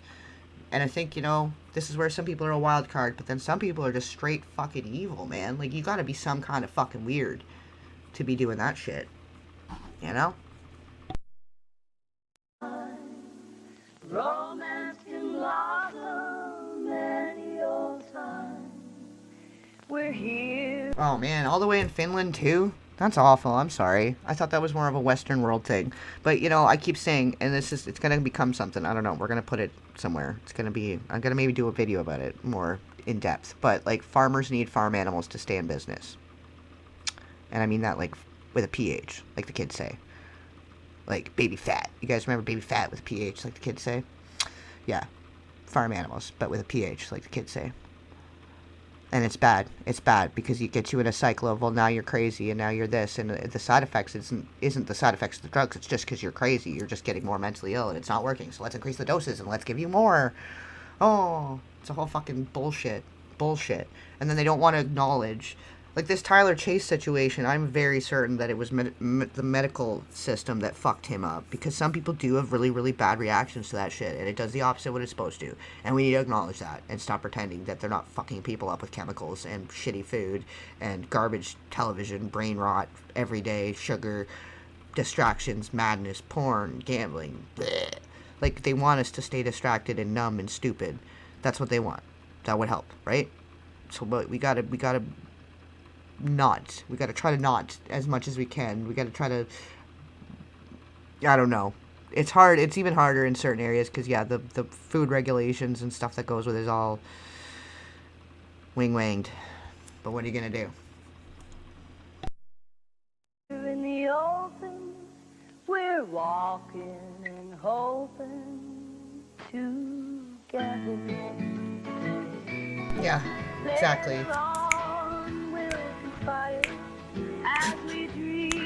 After all the darkness, we got the Naomi and Winona Judd to sing our way out here, and this is nice. All the dark, like I say, such a dark thing, and then they're talking about walking around in Winter Wonderland. There's a nice little juxtaposition for you.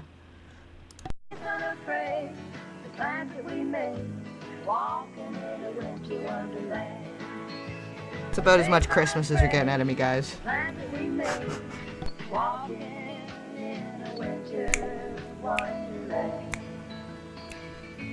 Oh, well, you know why that is? Because of all the hormones in all the meats. Like, they've been just pumping them with drugs and hormones to get them to grow faster. And have, like, with the chickens, so the chickens have the bigger breasts. So it's more meats, more faster, more, and sell it to the people. And, yeah, man, it's making weird shit happen. KFC, man, there was, like, a lawsuit about it because little boys were growing breasts because of how much female hormones were in the chicken in the KFC or something like that. Maybe it's not KFC. I don't know. You'd have to look that one up, actually, because I don't want to come out and say wild things about any specific company without being for sure. But I believe that it was that chicken company that did the things with the chickens that was giving little boys breasts.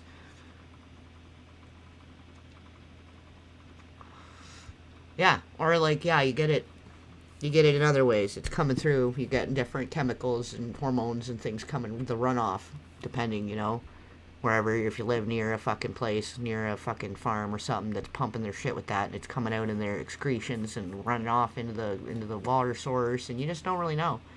You don't really know what you're getting, and it's hard to avoid. It's hard to even know what to do about it, because there's so many things built against us in such a way to keep us in the they want to keep the farm animals in the cage, whether they're part of the farm or not, if that even makes sense.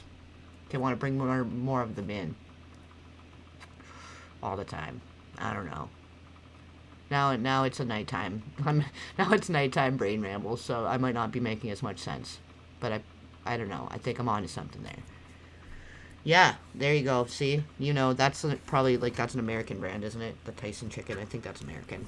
We don't have that here. We have more farmland and stuff, though. We have more actual farms and more local sourcing of stuff. That I think we're able to kind of I don't know. It's still, the real stuff's more expensive. It's getting more expensive all the time. They want us to have, all we're gonna be able to afford is cloned meats, printed meats by the time by the time it reaches a boil, it'll be too late for us, Oh yeah, the tap water, never drink tap water. Don't drink the fluoride. Do not drink the fluoride. Yeah, you're fading too. Yeah, I'm starting to fade. I'm probably rolling it down here. This is the end of the little fucking whatever this video was. Bob Hope bullshit. I think it's going into... Yeah, they do the little final bullshit. I don't even care. I'm over it. I'm already over it. We're doing our wind down chat now, guys. And then, yeah, I'm getting ready to call it here soon anyways. So for those of you that have been sticking it out and, going hard here. What's the... time zone where you are, righteous root rain? Cause you've been here the whole time too. Are you the same time zone, or where are you from? What time is it where you are? Cause you guys have been holding out big time. Some of you guys. So if maybe it's daytime though, so it's not quite as extra for you. But yeah, it's it's 4:30 where I am now. So, and yeah, we're on to 4 hours. So that was a nice little visit on the other side of the world. And for those that are my side of the world that came with me to this side of the world, very cool. Yeah, and definitely some new folks. So that was nice. Only take, yeah, I know some people are into that, the cold shower water treatments. Which, I don't know, man. I think in some ways it's yeah, okay, that's one way to reset your nervous system and your regulatory system is just shock it and reset it, I could see that. I could see that being a thing. For me, though, I wouldn't, I don't like that. I've tried it, at the end of a warm shower, you switch to cold for a minute, and it's supposed to be really good for you. I don't know. It's not my favorite. South Park gets the mess, yeah. Well, it depends. It depends where. It depends where you're finding them. We have a lot of space. Our population isn't as dense, so we have a lot of more like the people in the Appalachian Mountains. We have a lot more people like that because we have a lot more space and forested land and mountains. We got people that probably haven't seen civilization their whole lives living out somewhere in the mountains,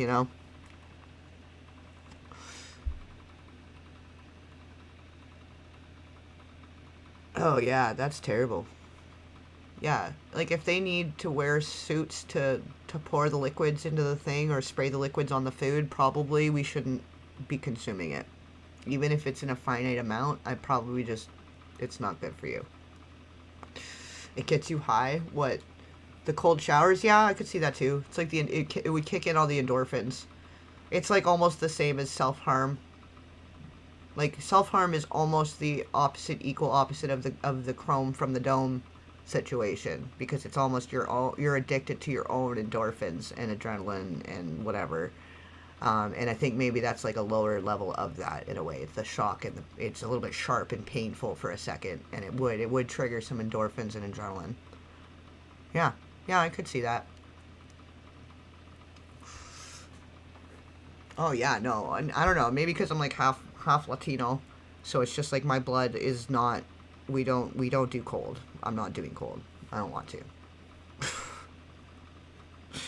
Not for me. I have different ways. I have my own routines and stuff of trying to reset and meditate or whatever. Doing some stretching and yoga sometimes. Especially if you do a lot of sitting. If you do a lot of sitting for work, it's good to stretch it out. And yeah, if it's a lake and it's cold and whatever, and it's I don't know, that I don't mind as much. I'll jump in and you kind of warm up with it. But the purposeful cold shock is a different thing. That's you're intentionally trying to shock the system. And hey, to each their own. It's really not really hurting anybody, so that's fine. It's definitely better than self-harm. For sure. You shouldn't be hurting yourself or others for any reason. But, yeah, I think that would fall on that spectrum in such a way because of what chemicals it's triggering in your brain. That's interesting. I never thought of that. I know about the cold thing. I've heard about it.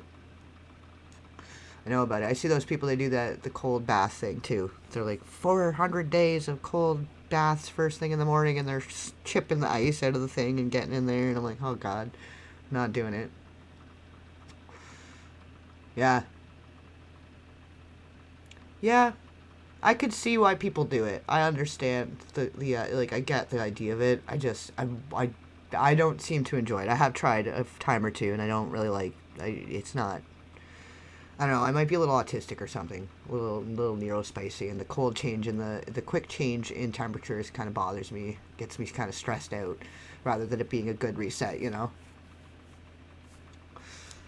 Ball wash, assholes to elbows. What?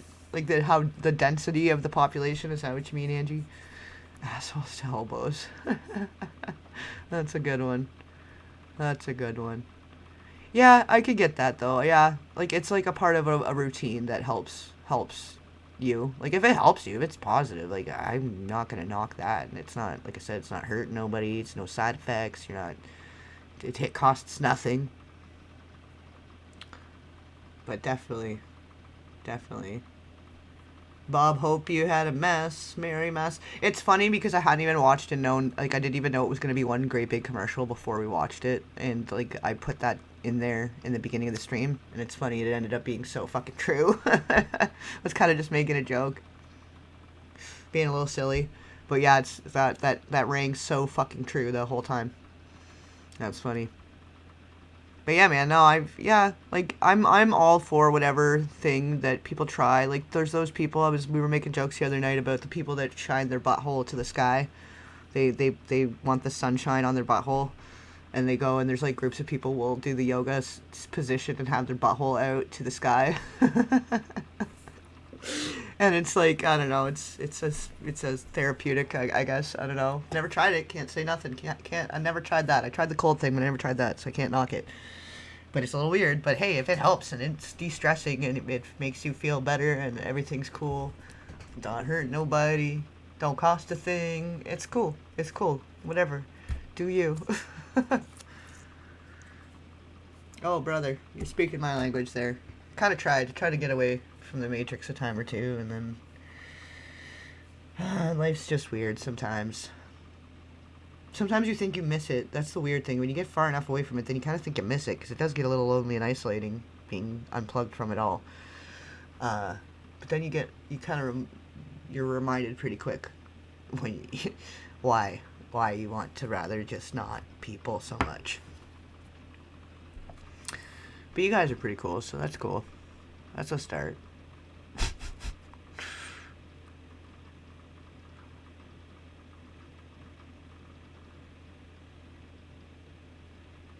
How gross. The butthole thing, or... No, like, and I don't think they can see each other's buttholes. I don't know. I'm not sure of the science or format of the butthole sunshine situation. But I thought, at least people are trying new things. Like, I don't know, I saw an article or something about it. Or is it TikTok? I don't fucking know. Somebody trying to sell their butthole sunshine class. I don't fucking know. But I thought it was interesting, so I was like, that's a new one. That's different. And, sunshine is good for you. And yoga's good for you. I don't know if I'd want my butthole out while I'm doing any of that. Like, I'll just sit and watch the sunset and, take that in. That's nice. It's nice. But, yeah, I don't know. I don't really want, like, my butthole out in nature like that either, It's a good way to have a weird accident. Like a bee flying in your butthole. I don't want that. Yeah, I'm tired. We're getting tired. Now we're just fucking, like, goofy. Getting goofy over here. System of go nowhere. Oh, yeah. Yeah, is it a snake eating its tail or a dragon eating its tail? What is it? The Ouroboros? Because we were just talking about that. Yeah, like, it was like one of those, like, if you go into the retreat and you can just do yoga and you could, like, bleach your butthole or whatever, but also if you'd rather do yoga and put your butthole to the sky, like, I don't know, it was something. It was one of, like, they were trying to sell me butthole sunshine, and I was like, that's weird. But I was looking into the spiritualism stuff and like the yoga and trying to like figure out, because obviously if you spend all day every day in the darkness, you gotta find a balance, right? So I was kind of getting into some woo-woo shit and buying some protective energy rocks and stuff, looking into all the woo-woo things, you know, the tarot stuff, and like yeah, sure, we'll let the TikTok person tell me some stuff and I'll listen for a bit, you know. I kind of just let it happen. I let the spiritual journey take me with it. But then we got to the butthole sunshine thing, and that was my limit. That was my limit. I'm like, you know, pretty open to most things. I'll try the cold shower thing. I'm aware of that. Tried some things, but yeah, no, I don't know. Maybe one day in a very private place, camping or something, I gotta just try it one time, because I can't talk shit about it without ever trying it. Like, maybe there's something about it that I'm not getting. But yeah, I don't know. It was like, come to the retreat, come over here and do the woo woo stuff with us, and then also we do butthole sunshine to the sky, all together now, collective butthole sun tanning.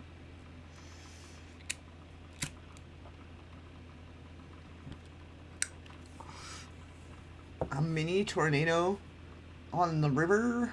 That's interesting. That's kind of fucked up. What the fuck? Do you live near a military base? There, Cheetah Main?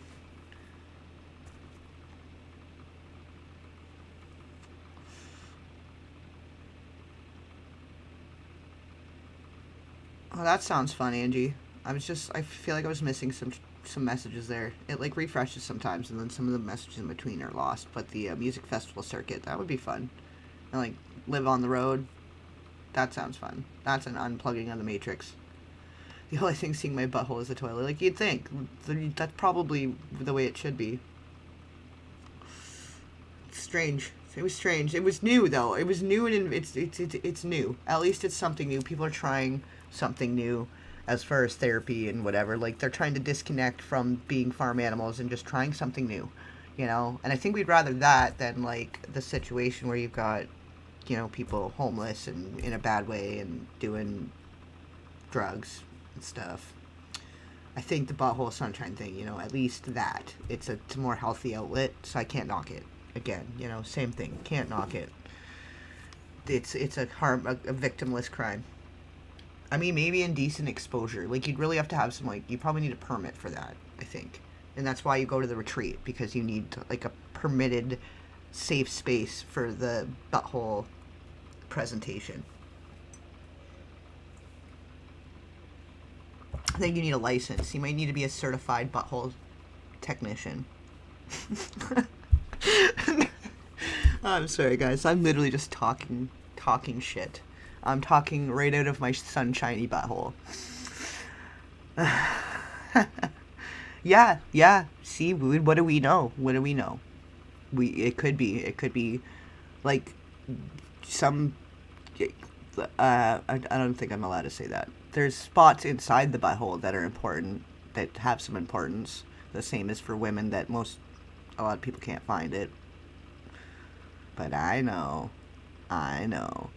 But that spot is obviously of some importance, so maybe the sunshine, you know, it's a natural thing, being out in the fresh air. You know, I'm sure there's a science. I'm sure there's, like, an actual... If I'd stopped and listened to the guy in the video, I was kind of like, what the fuck is this? Took it in for, like, 10 seconds. I was like, nope, moving on. So I didn't stay and watch the whole thing, but I'm sure there's, like, there's a butthole science that we don't know about. They don't teach you that in school, obviously. That'd be weird. Probably check that guy out if they're teaching you butthole science in school. Check their computer or whatever, you know. Yeah, you know what I'm saying. You guys know. Bottoms up. Yeah. That's a saying for a reason. What do we know? 1,000 years ago, maybe that's why we've lived this long, because 1,000 years ago, our ancestors used to shine their buttholes, and it was a dying art.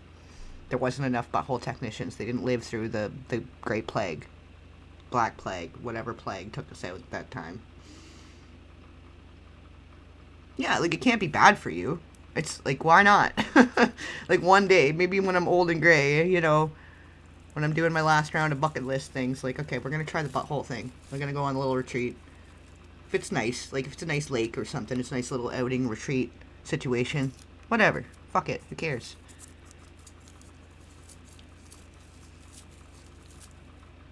I don't know.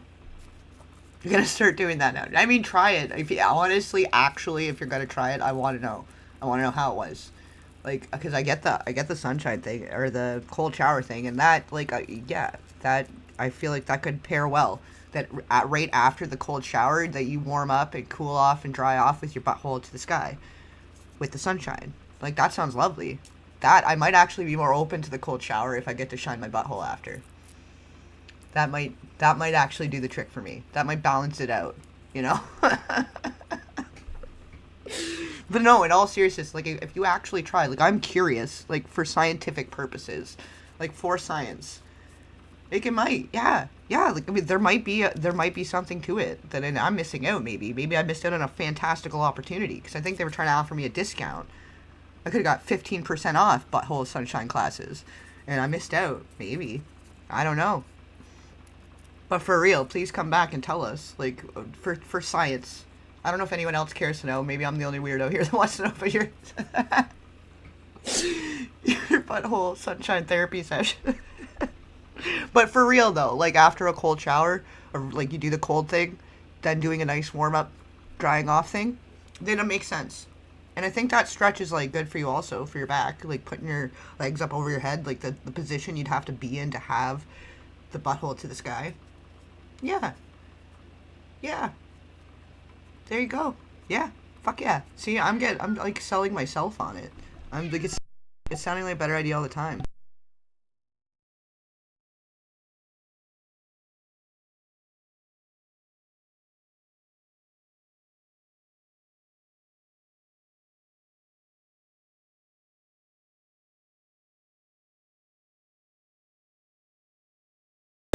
It tamed hard.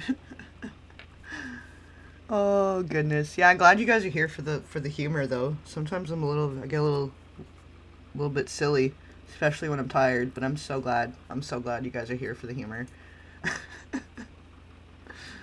You guys are fun. This was fun. Report back. Tell us about your tell us about the adventure. It is an adventure, I think. I think you you want to prepare for that. You want a nice space to do it. Like, maybe you want to get a little, like, you know, light some candles, you know, get the incense going, really get the vibe, you know? Why not? Treat yourself. Treat your butthole.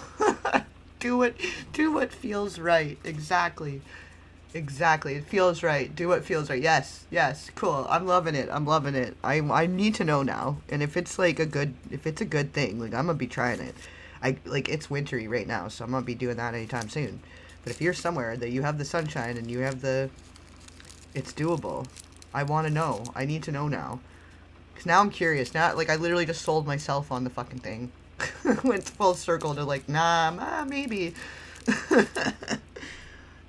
Oh, fucking right. See, yeah. Make it a whole fucking... All right, yeah. There you go. It's a whole buffet of therapeutic spiritual goodness. What? Did I get my gift on the Bird app? The fuck are you saying? Free for life? Where? What do you mean? I don't know what you mean. Like, are you talking about on Twitter? They did something weird at the chat over there, so I don't think I upgraded to the whole thing. Like, I don't know. I don't, because I didn't see it. I don't know what you're talking about.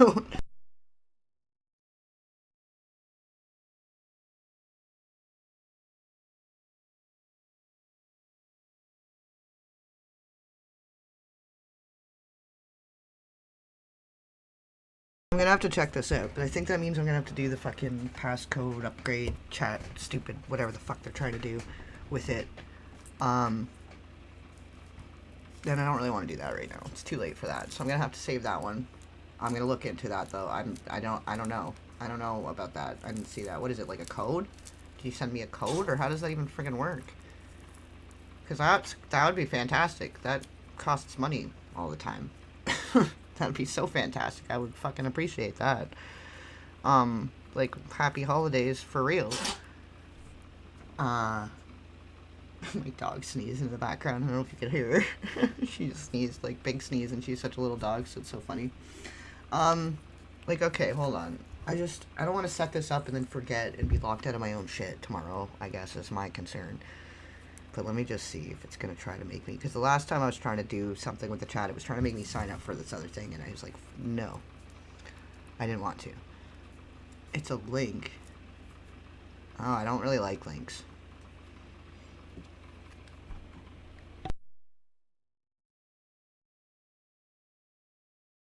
That's like Internet 101.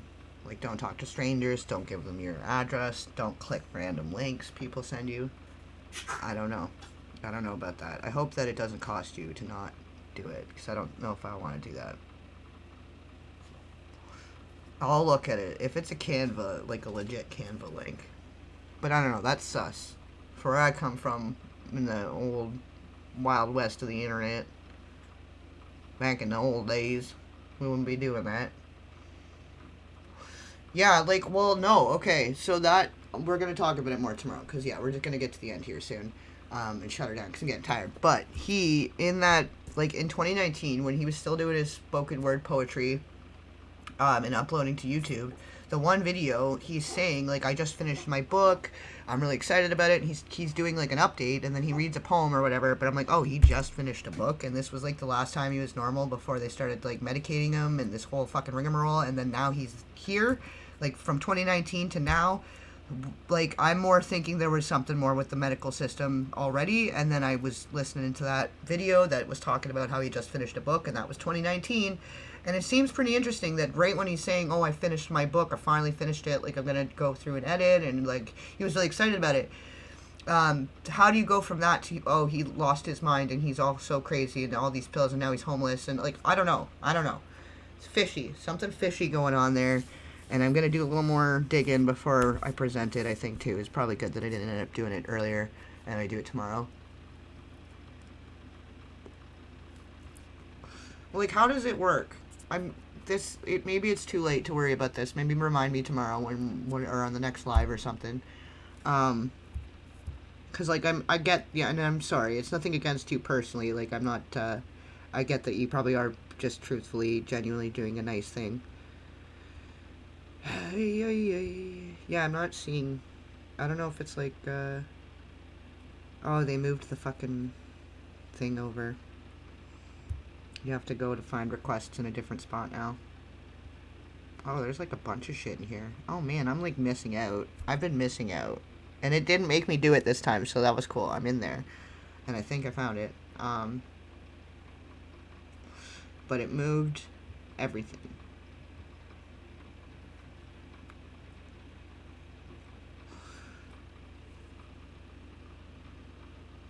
Canva Premium Student for Life? Okay, I see what you got going on here. Okay, I'm gonna pause on that though, and I'll look into it tomorrow, because I don't want to fuck something up, or, like, I might have to go, I don't know, to make sure it syncs with my actual one that I'm using, instead of trying to set up a new one or something, like, I don't know, that, it does say Canva too, it looks fucking legit, looks pretty legit, so it was nothing against you, I'm just old school, it's not my fault. It's nothing personal. I'm just trained that way to be always weary of links and stuff. And I've had weird stuff, people trying to do weird shit and trying to hack my shit and, like, trying to get into my shit, like my fucking bank and everything too at one point. It was fucking weird. So I, like, increased security on everything, right? And I'm a little bit weary of things sometimes. But yeah, that looks pretty legit, and I'm gonna just put a pin in it so that I don't forget about it.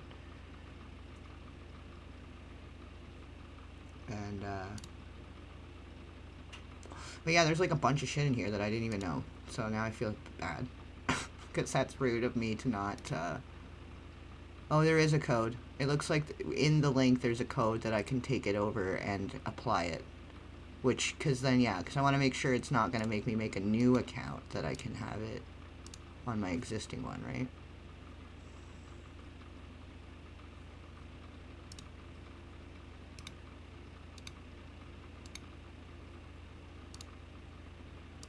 I might have to have a .edu, though, maybe. I'm not sure.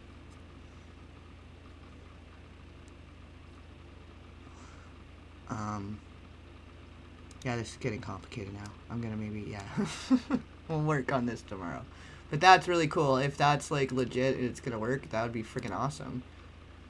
Why is it not just letting me copy the fucking link?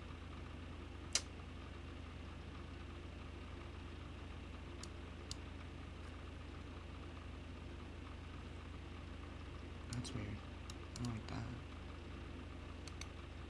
Bring it over here. Whatever. Anyway, I'm tired. So it's probably a lot more simple than I'm making it for myself right now. But that's very generous and very thoughtful of you. If that's gonna let me use that, that would be so fucking cool. But I might have to be like a student account, so that might suck. That might be the only thing. But if it lets me, that would be friggin' fantastic, and I really, really, really appreciate that. Like a lifetime. Like maybe I need to just sign up to be a student just to get all the student deals to have lifetime free shit. Like that would be fucking great. I know you guys are getting free shit, but then I guess you go into major debt to get the free shit, so it doesn't kind of cancel it out. Also.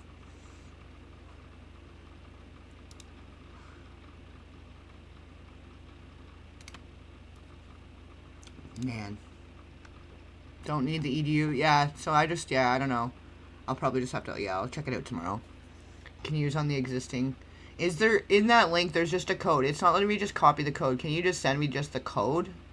Or send it, like, with spaces so that I can just, like, grab the link thing? Because it's not letting me just grab the link, and I'm trying to just grab the code out, because it's not letting me do the click-through thing. But I can see that it's, like, the token equals blah, blah, blah, blah, and I'm guessing, like, there's probably somewhere I could punch that code in. Because then I think, I don't know. Yeah, I don't know why it doesn't let you copy and paste. It wasn't letting me do it over here either, on my phone. It lets you do a reaction, but it doesn't let you copy the message. Hold on. Hello? Maybe if I reply to it, and then I can copy. Nope, still doesn't let me. That's weird. Why can't I just copy the message, the link, to bring it over here so I can fucking... And you sent a bunch of stuff. I'm sorry, I didn't even see this. I didn't, yeah, I didn't realize they had moved the section for requests. Usually it all comes in on one side, and I'm missing a ton of fucking shit in here. So now I feel kind of bad. I gotta go through this.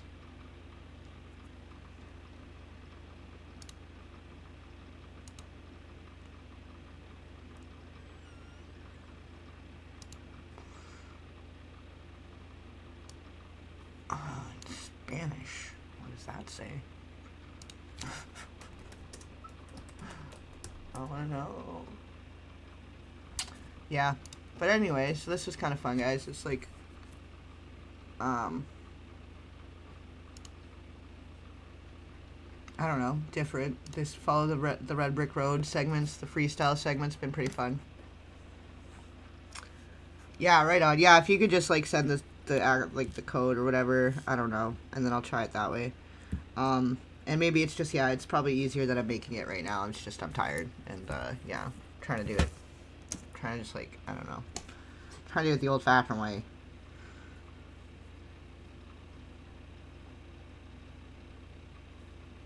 Thoughts on Isaac Happy? I don't know.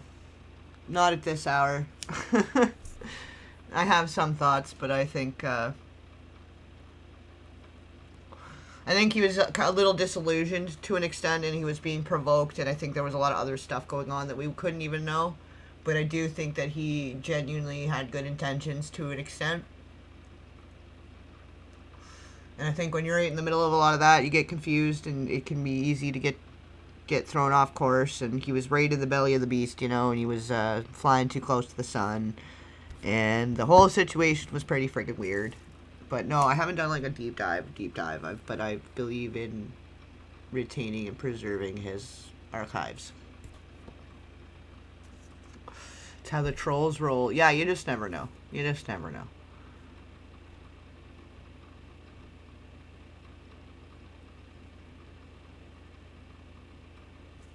It's weird because it's like I'm an ancient person. I'm like a grandpa, but then I'm youthful in other ways.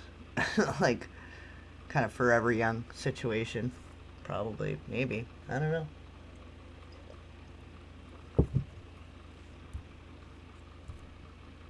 I did do a lot of adrenaline-inducing things back in the day when I was young, so maybe there's something about that. Maybe.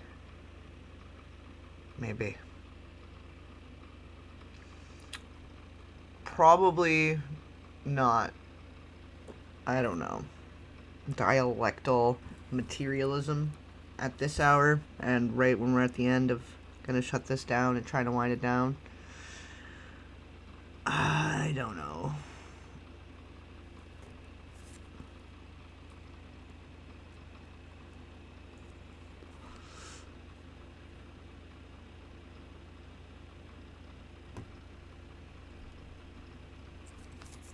I think we live in a construct, in a certain type of construct that's running many different, I don't know. I don't want to say anything about it right now, actually. Yeah, I'm too tired. There's a lot of things happening all at once, though. Things happening simultaneously that maybe it's not a simulation, but it's a simultaneous, by design, things working in lockstep to create and maintain certain things. You found a lost nugget there. Right on, buddy. Save that for your butthole session.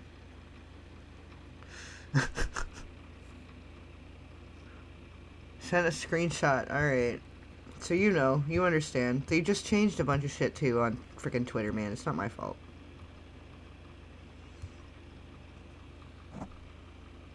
Okay, cool. This I can work with. Alright, here we go. Because, yeah, I don't want it to end up, like, taking and using the code, but then it applying to a new account, and then I'm not able to connect them.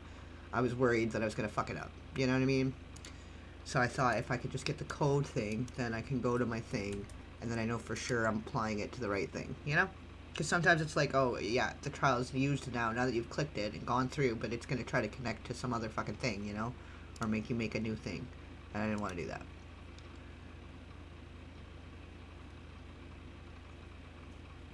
Now where do I go for that? Fuck.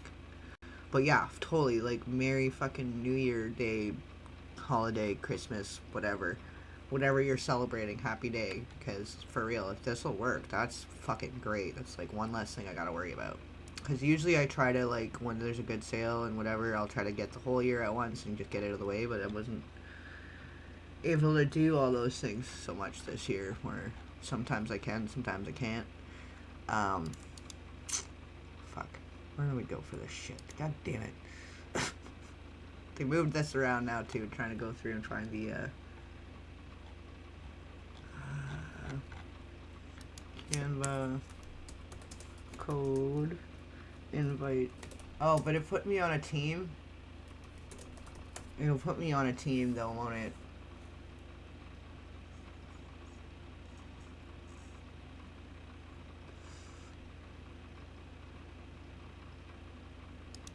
Because then, like, you can see all my shit, can't you? I'm gonna look into this. I don't know what this is gonna do. And I don't want it to merge and then cancel, like, delete all my stuff either. Like, all my projects and stuff. But you're a teacher, I guess. For teachers, you're able to give a code. That's pretty cool. That's pretty cool. Yeah, let me read into that more when I'm more awake. Because definitely this is probably not the hour for it. It's gonna end up getting messy. But yeah, I think I can.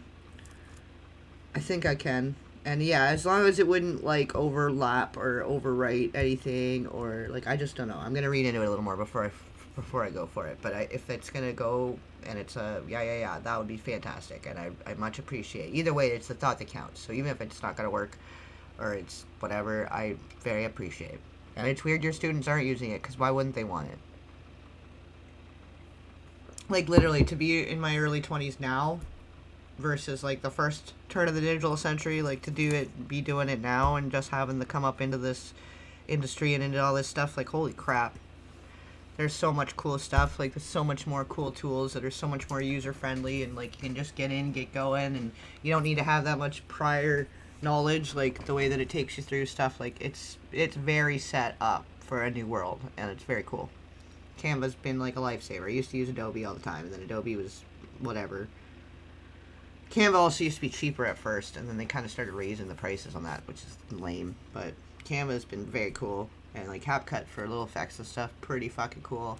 Like if they had this shit 10 years ago, man, holy crap, where I would be now, instead of, you know, when I got a lot farther ahead, trying to do all these documentaries the way I was doing them, just even like 3 years ago versus now with all these new tools and advancements, and even for research stuff, like some of the AI, like I started training the AI assistant for, like I can load a bunch of books or files or articles and be like, help summarize and get all the different information and line it up and let me know which, you know, link goes to what, like organize the information I have and make it easier for me, so that when I'm going through and trying to do the script and stuff, it's like chronological, and like it just saves me so much fucking time of doing that kind of thing manually, you know?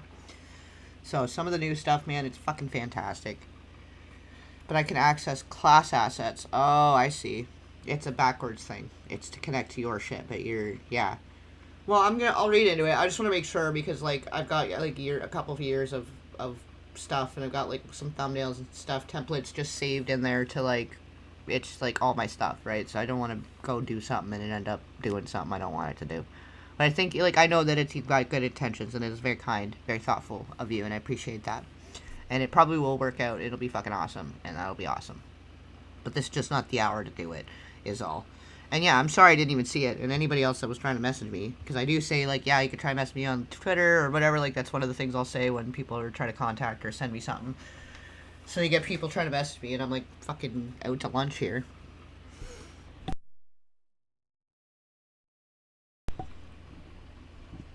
But yeah, I guess we're gonna call it here.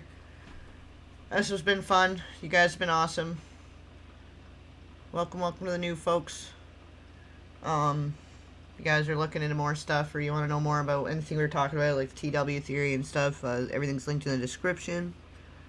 If you want to follow outside of this realm, I do the Twitter, and there's the Telegram group. Post a lot of different stuff in there, just to do with relating to the great big elephant in the room. I know, I'm trying to get good at doing the spiel here. Trying to do more of, like, the YouTuber thing. Like, as much as I'm kind of the anti-media and anti-commercialism and anti-whatever, you gotta kind of play the game to an extent to keep her going and do the thing, right? But you guys know where all the things are. Yeah, like, well, and they changed it all, too, so it's like, fuck, like, this, I don't want to do that. Like, can I opt out of that? And I just hadn't had time to even look into that just yet. Or maybe I did do it, because it just let me in and it didn't make me do a thing, but it also didn't make me punch anything in, so I don't really know. I don't know, but there was a bunch of stuff in the requested folder that I didn't even realize, and I feel like a dick a little bit. The new era, I don't know, like, if there's never been an old era, like, for Canada, it's kind of always been decriminalized. Like, it's been, like, a normal fact of life or way of life the whole time. So I don't know, it's also weird for me to think of that there's places where it's like such a criminal thing at some point in time, because it was never really a thing here, even when it was, but it just wasn't, you know. People didn't really care if you weren't causing any trouble. Like, if you were causing a ruckus and they find some on you, like, you might get in trouble for that too. But if you weren't doing anything, you're just sitting in the park with your buddies smoking a joint, they don't give a shit. But it's not good for you. Also, smoking is bad. Don't do it. I don't know. I'm not sure what you're allowed to fucking say anymore. I'm not recommending combustible inhalants.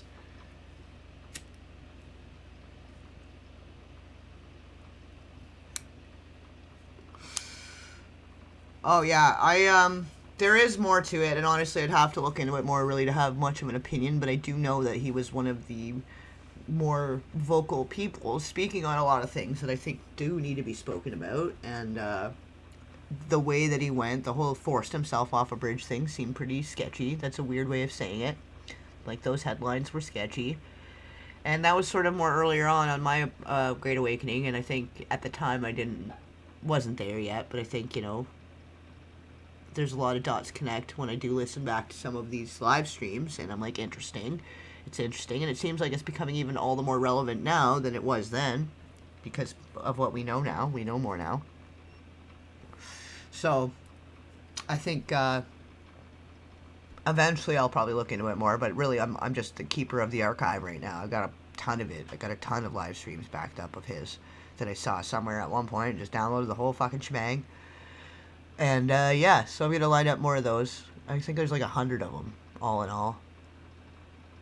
Mainly from 2019 though, and maybe there just wasn't many from 2018, but I've got a few, but I think for the most part they're all from 2019. And yeah, the Tyler Chase thing, it's not going to be necessarily serious, but I do want to touch on it and follow it to an extent. I can do another live follow-up thing, because I have opinions, and I think that there was something bigger going on there, and it was so good for 2 minutes, and then they fucked it up.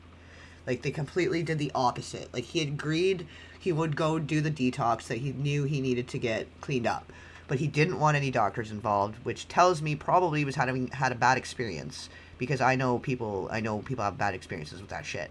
And because he did seem pretty fucking normal until they started medicating him, and then things all went pretty fucking weird, right? And then, yeah, once you're on the street and you're already at the lowest of your low, you're very likely to start doing hard things, heavy narcotics and stuff.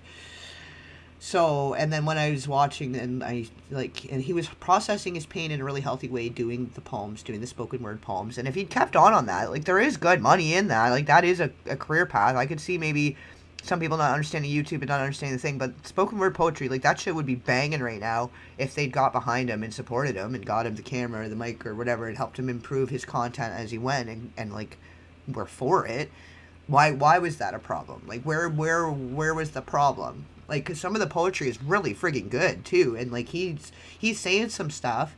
It's intriguing, it's fascinating, and you can tell it's a healthy outlet. It's a healthy trauma, pain outlet, right? And then, yeah, he's talking about this book. It's like 2019, mid-2019. And he's saying that I finally finished the book. Like, he's talking about it. And then just things went weird. Like, so was it that he was crazy, or did somebody want to silence him? Like, knowing what we know now about some of these kid show spheres, what was going on at the time.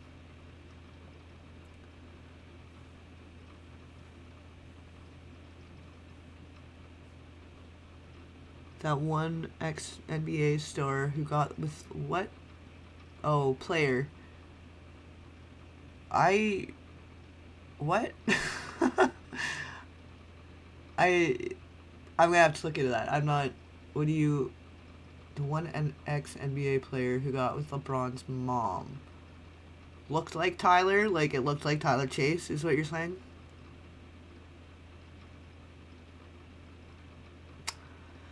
But yeah, I don't know, and it's interesting because those Ned's Declassified people, some of the other ones were like, oh yeah, that doesn't happen on our set. They were making fun of the Quiet on Set documentary, like, with people disclosing stuff that had happened to them over there and on their show and on, like, Between the Amanda show and the Drake and Josh, like, Drake Bell's story. They were making jokes and, like, laughing about it, and it was this whole thing. And then, like, people called them out and they apologized and whatever. But those other cast members that were making those jokes, like, now they're like, oh no, poor Tyler, we gotta help him. But it's like, yeah, it's not so funny now, is it? You didn't think that shit was happening on your sets, and now look what's going on now. What do you think maybe too partly was, like, you know, what was part of his going down, spiraling out, you know? Watching maybe something did happen to him on that set, and he's watching all his cast members laughing at a kid that had laughing at the guy that had the courage to speak up and come out and speak about it, and they're laughing about it.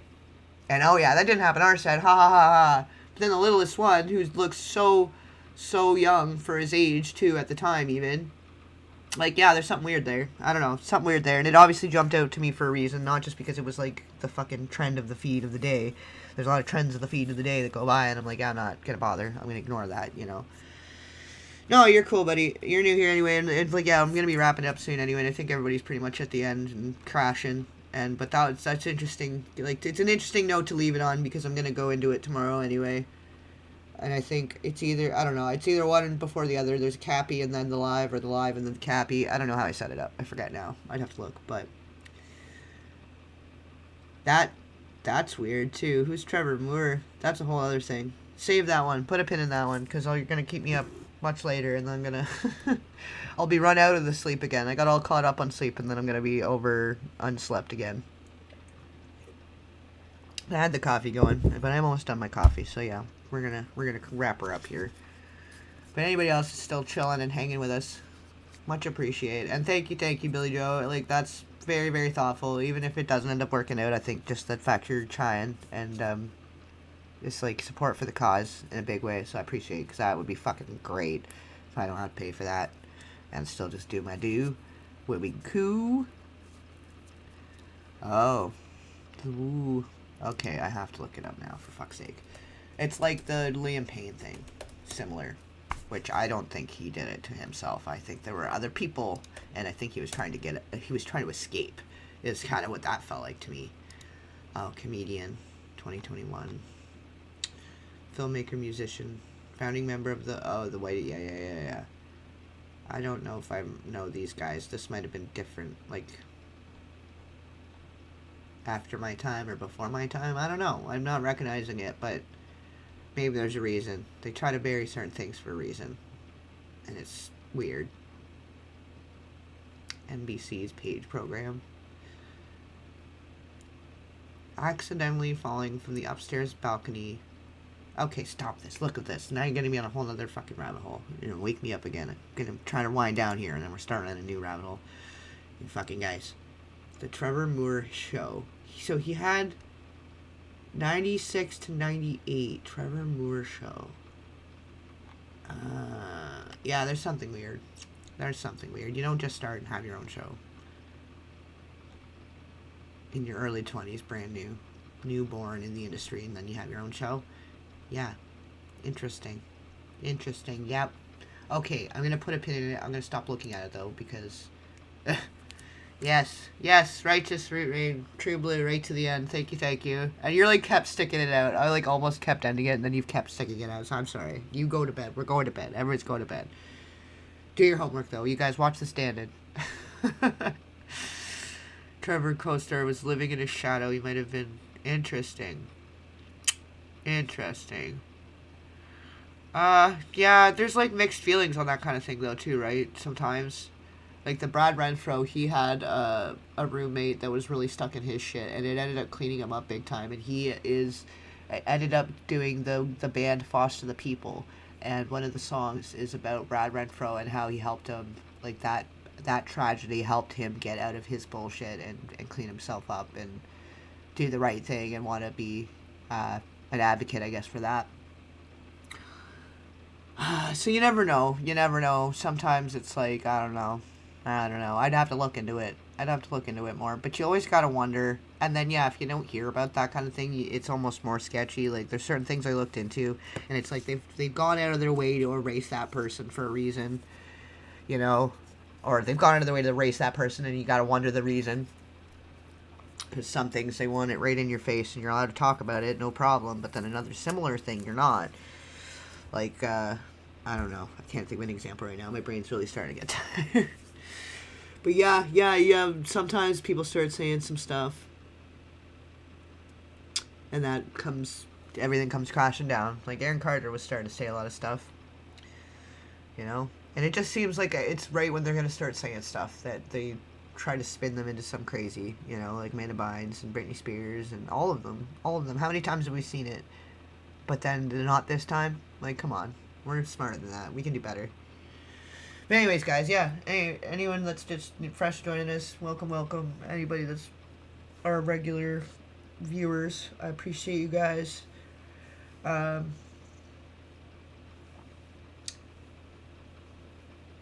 You coming in, you must be at a different time in the stream, because I don't know what you're referring to there, bad boy ready. Or if you're even going to hear this now before I shut her down. But anyway... Christina's still here. Yeah, right on. Welcome from Finland. Yeah, you're still like, it's only noon there. You're just like, hello, it's daytime.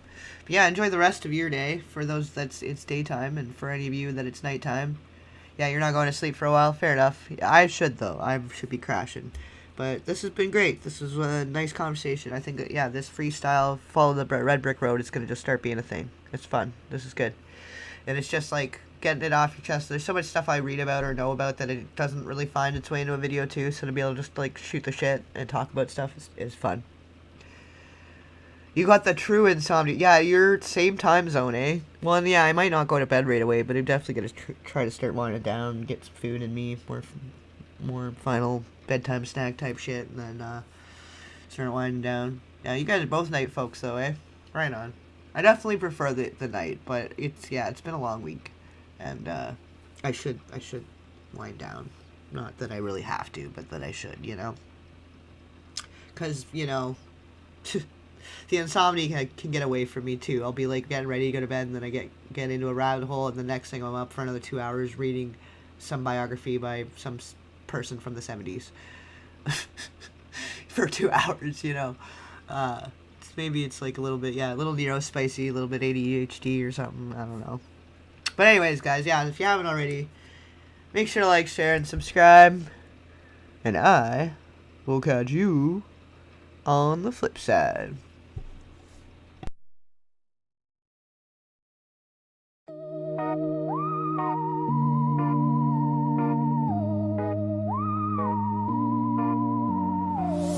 Red bricks crumble under my feet. A path that whispers a cursed heartbeat. Shadows stretch long, they know